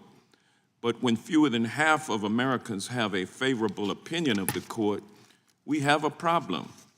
One piece of fixing that problem is to require, as we have the authority to do, and indeed the responsibility of doing, is to require that the Supreme Court justices follow a code of conduct that is at least as strict as every other federal judge, so that the public can trust that they are ruling according to the law, rather than ruling in a way that benefits those who have purchased luxury RVs and send them on luxury vacations yearly and hunting trips to exclusive resorts.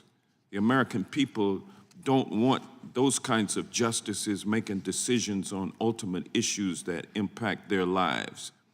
My amendment also calls for investigations into threats of impeachment, removal, and physical violence against federal judges who rule against the Trump administration in ongoing litigation. Just this week, Representative Ogles introduced an impeachment resolution against a federal judge who had the temerity to rule against the Trump administration.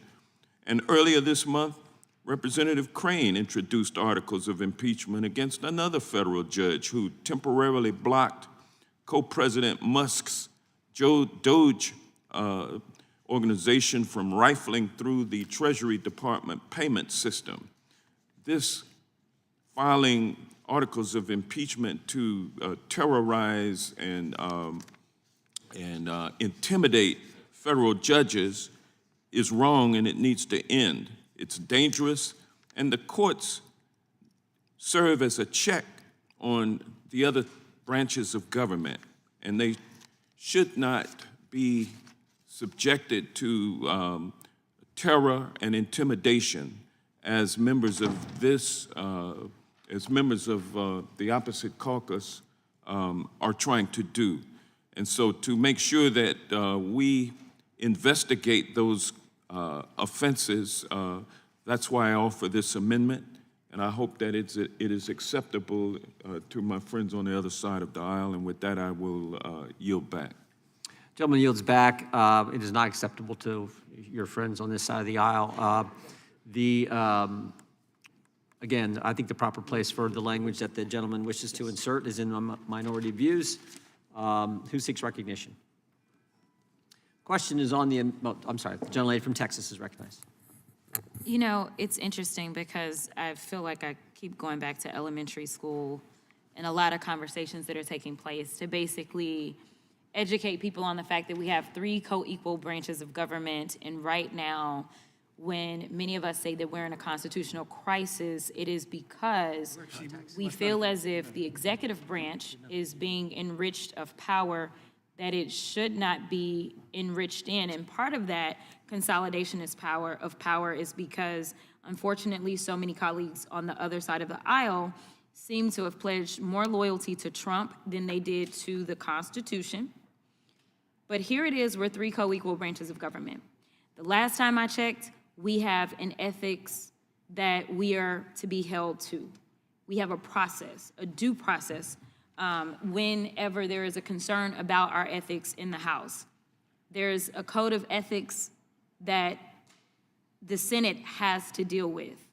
And so why it is, and the judiciary as a whole, it's the Supreme Court that is lacking. And here's the reality. The tables can turn any day. This is what I want you to imagine. Imagine that Planned Parenthood, I know how y'all love Planned Parenthood. Planned Parenthood says, you know what, Judge, let me come pick you up. So they pick you up on the Planned Parenthood plane. It's pink with Planned Parenthood all over it. And they take you on these fancy trips. And the next thing you know, there is a case that comes before the Supreme Court, and it has to do with whether or not a woman should not be a part of the Handmaid's Tale and should have a right to choose what she does with her body.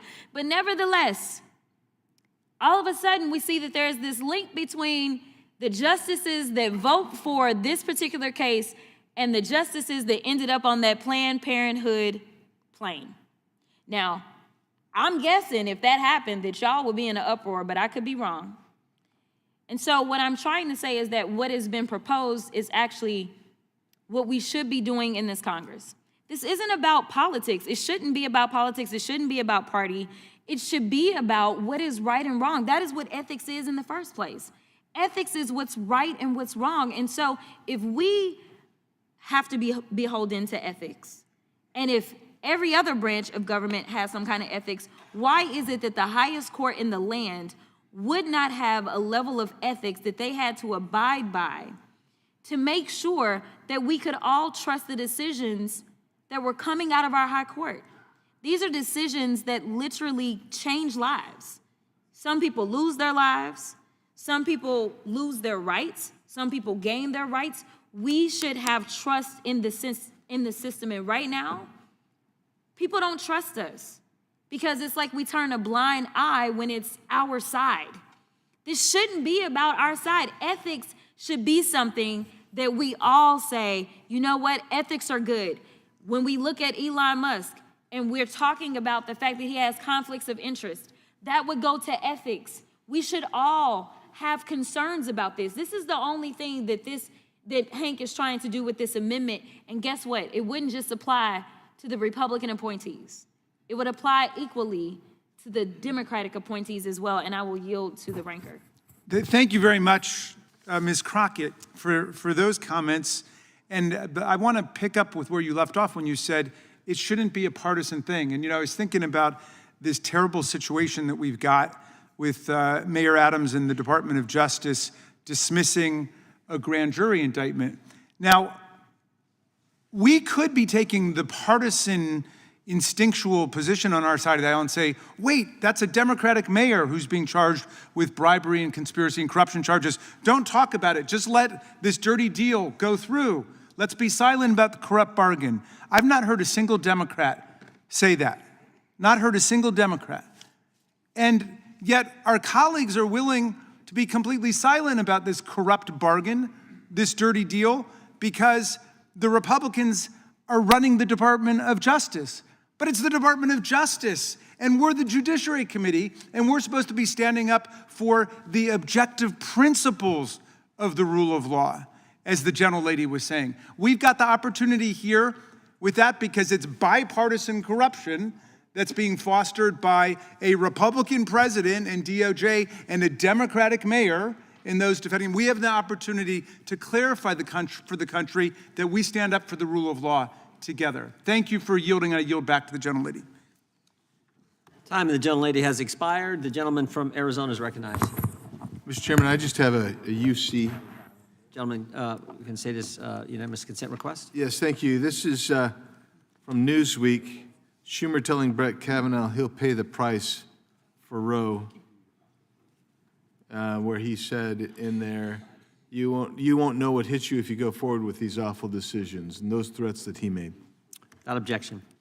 Gentlelady from Wyoming is recognized. Just a couple of points to make here. Contrary to what the proponent of this particular amendment states, the courts do not serve as a check on the other branches of government. They serve to interpret the law.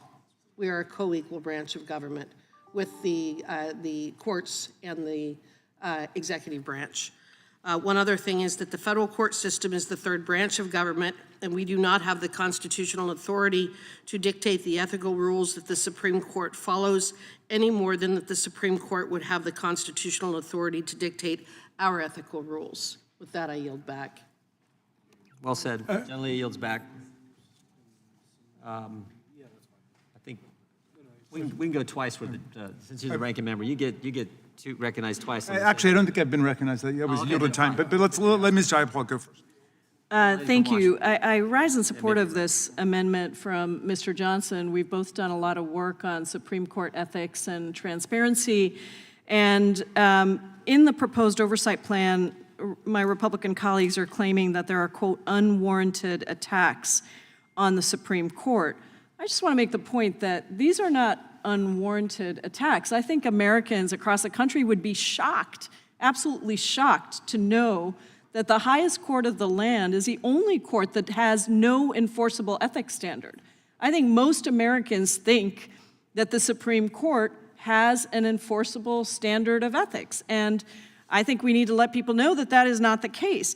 It is a well-documented crisis that we have right now. Justices Thomas and Alito have run afoul of the ethical standards that I think the American people expect from them and expect that they are being held accountable to. And I'll just touch on a few facts regarding Justice Clarence Thomas. The justice for years has accepted trips from GOP mega donor and developer Harlan Crow, including on his private jet, his super yacht, without disclosing them on financial disclosures as federal law requires. I actually think that's lying on your federal disclosures. Crow has also paid 2 years of tuition for the justice's grandnephew, whom the justice has custody of, so that the grandnephew can attend 2 private schools. And these payments similarly were not disclosed. The justice also sold a string of properties in Savannah, Georgia to Crow in 2014, including the home where his mother still lives. This again was not disclosed. The justice attended at least 2 donor summits for the Koch network and the Koch brothers and participated in a dinner with high-level donors without disclosing his appearance at the summits or a private jet trip that he took to and from the event in 2018. I could go on, but I do think the American people do not like corruption. They don't like conflicts of interest. They want to know that if a justice is on the Supreme Court, the highest court of the land, that justice is not being bought and paid for by a whole bunch of donors that appear before the justice in a number of varied suits. And I think that the idea that we would have an enforceable ethics standard for the Supreme Court is one that I bet the vast, vast majority of the American people would agree with.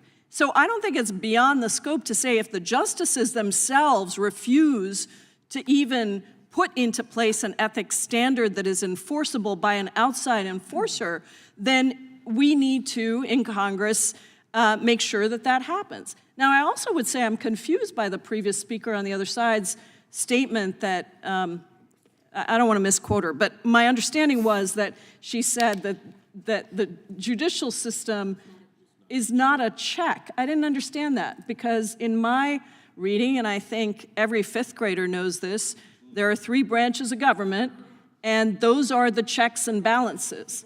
The Congress has specific Article I powers. The Congress has specific checks on us as well. The judicial branch is a check on Congress, and I think the American people expect that these 3 branches of government will interact in a way that provides certainty to the American people, that their interests are being protected, that none of us is exceeding our authorities, and that there are checks and balances built in. The only problem with the checks and balances, as I'm seeing it right now, and it goes back to the free speech conversation we were having in the previous amendment, it goes back to a number of things that are happening with the funding freezes and the illegal appropriation of authorities around funding, which are congressional authorities, Article I powers that we have to authorize and appropriate funding that cannot be taken away by the executive. The challenge is the Founding Fathers were great, but they weren't completely all-knowing. They actually expected that people on both sides of the aisle would stand up for those powers and for those checks and balances. They did not expect people in Congress to so easily give away Article I powers because a president tells them to. They didn't expect that there would be all of these instances where people would defend behavior that is corrupt and is unethical. They thought that we would all stand up for some of these basic premises. So I support this amendment and commend my colleague from Georgia for offering it. I yield back. Gentleman, the gentlelady yields back. Gentleman from New Jersey is recognized. Thank you, Mr. Chairman. Just quickly, the ranking member referred to, he didn't use these words, so I'm going to use these words, almost the purity of the Democratic Party in that it is criticizing Eric Adams, who was a Democrat mayor of the city of New York. You know, I just want to give my viewpoint. I would maintain that criticism began when Eric Adams, as he did over months, really started to criticize what was happening to his city with illegal immigration, what was happening again in other ways, and expressed real concern about some of the immigration issues, what it was doing to the kids in school, and a whole lot of other issues. I would maintain that if Eric Adams was doing that with a Democratic president, it probably wouldn't have been a problem at all. And I also think of Elon Musk. Elon Musk was a Democrat hero. He was the electric car guy, charging stations everywhere, you know, the whole bit. And it used to be, it's not true anymore, But it used to be, if you saw somebody driving one of his vehicles around, you figured they were probably a Democrat. Now, I admit that's changed. So I don't know if, forgive me to the ranking member, but if it's a purity thing or if it's just more of a practical thing, once individuals start working with or are part of the Republican Party or a Republican administration or agree with some Republican values, then they no longer have value and they are no longer good people. With that, I yield Will the back. gentleman yield? I yield to, yes, to the I chairman. thank the gentleman for yielding. Again, I just want to look at the amendment itself, because this is, I think, a pattern in the amendments from our friends on the other side. They talk about what they want to insert into the oversight plan, but I think now at least a couple of amendments, maybe all of them, yeah, they all start with striking language we have in the plan. And so I would ask the question, they want to strike on page 9, the unwarranted attacks on and threats on the Supreme Court. And I would ask the question, do they not think there were attacks on the Supreme Court? Would the gentleman yield? Be happy to yield. Yes, certainly. Well, it's Mr. Van Drew's time, but Mr. Van Drew, yield to the gentleman? Okay. Yeah, the language that I seek to replace would pretty much essentially include the same language. It's just restated in my language, which would include also, on top of physical violence against federal judges. Well, we'll let him finish then. Yeah, it would include the need for an enforceable code of ethics at the Supreme Court as part of this committee's oversight responsibilities. I think it's a legitimate place to add that language, and the only question is whether or not my folks will, on the other side, will accept that language. Well, but that's And not accurate. I'd be willing to leave the language that I seek to strike if you would agree to add 2 points. the language that I'm offering. 2 points. First question was, do you believe there have been unwarranted attacks on the Supreme Court? Does anyone not believe that that's happened? I mean, there was an assassination attempt on Justice Kavanaugh. So we know that's happened. After the leak, something's never happened in the history of the court, the leak of the Dobbs opinion. But to the gentleman's point that his language would cover what you're trying to take out of our language, that's just not accurate. Because when you read it, it says the need of enforceable code of ethics, which Ms. Hageman addressed, and threats of impeachment removal and physical violence against federal judges. Then you have the qualifying language, who rule against the Trump administration ongoing litigation. Well, Mr. Chairman, it's not about I would threats of, gladly. it's not your time. It's gentleman from Mr. Van And he Drew's time. yielded to me. No, he didn't. He yielded to me. So you have the qualifying language in there. So you're getting rid of what we know happened. Unwarranted attacks on the Supreme Court where someone tried to assassinate Justice Kavanaugh. We all remember. They had to have all kinds of security protection around our Supreme Court justices in the aftermath of the leak of the Dobbs opinion. So that's why we have the language in there. If you want this language, which does not cover what we have in ours, if you want it in yours, if you want that language in the plan, put it in your minority views. Again, I think I've said that maybe 10 times today, because that's the appropriate place to put it. With that, I yield back to the gentleman from New Jersey. Gentleman yields back. Gentleman from... Go to California. The gentleman from California is recognized. Thank you, Chairman, and I'll yield to the gentleman from Georgia. Thank you, Congressman. I would gladly delete from my amendment the scratching out of the language that is in the majority language, and just simply offer to add the language that I have offered as a way of moving us forward. And so the question then becomes whether or not my friends on the other side of the aisle want to bind themselves to look at the need for a binding Supreme Court code of conduct with an enforcement mechanism. That's what the question becomes. Is that an acceptable amendment to my amendment that would cause my colleagues on the other side of the aisle to support it? And reclaiming... And if not, why not? Yep. I'll yield. Yes, go ahead, Mr. Rice. To my ranking member, we have in the past, as you know, we've had things related to the court, and it is fully within our subcommittee's plan to have a ongoing and a thorough review of the overall state of the ethics, honor, and accuracy of the court, which would clearly include the question of judges that have been disciplined, haven't been disciplined, should be disciplined, and so on. And I'm happy to work with you thoroughly on that, because I believe every Congress, we should look at that and the question of oversight. And as you know, in the last Congress, we actually created a better mandate for the court reporting their financial disclosures, one that we, gentlelady and I are very proud that we said, look, we're only asking them to have the same level of transparency that the other two branches have, and they have acquiesced to that. So I look forward to working with you on it. I think there is a lot to do about striking versus not striking.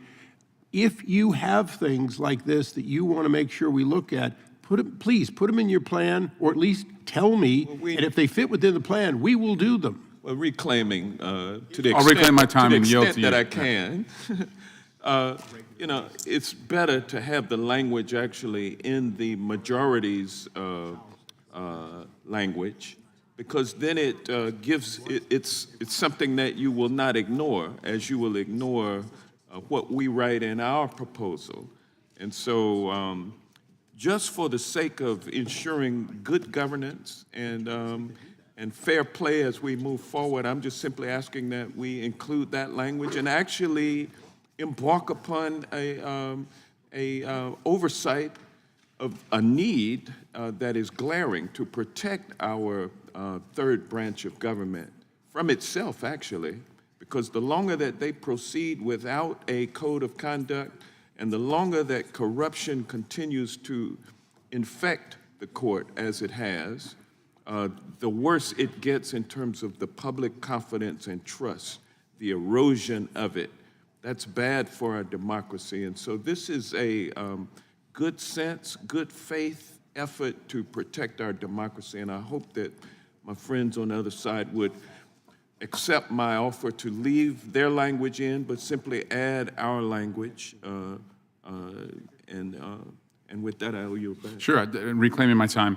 I support the gentleman's amendment, but I also support the amendment to the amendment, because I don't think any of us here want it to appear that we don't condemn violence against judges, whether it's a Republican-appointed judge or a democratically appointed judge. What Justice Kavanaugh went through is wrong. He shouldn't have had to go through that. His family should not have been subjected to that.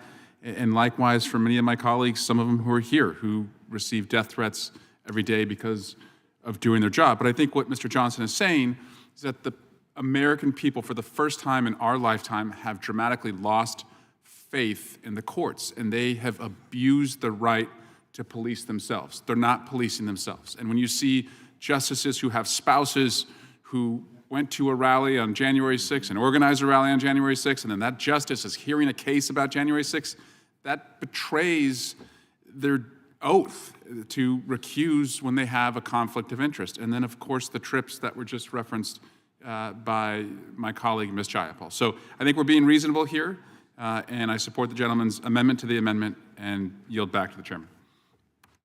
Gentleman yields back. The ranking members recognize, and I'll go to Tennessee. Okay. Wait, unless ranking members recognize. Mr. Chairman, thank you very much. I want to speak in really strong favor of the gentleman from Georgia's amendment. Before I do, I just want to respond to my friend from New Jersey, who I think taxed me with only opposing corruption in my party if the person is some kind of policy apostate or heretic. And I could mobilize a number of, I think, refutations of that.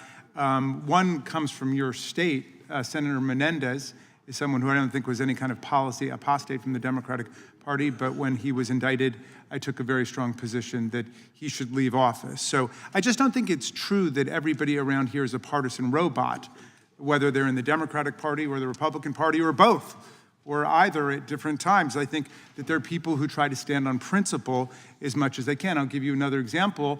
I know a lot of people on my side of the aisle and a lot of people on your side of the aisle voted to expel George Santos before he was either given the benefit of due process in a criminal conviction, or before he went through our civil process here of ethics. And I voted no, and I spoke strongly against that, regardless of the fact that, that was a chance to score party points. So maybe we'll get to know each other better and you'll think a little more highly of me than that. But look, the gentleman from Georgia has raised a profoundly important point here. Again, this is the United States House of Representatives Judiciary Committee. We have a crisis in ethics at the Supreme Court that's acknowledged by huge majorities of the American people and people on both sides of the aisle. They don't have a binding ethics plan. The highest court in the land has the lowest ethical standards. And so we can get into the specific individuals if we need to do that.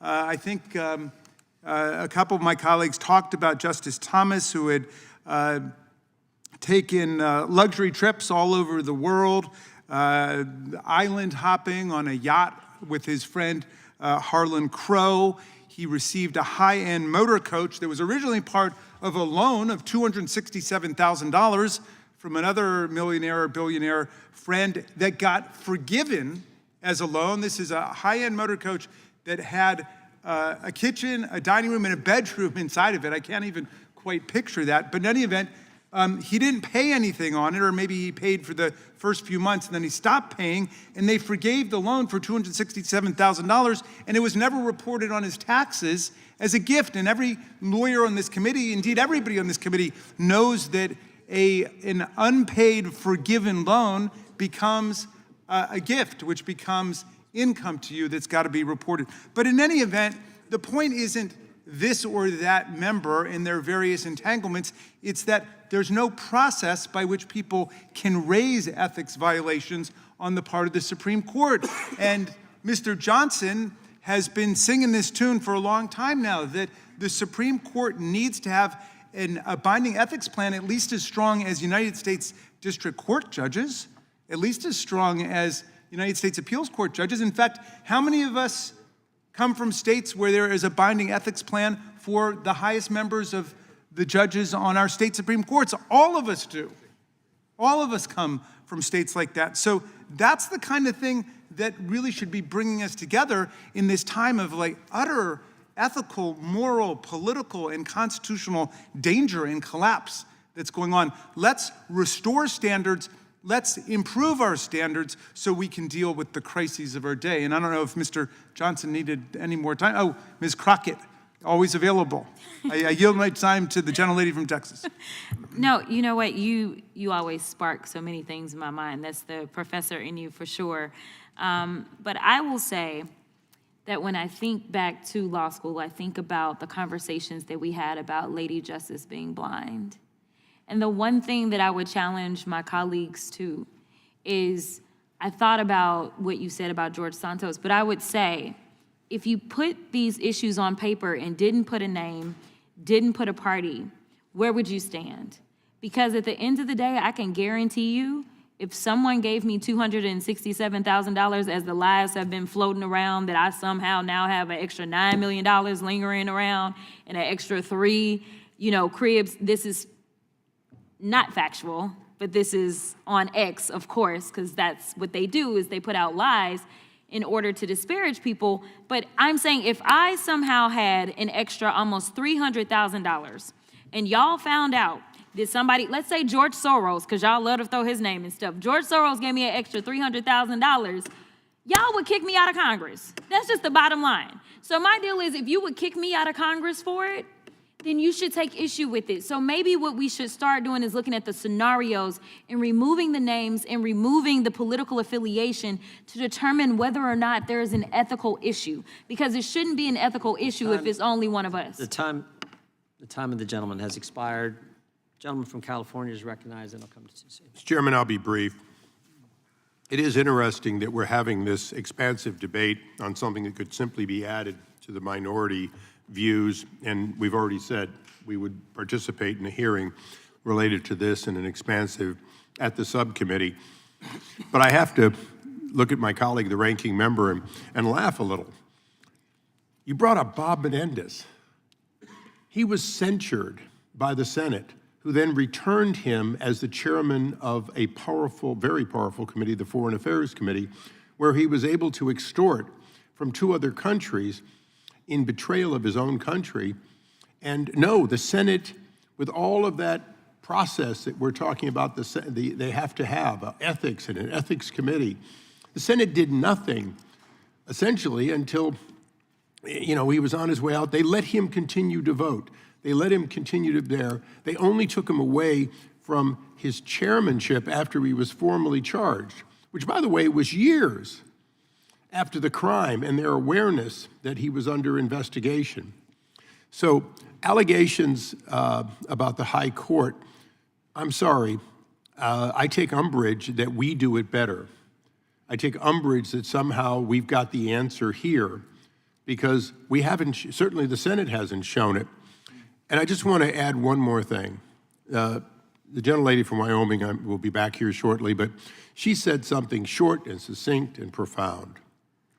And I'll summarize it in my limited ability compared to her constitutional scholar type capability. We are limited by the Constitution and our founding fathers for a reason. We are limited to being 3 branches who balance each other based on specific rules. One of them is the right to impeach members of the other 2 branches and remove them from office, which we have done 15 times in history to federal judges. We have that ability to do that on our own accord, and we have done it. We do not have the ability to threaten them with prosecution, to harass them with set rules that they must have and ethics standards that we demand they have. And remember, this is the high court. This is our peers. It's not 670 lower court judges. It's 9 judges. Our founding fathers wisely set up a number, originally 7, now 9, for the court. The president, originally 1, still 1. Us, a fraction of 435, today 435. We are balanced in a way in which the Constitution very clearly says what our ability to oversee the others are and their ability to oversee us. I don't get up every day saying, boy, I'll tell you, that Constitution was perfect. I don't even get up every day saying all 25 of those 27 of those amendments were perfect, particularly the 27th I take umbrage with. The fact is, we should, as the Committee of the Constitution, recognize that we can't necessarily change it. Yes, we can make some statutes. Yes, we can encourage the court. Yes, we can even use our funding to help encourage them to do certain things. Cameras in the courtroom to give better access, things like that, which are projects that I've worked on. But I do think when we're looking at oversight, what I offer to the ranking member, and I stand behind, is transparency in an honest way of events of all of history, but particularly the last 2 to 4 years, so that we can have that evaluation. The only guidance I would give that I've heard here today that I did take umbrage with, I am personally tired of the attacks on one or another justices. If we want to have the court do certain things, including establish written guidelines or establish process that we think would be better, we're not going to do it by attacking a member of the court.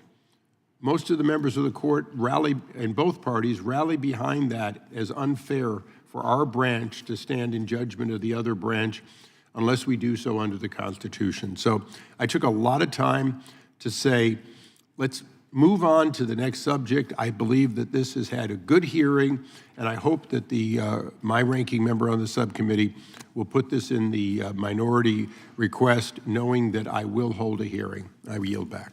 Gentleman yields back. Gentleman from Tennessee is recognized. Thank you, Mr. Chair. I think I left when we were talking about DWIs. Good time to have left, wasn't it? But then I tuned in and I saw y'all were talking about some issues, and I'd strike the last word. It's basically a request I was going to make to the chairman. 2 weeks ago, give or take, I wrote Christy Nome, and I asked her to let me know how many people who had been deported were guilty of or had an indices that they were guilty of murder, child sexual offenses, or rape, which is what the administration has said they were going to go after. And Christie said we're going after the worst of the worst. And I asked for her to let her know how many people that had been deported were of that class, where they had been picked up, because I find it kind of hard to believe that people that committed rape or child sexual offenses or murder are not in jail. If we knew that they'd done it, they'd be charged, and I doubt they'd be put on bond, or very few of them would. So would you, I've written there, would you join me in a letter to, because it's immigration's under our committee, criminal law is under our committee, and try to get, for the education of this committee, and it would have been relevant, I think, to DWIs maybe too, what offenses the people that are being deported have committed, where they've been arrested, so we know if they were arrested, taken out of jail. If they were in a jail, you know, they weren't really a risk to us, but if they were out there on bond, which is rare, but maybe so, but where they were, how many of them have committed those kind of crimes, as distinguished from just the people that are being deported? Yeah, gentlemen, get us the letter. We'll take a look at it. Thank you, Jim. Appreciate it. And otherwise, I support Mr. Johnson's recommendation, and I understand what Mr. Issa was saying. I could take all my time to go against 6 of the justices, but I won't do that. Would the gentleman yield for, would the gentleman yield? Someone's asking. Sure. Would the gentleman yield? I don't even need my. Happy birthday, by the way. Thank you. Oh, wow, happy birthday. What a lovely way to spend it. Could have been done a lot sooner there, Mr. Goldman. I would merely just want to point out that this is an apolitical, nonpartisan recommendation to investigate ethics of a group that includes Republican appointees, Democratic appointees, and will forever include appointees of both parties. So this would apply to Democrats just like it would apply to Republicans, and that it is therefore, on its face, nonpartisan. And so we may have examples that dig into partisan issues, but all we're talking about is a binding ethics code that exists for us, it exists for all other federal judges, to exist for the highest court in the land. And I yield back. Gentleman yields back. I think I still have the floor. I'm sorry. I yield to Mr. Johnson, the drummer from Atlanta. Thank you, Mr. Chairman, or Mr. Ranking Member. I'd ask the chairman of the full committee whether or not he would accept my offer to amend my amendment to state as follows. On page 9, after the language that you have in there, which is the unwarranted attacks on and threats on the Supreme Court, to simply add the following: and the need for an enforceable code of ethics at the Supreme Court and threats of impeachment, removal, and physical violence against federal judges who rule against the Trump administration in ongoing litigation. Would the chair be willing to accept my amendment to my amendment? No. Well, then in that case, I would ask for unanimous consent to accomplish the same objective. Jack. Wait, unanimous consent to what? Change? To change the language. Oh, you want to change the language in the amendment, and then we can debate that and still have a vote on that. So if you want to change the language, you're going to get rid of strike and put in after. So the amendment will now read on page 9, after the unwarranted attacks on and threats on the Supreme Court, insert the following, the need for, You still have the focus on the Trump administration, but yeah, you can change that. I'm still going to encourage our team to vote against it. All right, I want to yield to Mr. Van Drew. Well, then I'll just leave it. Yeah, you can just leave it too. as That's it fine. is. Yeah. Well, I mean, look, like I said, like many of us have said multiple times, put it in the minority views, and that's fine. You can structure it however you want. You can ignore it from there. Well, we don't always ignore minority views, but sometimes we do. Yeah. Most of the time, I think. I Gentlemen, feel back. that mine will suffer the same fate as all of the others that I'm aware of. Let it be known that I tried to yield to Mr. Van Drew, but time eluded me. Okay. The time of the gentleman has expired. The question occurs on the amendment from the gentleman from Georgia. All those in favor say aye. Aye. Those opposed, no? No. In the opinion of the chair, the noes have it, and the amendment is not adopted. I'd ask for a recorded vote. Gentleman requests a recorded vote. The clerk call the roll. Mr. Jordan? No. Mr. Jordan votes no. Mr. Isa? Mr. Isa votes no. Mr. Biggs? Mr. Biggs votes no. Mr. McClintock? Mr. Tiffany? Mr. Massey? Mr. Roy? Mr. Roy votes no. Mr. Fitzgerald? Mr. Fitzgerald votes no. Mr. Klein? Mr. Gooden? Mr. Van Drew? Mr. Van Drew votes no. Mr. Nels? Mr. Moore? Mr. Kiley? Ms. Hageman? Ms. Lee? Mr. Hunt? Mr. Fry? Mr. Grothman? Mr. Knott? Mr. Harris? Mr. Onder? Mr. Onder votes no. Mr. Schmidt? Mr. Gill? Mr. Schmidt votes no. Mr. Gill? Mr. Baumgartner? Mr. Raskin? Aye. Mr. Raskin votes aye. Mr. Nadler? Mr. Nadler votes aye. Ms. Lofgren? Mr. Cohen? Mr. Cohen votes aye. Mr. Johnson? Mr. Johnson votes aye. Mr. Swalwell? Mr. Swalwell votes aye. Mr. Liu? Ms. Jayapal? Ms. Jayapal votes aye. Mr. Correa? Mr. Correa votes aye. Ms. Scanlon? Ms. Scanlon votes aye. Mr. Neguse? Ms. McBath? Ms. Ross? Ms. Ross votes aye. Ms. Ballant? Ms. Ballant votes aye. Mr. Garcia? Ms. Kamlager-Dove? Ms. Kamlager-Dove votes aye. Mr. Garcia votes aye. Mr. Moskowitz? Mr. Moskowitz votes aye. Mr. Goldman? Mr. Goldman votes aye. Ms. Crockett? Ms. Crockett votes aye.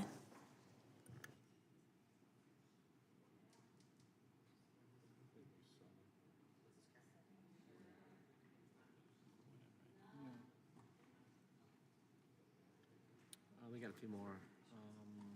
And we need to get some members here. I think we got it. No, you don't have it.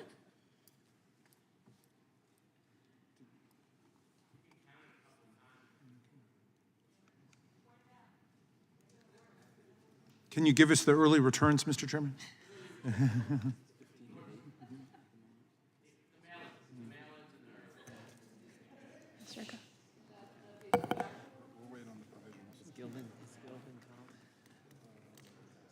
Mr. Gale votes no.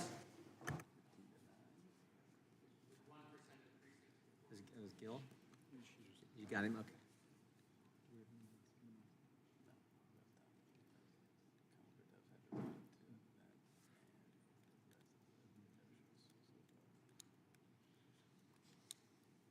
We're doing this again next week. We got a little markup, I think, planned for next week, too. When do we have to notice that to you guys? You don't have to notice it until Monday, but we generally get a friendly phone call from the gentleman to your right a little earlier than that. We're doing another markup next week. Yeah.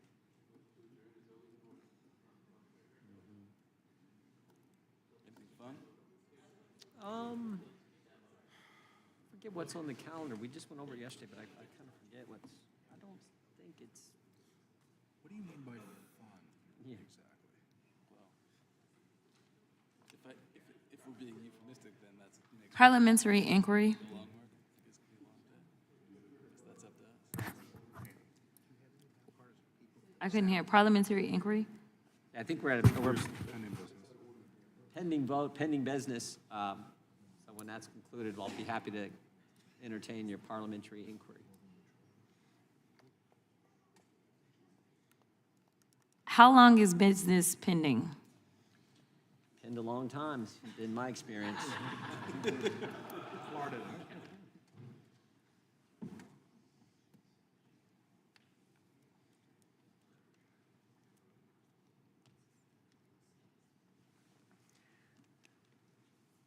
How we doing, Isella, on the phone?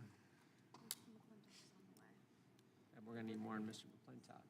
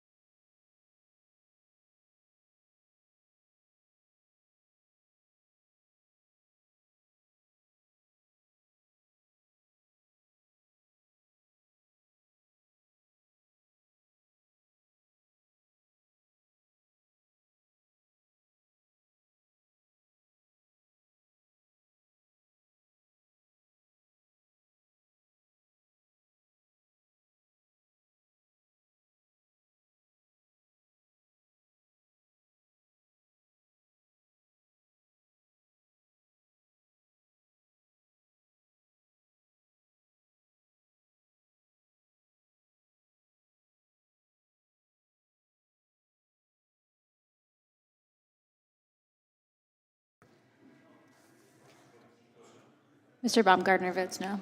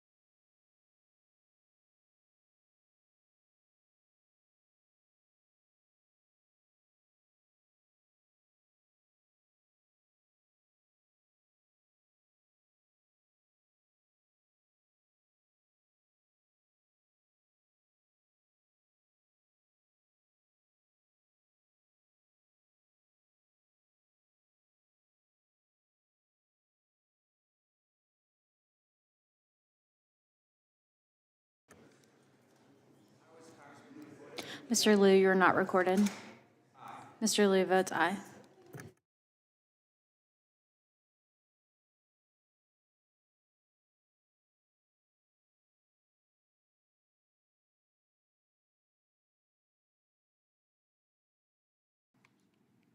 Madam Clerk, what is the unofficial tally?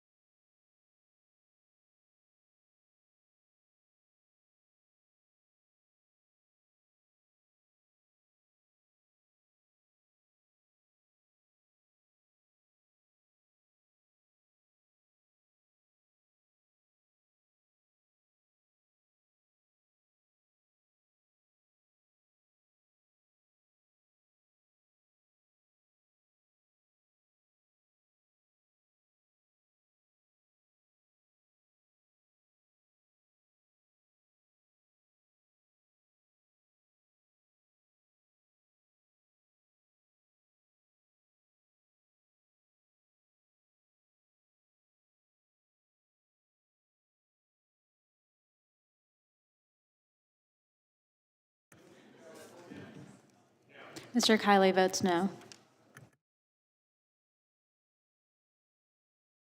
They're not coming, Mr. Chairman. No matter how much you call them, they're not coming. I think we should call the vote. Call the vote right now, Mr. Chairman. It's just an Let's amendment. let regular order preside in the great Jim Jordan's Committee of the Judiciary. Let's have some Chairman's ethics about smiling at ourselves. me.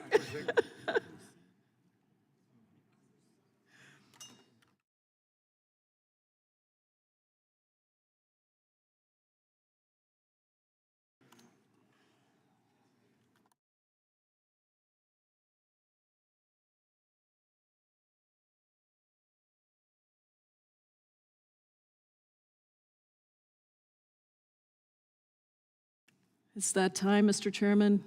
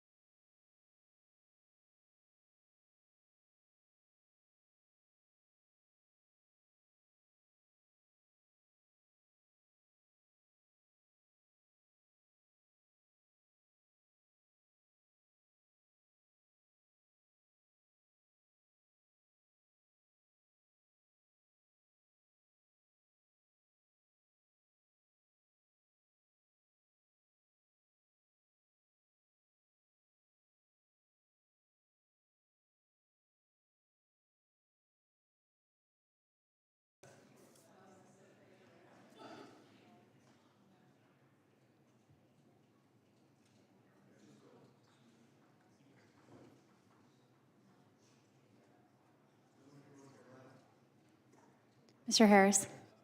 Mr. Harris votes no.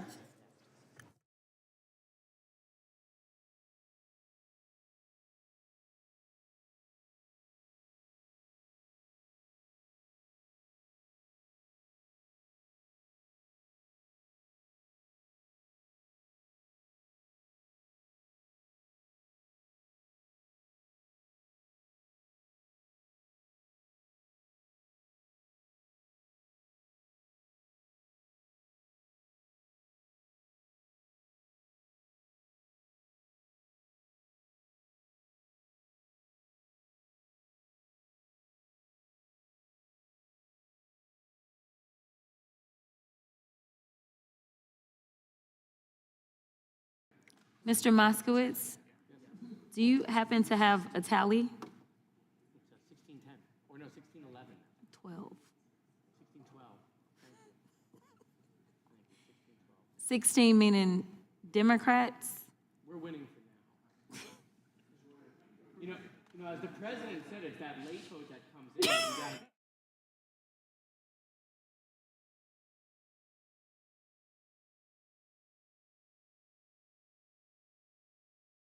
And now it seems like they may steal the vote.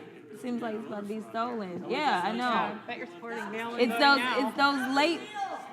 Stop the steal. Stop the.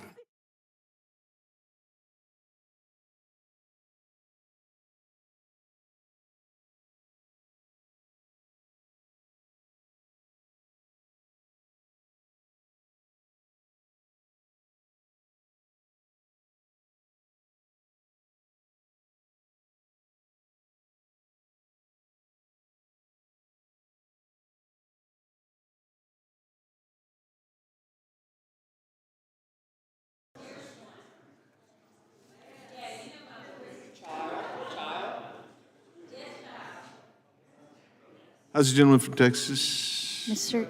Gooden votes no.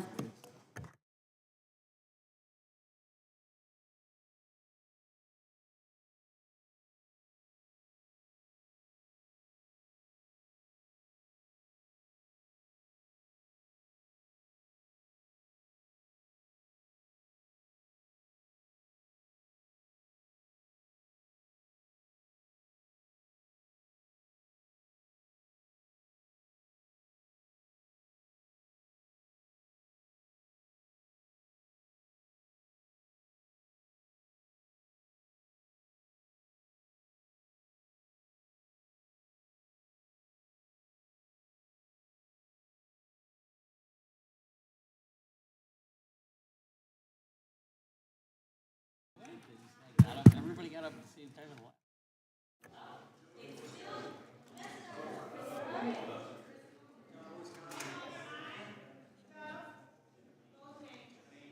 Mr. Tiffany votes no.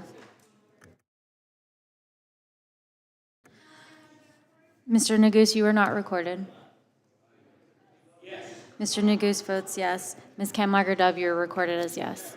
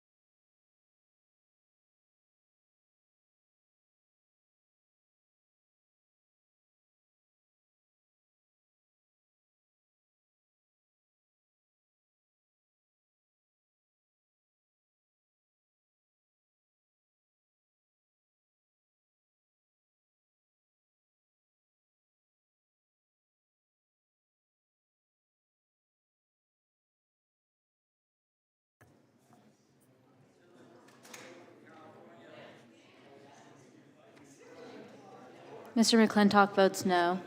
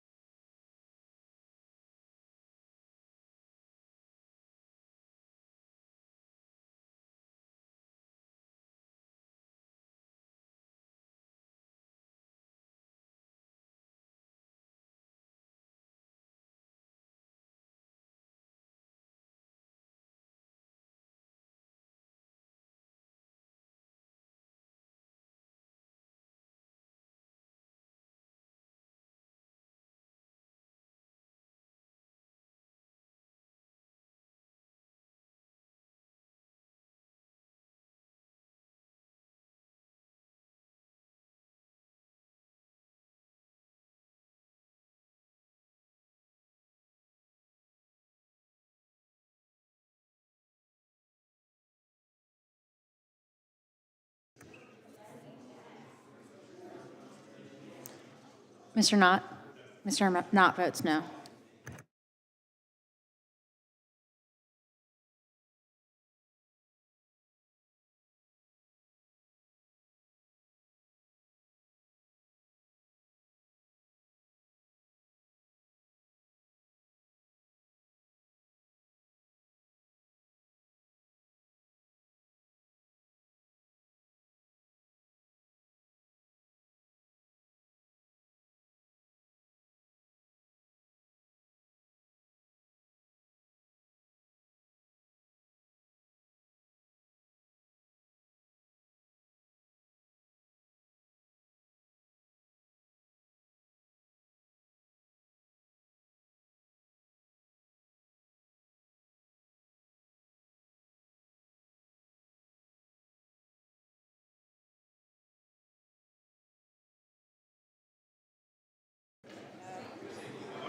Mr. Fry, you're not recorded.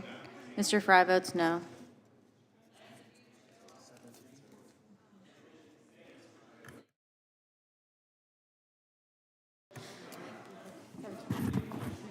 Mr. Chairman, there are 17 ayes and 17 noes. The amendment is not adopted. Committee will come to order. Who seeks recognition? Give us 1 second to get organized here. We're trying to wrap things up. You got one more amendment, or are we going to just the bill? Or just to the? We're going to have one more amendment, but we're trying to pick.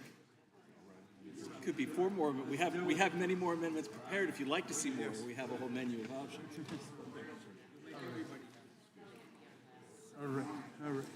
All right. We'll do one more amendment, because then we get everybody out in time for 4 o'clock, right? Is that when they're calling votes? Yeah. Can we tell Ella that people need to stay, because we're going to wind up pretty quick? Okay, who's going to? Gentlelady from the committee will come to order. Gentlelady from California is recognized. No, you did not, but you tied. Thank you, Mr. Chair and Ranking Member. I offer an amendment relevant to the oversight of the administration. Oh, sorry, I have an amendment at the desk. Clerk will report. Amendment to the Committee on the Without Judiciary. objection, the amendment will be considered as read. The gentlelady is recognized to explain her amendment. Yes, thank you again for that. I am offering an amendment relevant to the oversight of the administration, because this administration has been doing a lot already, and I don't even think we're 2 months in. So I certainly think that this oversight plan should include oversight of this president's administration, and why wouldn't it? Unless my colleagues on the other side of the aisle are afraid. And if Republicans are afraid of this president and Elon Musk and all that they are doing, then I think it's only fair that you all say that to the American people. And let the American people know who they have in office and what they are working with in their elected members of Congress. That's why we have town halls. That's why we're out talking to our members and talking to our constituents. So this amendment focuses on one of the president's very first acts, his pardoning of the January 6th insurrectionists. Because, among other things, this committee is supposed to administer jurisdiction over how we interpret, apply, and respect the law. And law enforcement is part of the law. We know that on January 6th, hundreds and hundreds and hundreds of individuals showed up at the Capitol, and they were not peaceful. They were not respecting of the building, the institution, and they certainly were not respecting of the law. And they did not model how American citizens should behave. Individuals punched, killed, shoved members of the Capitol Police. They sprayed law enforcement with pepper spray, stomped on their heads, struck them with a metal crutch and broken pieces of furniture. And in fact, members of the Capitol Police of law enforcement were killed. And last I checked, it is against the law to assault and or kill a member of law enforcement. If those things happen, the penalties are stiff, and the offenses are punishable by more time in prison. And in fact, in Washington, D.C., where the Capitol is located, where this incident happened, assaulting a police officer carries an enhanced penalty meaning if you assault a law enforcement officer, you can face a harsher punishment compared to a regular assault charge, with the potential for a felony conviction and up to 10 years in prison if the assault causes serious bodily injury or creates a grave risk of significant harm to the officer. So regardless of what a president does, and a president certainly has the right to pardon, this body should at the very least discuss the acts and then stand up and condemn violence against law enforcement. Or not, don't do it and say why, but say something, because real talk, you're the only ones not talking about these pardons and acting as if the behavior that precipitated the charges and subsequent arrests were okay. And if that is a fact, then you are also saying that this is condonable behavior in which every other American can engage. And the American people want to know if you're saying that. As I said, these individuals who attacked and killed members of law enforcement, Capitol Police, were pardoned by the president. And a family member of one of the fallen officers said, the pardons were a betrayal of decency. Some might say that those actions desecrate the honor and memory of those heroic and honorable Capitol Police officers, people who protect this body and the visitors who enter this space every day.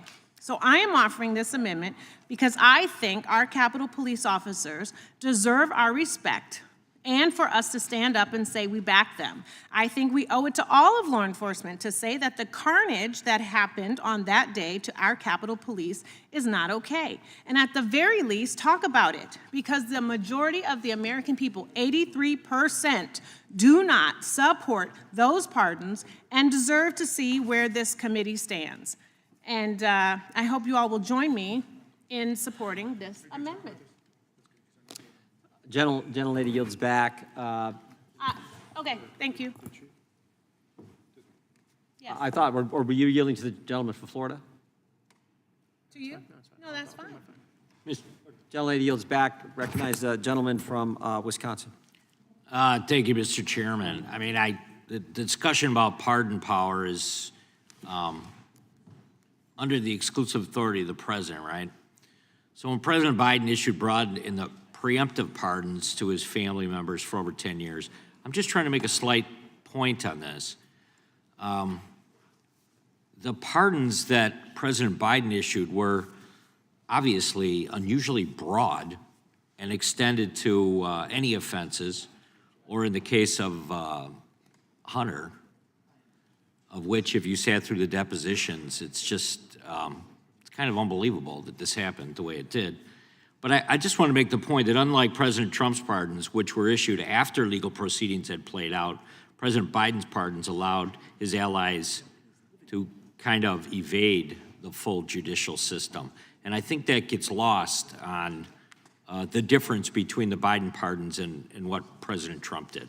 Even if you don't fully agree with everyone that was pardoned, after looking at some of their records later, should have been pardoned. It was done in proper sequence. I yield back. Would the gentleman yield for a quick question, a friendly question? I would. It's not exactly the case that we have nothing to do with pardons. For example, it's against the law to sell a pardon. So there are certain things around the pardon, but your general point is correct that it's within the president's power. But would you concede that a president's power to pardon for a particular offense does not mean that that defendant is then, by definition, free for all other offenses? Well, I think it would go back to whether or not you think that each one of the defendants that ultimately was run through the legal system had an opportunity to defend themselves, right, and had the ability to actually have due process offered. Right? Gotcha. So just to be clear, like if someone had due process, they were convicted of a particular crime, say trespass of the Capitol, and they're pardoned for that crime, that should not extend to other crimes like a murder or a rape that took place that had nothing to do with January 6th. I would agree with that. Okay, thank you very much. I yield back to you. Gentleman yields back. Who seeks recognition? Gentleman from California, and then we'll come to the gentleman from Florida. Gentleman from California is recognized. Matthew Huddle. I want you to think about the name Matthew Huddle. just last month, after being pardoned by Donald Trump for his conduct on January 6th, where he had picked up, racked up, was arrested for 4 separate cases after January 6th, this guy tries to pull a gun on a police officer in Indiana. Thank God the officer is alive and defended himself, and Mr. Huddle is not. But what do you think was going through the mind of Mr. Huddle as he was pulled over by a police officer? What do you think he was thinking? He was thinking, I got pardoned. I'm invincible. You can't touch me. The president said that if I commit violence or I'm with people who commit violence, it's okay. So he tried to shoot a cop. That cop almost didn't go home that day because Mr. Huddle was on the streets. So what this amendment is saying is, shouldn't we track the people who were released, 1,500 people, many of them who committed violent acts, many of them who have since been arrested for child pornography. One of them was arrested at the Capitol just a couple days ago. And you know what? If you want to compare to the gentleman from Wisconsin, the Biden pardons to the Trump pardons, I'll put those lists next to each other and see who reoffends. I'll take that bet. I'm going to bet, and I'll bet it all, that you're going to see more of the Trump pardons back in custody because of this sense of invincibility that the president has bestowed upon them. And by the way, the Department of Justice also just said, just this week, that one of the January 6 individuals whose home was searched and explosives and weapons were found, that he can't be charged with those because they're connected essentially as fruit of the poisonous tree of what was done for January 6th. So this is a pardon that goes beyond just what they did on that day.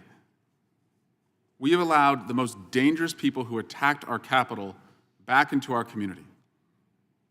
By the way, a man who would release 1,500 of the most dangerous people who committed crimes on his behalf will also seek to lock up 1,500 of his most vocal opponents. That's the kind of mindset somebody like that has. But I just want to ask my colleagues, because many of you were with us on the floor on January 6th. I see many of you over there who were. Many of you ran as we were told to leave the floor, and we listened to the instructions of the Capitol Police who were in the chamber, and you heard the on the door outside, and we didn't know what the hell was out there. We saw the chairs stacked up in the press gallery.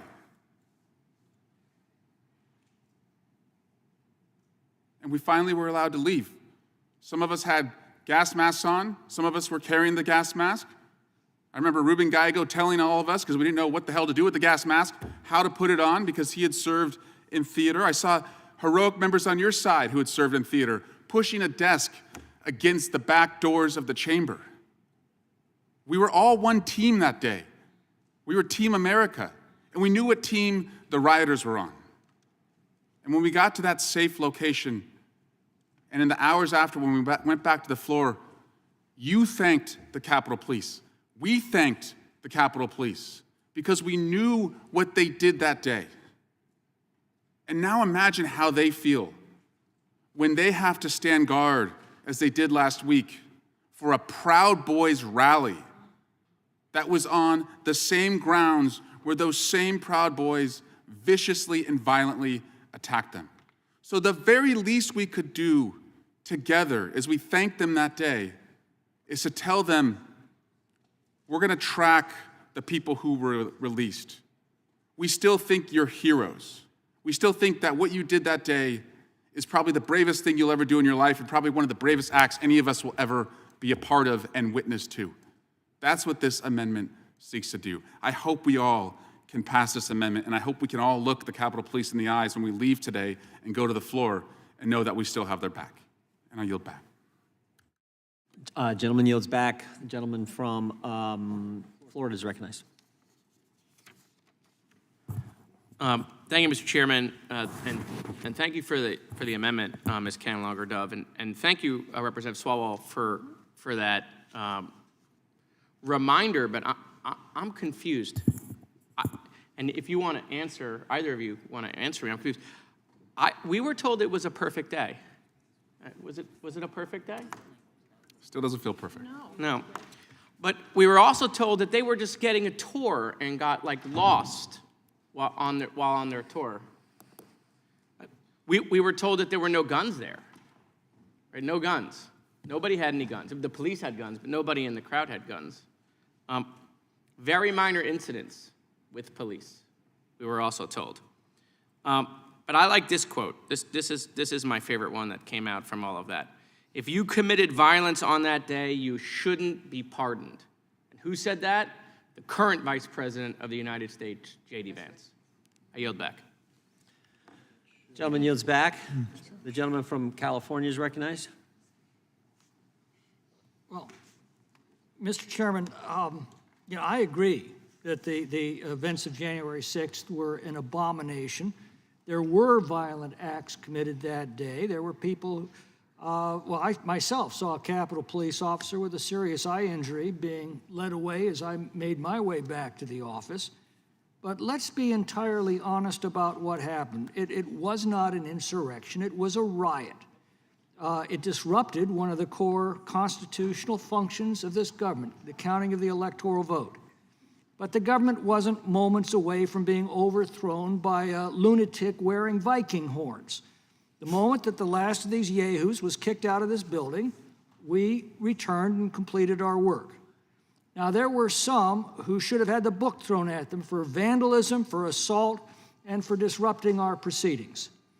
But the vast majority of the crowd hurt nobody, broke nothing, and sincerely thought they were merely peacefully exercising their right to protest. I wish that President Trump had been more discerning when he extended pardons to those who perpetrated actual crimes. But I also wish that President Biden had been more discerning in prosecuting people who merely were there, as President Trump said, to peacefully and respectfully express themselves to their elected representatives. I think the Democrats would have far more credibility on this issue if they had made these distinctions and if they had insisted that those who burned our cities to the ground during the George Floyd riots were treated with the same ferocity as so many were in the January 6th riot. I yield back. Gentleman yields back. I think I got, I'll go to the ranking member. The ranking member is recognized, and we'll go to Mr. Goose. Thank you, Mr. Chairman. And I thank the gentleman from California for not denying that it was the Proud Boys, the Oath Keepers, the Three Percenters, the various white supremacist and white nationalist groups that came to storm the Capitol at the behest of Donald Trump, who said, "Be there, we'll be wild." It was not Antifa, despite what some of our colleagues have said. It was not a tourist visit, although if it was, that might explain why American tourists aren't that popular these days. And it was not the FBI. And it was not the FBI. Okay, so I appreciate that. I was a little surprised to hear the word discerning in the same sentence as Donald Trump. You wish that he'd been a little bit more discerning in what he'd said. Yeah, I wish he'd been a little more discerning when he said you got to go and fight like hell, and if you don't, you won't have a country anymore. I wish he'd been a little bit more discerning when he set out a tweet when he knew that the Capitol had been overrun and his own vice president was fleeing with his entourage, when he said Mike Pence did not have the courage to do what needed to be done. I wish he'd been a little more discerning about that. He was pretty discerning the next day when he said that he denounced what had taken place as an atrocity and that the people would be held responsible, but then he wasn't very discerning when he began to back off of all of that and begin to say these people were heroes and political prisoners like Alexei Navalny and Alexander Solzhenitsyn and Nelson Mandela. And when he said they were hostages, like the people held by Hamas. A hostage is somebody who's been kidnapped and abducted by a terrorist or a criminal group and held for ransom. And he was just a little undiscerning when he described these people who'd had every benefit of American due process and American right to counsel and the right to testify if they want to, when he described them as hostages. What an abomination, as the gentleman says. What an abomination it was indeed. But look, we have the opportunity now to actually deal with one of the major issues that is arising right now because of this nightmare. And it is that there are people who were arrested and prosecuted and convicted for their crimes on January 6th who are now getting off of other crimes because of the pardon that they received from Donald Trump. They are being released from jail, from prosecution, by the Department of Justice for other crimes that they committed that were worse crimes than what they committed on January 6th. I'm going to introduce for the record an article. Department of Justice says Trump's January 6th pardon covers man convicted of possessing hand grenades, classified information. That's in Politico. Without objection. February 25th. Well, they went to arrest him for what was the relatively mild crime at the time of just trespassing into the U.S. Capitol and not leaving the Capitol.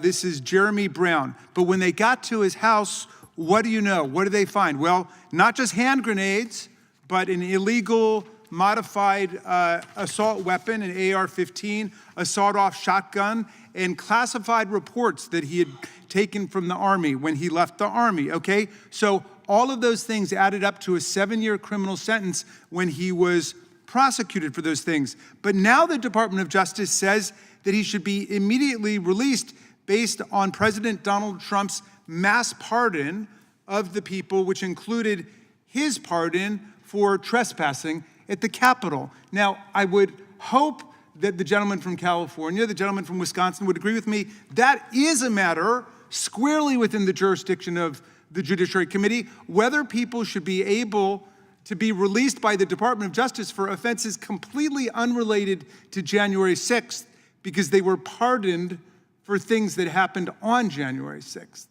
And what a dangerous principle that is. I mean, will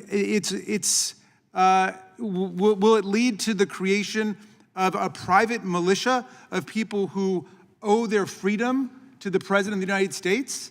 These foot soldiers who are willing to do anything for the President and the Department of Justice because they seem to have a clean slate, including for crimes that had nothing to do with January 6th. Is that something we should look into?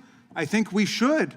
I commend the gentlelady from California for bringing this amendment forward. That is absolutely something we need to examine because there's lots of other offenses that we've determined are out there with these people. Child pornography, domestic violence, other arms charges. Do we really want to give people a get-out-of-jail-free card because they went to work for Donald Trump's orders and invocations on January 6, 2021? I yield back. Gentleman yields back. Question? Well, that's right. Mr. Negus was up. The gentleman from Colorado is recognized. I think the chairman, and I have great respect for my colleague from California, and I suppose if he's willing to indulge me in a colloquy, I just might ask him and give him an opportunity to kind of clarify for me. Is it your position that what happened on January 6th was not an affront to our Constitution? On the contrary, I think it was a terrible affront. I've called it an abomination. It disrupted one of the most important constitutional functions of our government, and we should not tolerate that.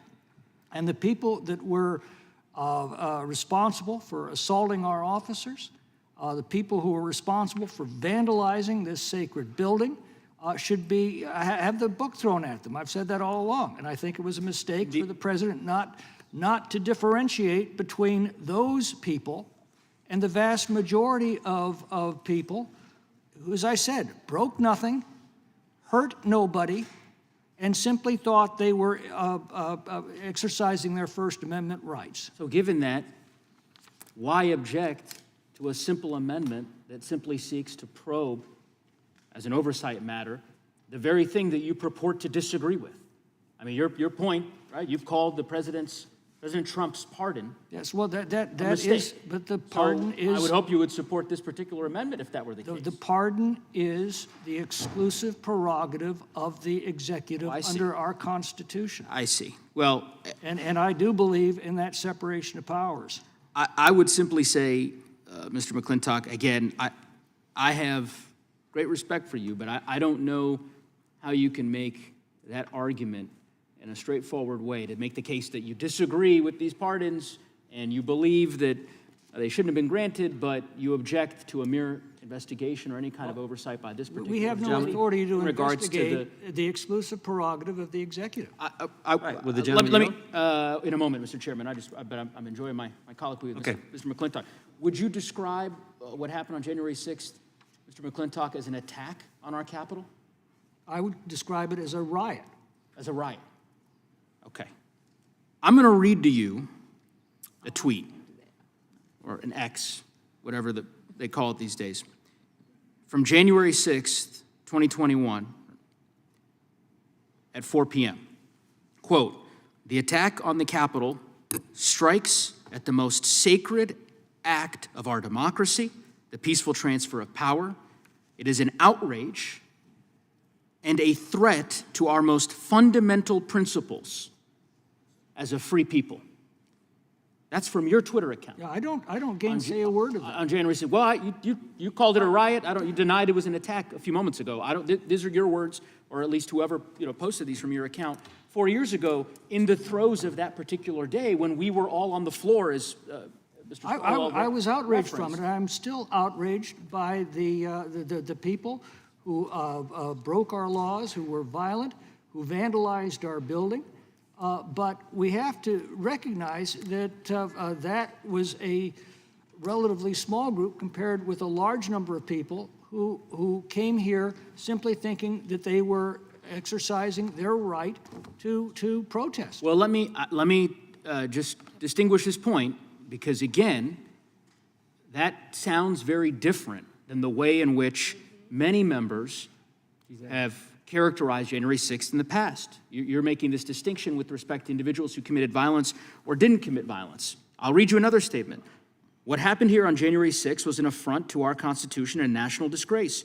Those who entered the Capitol with the intent to disrupt the counting of electoral votes deserve to be denounced by their fellow citizens and prosecuted to the fullest extent of the law." Exactly. That's yours. Well, that sounds very different than what you just said, that there were a couple of violent people. No, but the vast majority, well, hold on, Mr. those who McClintock. broke into the chambers of the House, those who came here intending to disrupt our proceedings, I have Time no belongs- sympathy for. Well, but I the don't vast think that majority- describes the vast majority of the people who vast entered the majority of building that belongs to day. the gentleman from Colorado. I thank the chairman. The vast majority of those individuals, again, the broad way in which you framed it in your statement in July of 2022, a year later, that any individual who disrupted the proceedings or attempted to disrupt Who intended the to electoral, intended to disrupt them, yes. the electoral counting procedures ought to be fully prosecuted under the law. And I still believe that. Well, and I believe that that the sounds very pardons different. of those people Sounds were very a different than what you're mistake. saying today, Mr. McClintock. I yield back. I know my time is up. Gentleman yields back.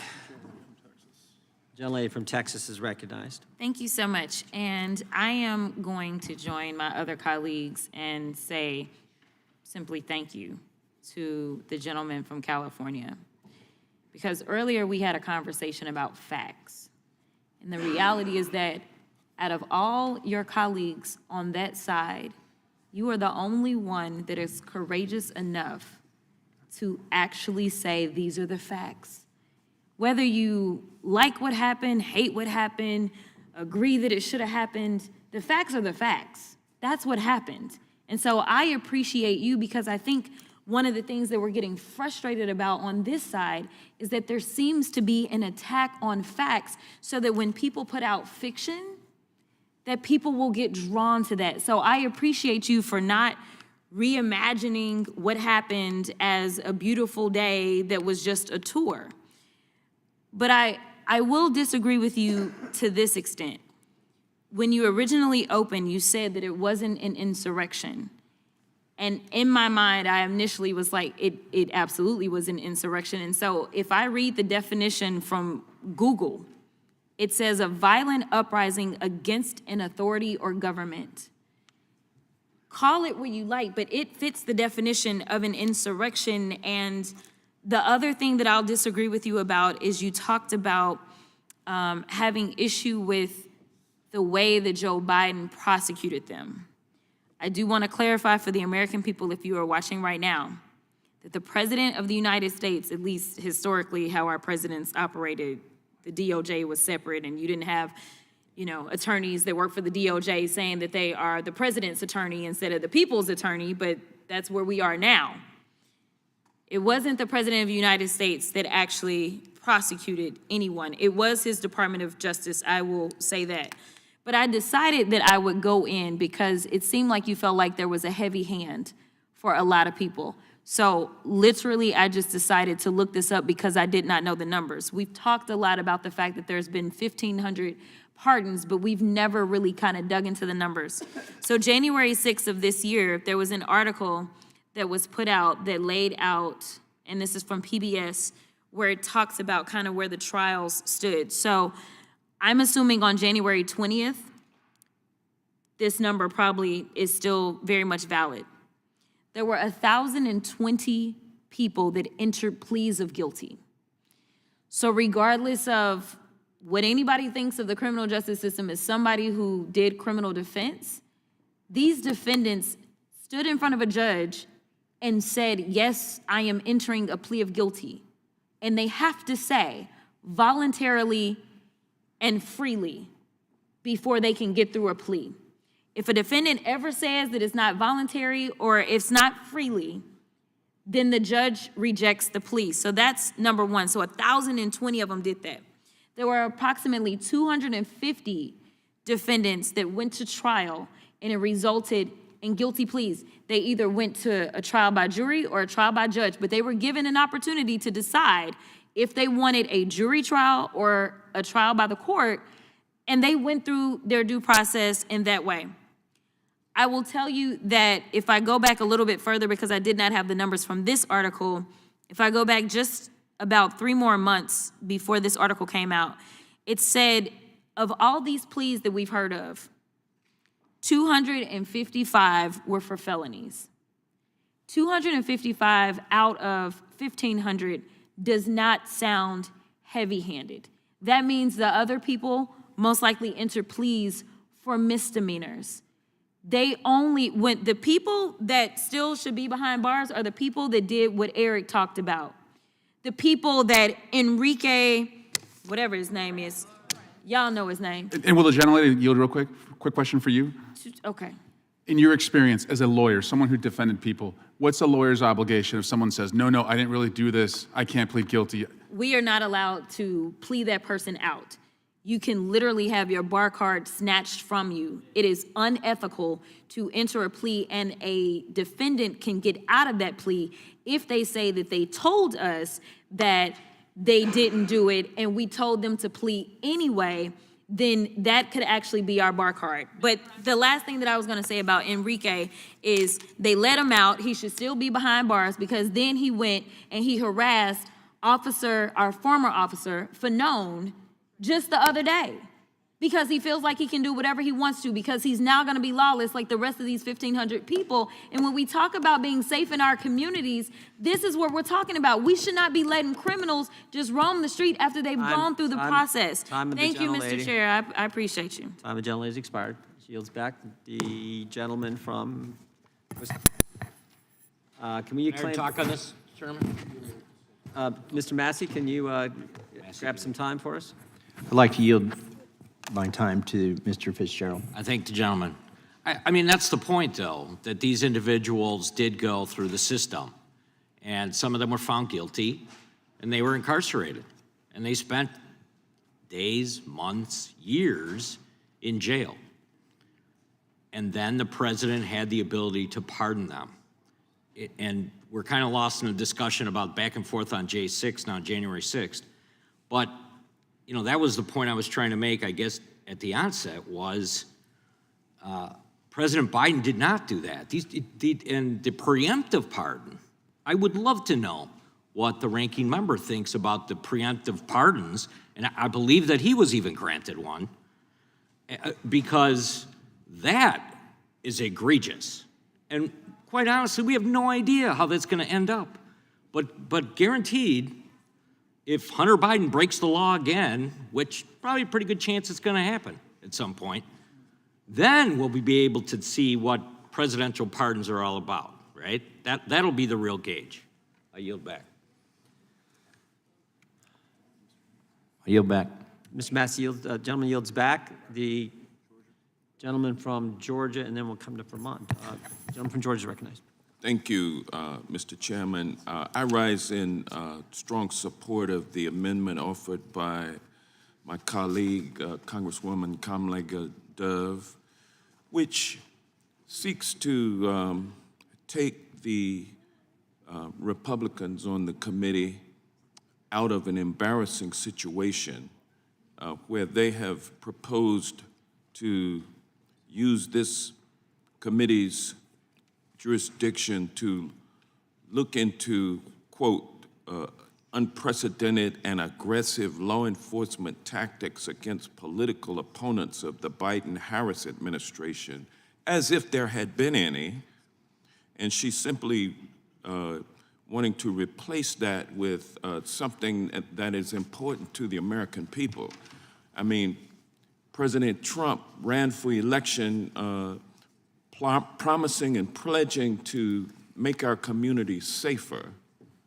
And what he has done, first minutes in office, to pardon more than 1,500 unrepentant and unrehabilitated criminals back into our communities. He's actually made us less safe. That is something that our committee should be looking into. The fact of the matter is these more than 1,500 unrepentant and unrehabilitated criminals are even more radicalized than they were when they went in. They have committed offenses against the Constitution and against the laws of this country. Then they have seen a man elected who was able to escape accountability himself, and once he gets in position to relieve them of accountability, he does so. And so now they feel like they can do just about anything.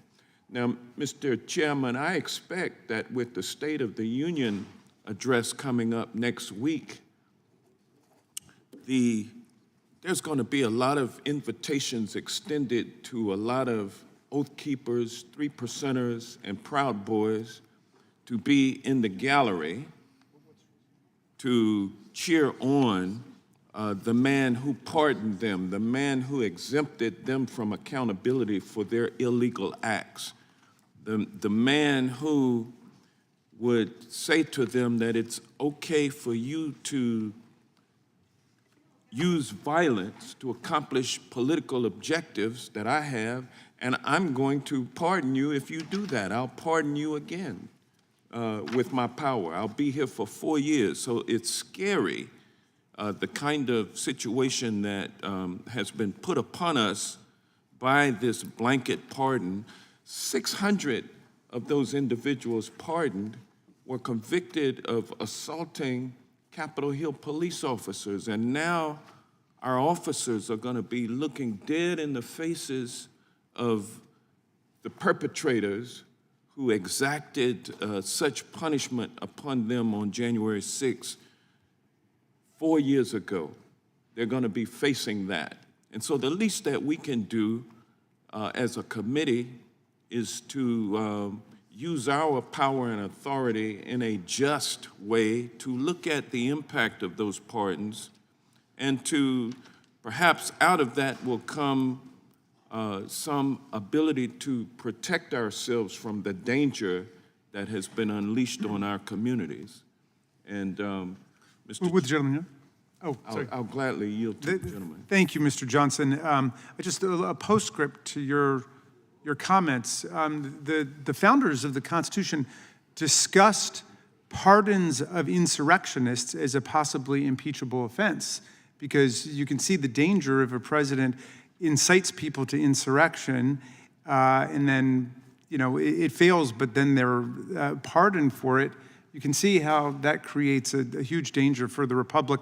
Insurrection, incidentally, is not some kind of peripheral issue in the Constitution. In half a different places, insurrection, where it's equivalent, is condemned and specifically opposed by the founders. Treason, of course, the only place where a criminal offense is defined in the Constitution, consists of levying arms against the Union, right? In Article 1, Section 8, Congress has the power to summon the militias of the states in order to, quote, repel invasions and suppress insurrections. Insurrections is a very big deal in the minds of the framers coming out of Shays' Rebellion. Thank you for yielding. Thank you. And with these folks now being reconstituted to exact harm upon the American people, it's time for us to investigate the impact of that pardon. So I support the gentlelady's amendment, and with that, I yield back. Gentleman yields back. I would just point out that as the gentlemen from Wisconsin and California have stated, the pardon power is exclusive to the president. He gets to do it. You guys didn't like some of the pardons President Trump did. We had concerns with the pardons President Biden did. But nowhere in our plan do we talk about what President Biden did with the pardon power, even though we got real concerns with things that he did, particularly with his family, when he told us one thing and then wound up doing just the opposite and applied it to not just Hunter Biden, but to all others. But that's not in our plan. But what is in our plan is the language you want to strike, the use of unprecedented and aggressive law enforcement tactics against political opponents of the Biden-Harris administration, or just policies that they didn't agree with. And I remember in this room when we had the lawyer for Brian Malinowski, where the ATF went to his house, supposedly because he sold 6 firearms that he wasn't supposed to sell, went to his house. By the way, Brian Malinowski was the highest paid municipal employee in Little Rock, Arkansas, ran the Bill and Hillary Clinton Airport.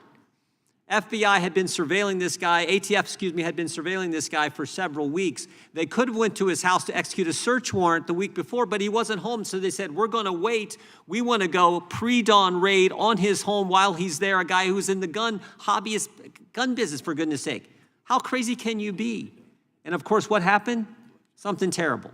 They show up, put tape on the doorbell cam, and 53 seconds later, Brian Malinowski is shot in the head. But Mr. Chairman, he was Shot in the head. a political opponent, though, of the Biden administration. Shot in the head, later passes away. We want to look at why not just do the simple thing? It's a search warrant. Why not go to the airport where he's there, say, Mr. Malinowski, we're here from ATF. We want to go to your house with you. Call your wife so no one gets injured. We'll go do the search warrant. No. They got to come in gun blazing, cover up the doorbell cam and do that. So we think that's worthy of understanding. Why would they operate in that fashion? Will the gentleman yield? That's all we're saying. That's all we're saying. This is not about pardon. Will the gentleman yield? I'd be happy to yield. Yeah, I mean, what proof do you have that that gentleman, Mr. Malinowski, was a political opponent of the Biden administration? I'm not saying it was. I'm just pointing out the aggressive tactics that we see from law enforcement, and the policy issue relative to firearms is the underlying issue here. I think of what happened to Mark Houck. Those are the kind of things we want to look at. And was it driven by politics? Was it driven by policy? Certainly. Not the power of the pardon power, which rests solely with the President of the United States. And like I said, we disagreed with how President Biden handled it. You obviously disagree with how President Trump handled it. But it's a power that the executive has, that the president has solely. Who seeks recognition? The gentlelady from Washington. Oh, no, that's right, Vermont, then Washington. Thank you, Mr. Chair, and I will try to be brief. I know we've been here for a long time. I do support this amendment, and I want to just talk about why it's so important that we do look at what happened with the 1,500, as it says, in this amendment, unrepentant criminals back into our communities. When we, in the 118th Congress, those of us who were freshmen coming in, the 118th, we were the first class that came in after January 6th. And when we were assigned to our hotel, we had security guards everywhere, Capitol Police everywhere, multiple police officers on every floor of the hotel, a huge presence in the lobby. And during that time, I got to know a lot of those police officers because they were there around the clock. You went out of your room in the middle of the night, they were there. You went down in the morning to get a cup of coffee, they were there. And I can tell you, we owe them so much more than they are getting. And when I talk to them about what it feels like right now to be in the service of all of us and not hear strong voices in support of them, and instead they hear silence, it really impacts their ability to do their job. I mean that on a human level, as a personal level. It impacts them every day to show up, to defend all of us, and to hear silence across the aisle about what they went through. The other thing I want to say, just briefly, is last week, a bunch of us did town hall meetings back home, heard from a lot of our constituents across the aisle. I did one in a really small town in Vermont. It was packed audience across the political spectrum. And one of the questions was, do you feel safe serving as a member of Congress right now? And my answer was an honest one. I said, in speaking with my colleagues on both sides of the aisle, I said, I think most of us do not feel safe serving now. And I think that should matter to us, because I think we want people to serve. We want people to stand up for the Constitution and the rule of law. And what does it say that people who are currently serving do not feel safe in that work? And I can tell you what it felt like for me walking around the day after the pardons and seeing those folks not just walking the halls of Congress, but holding court in the coffee shop in the basement of Longworth. The people who protect us deserve better than we are giving.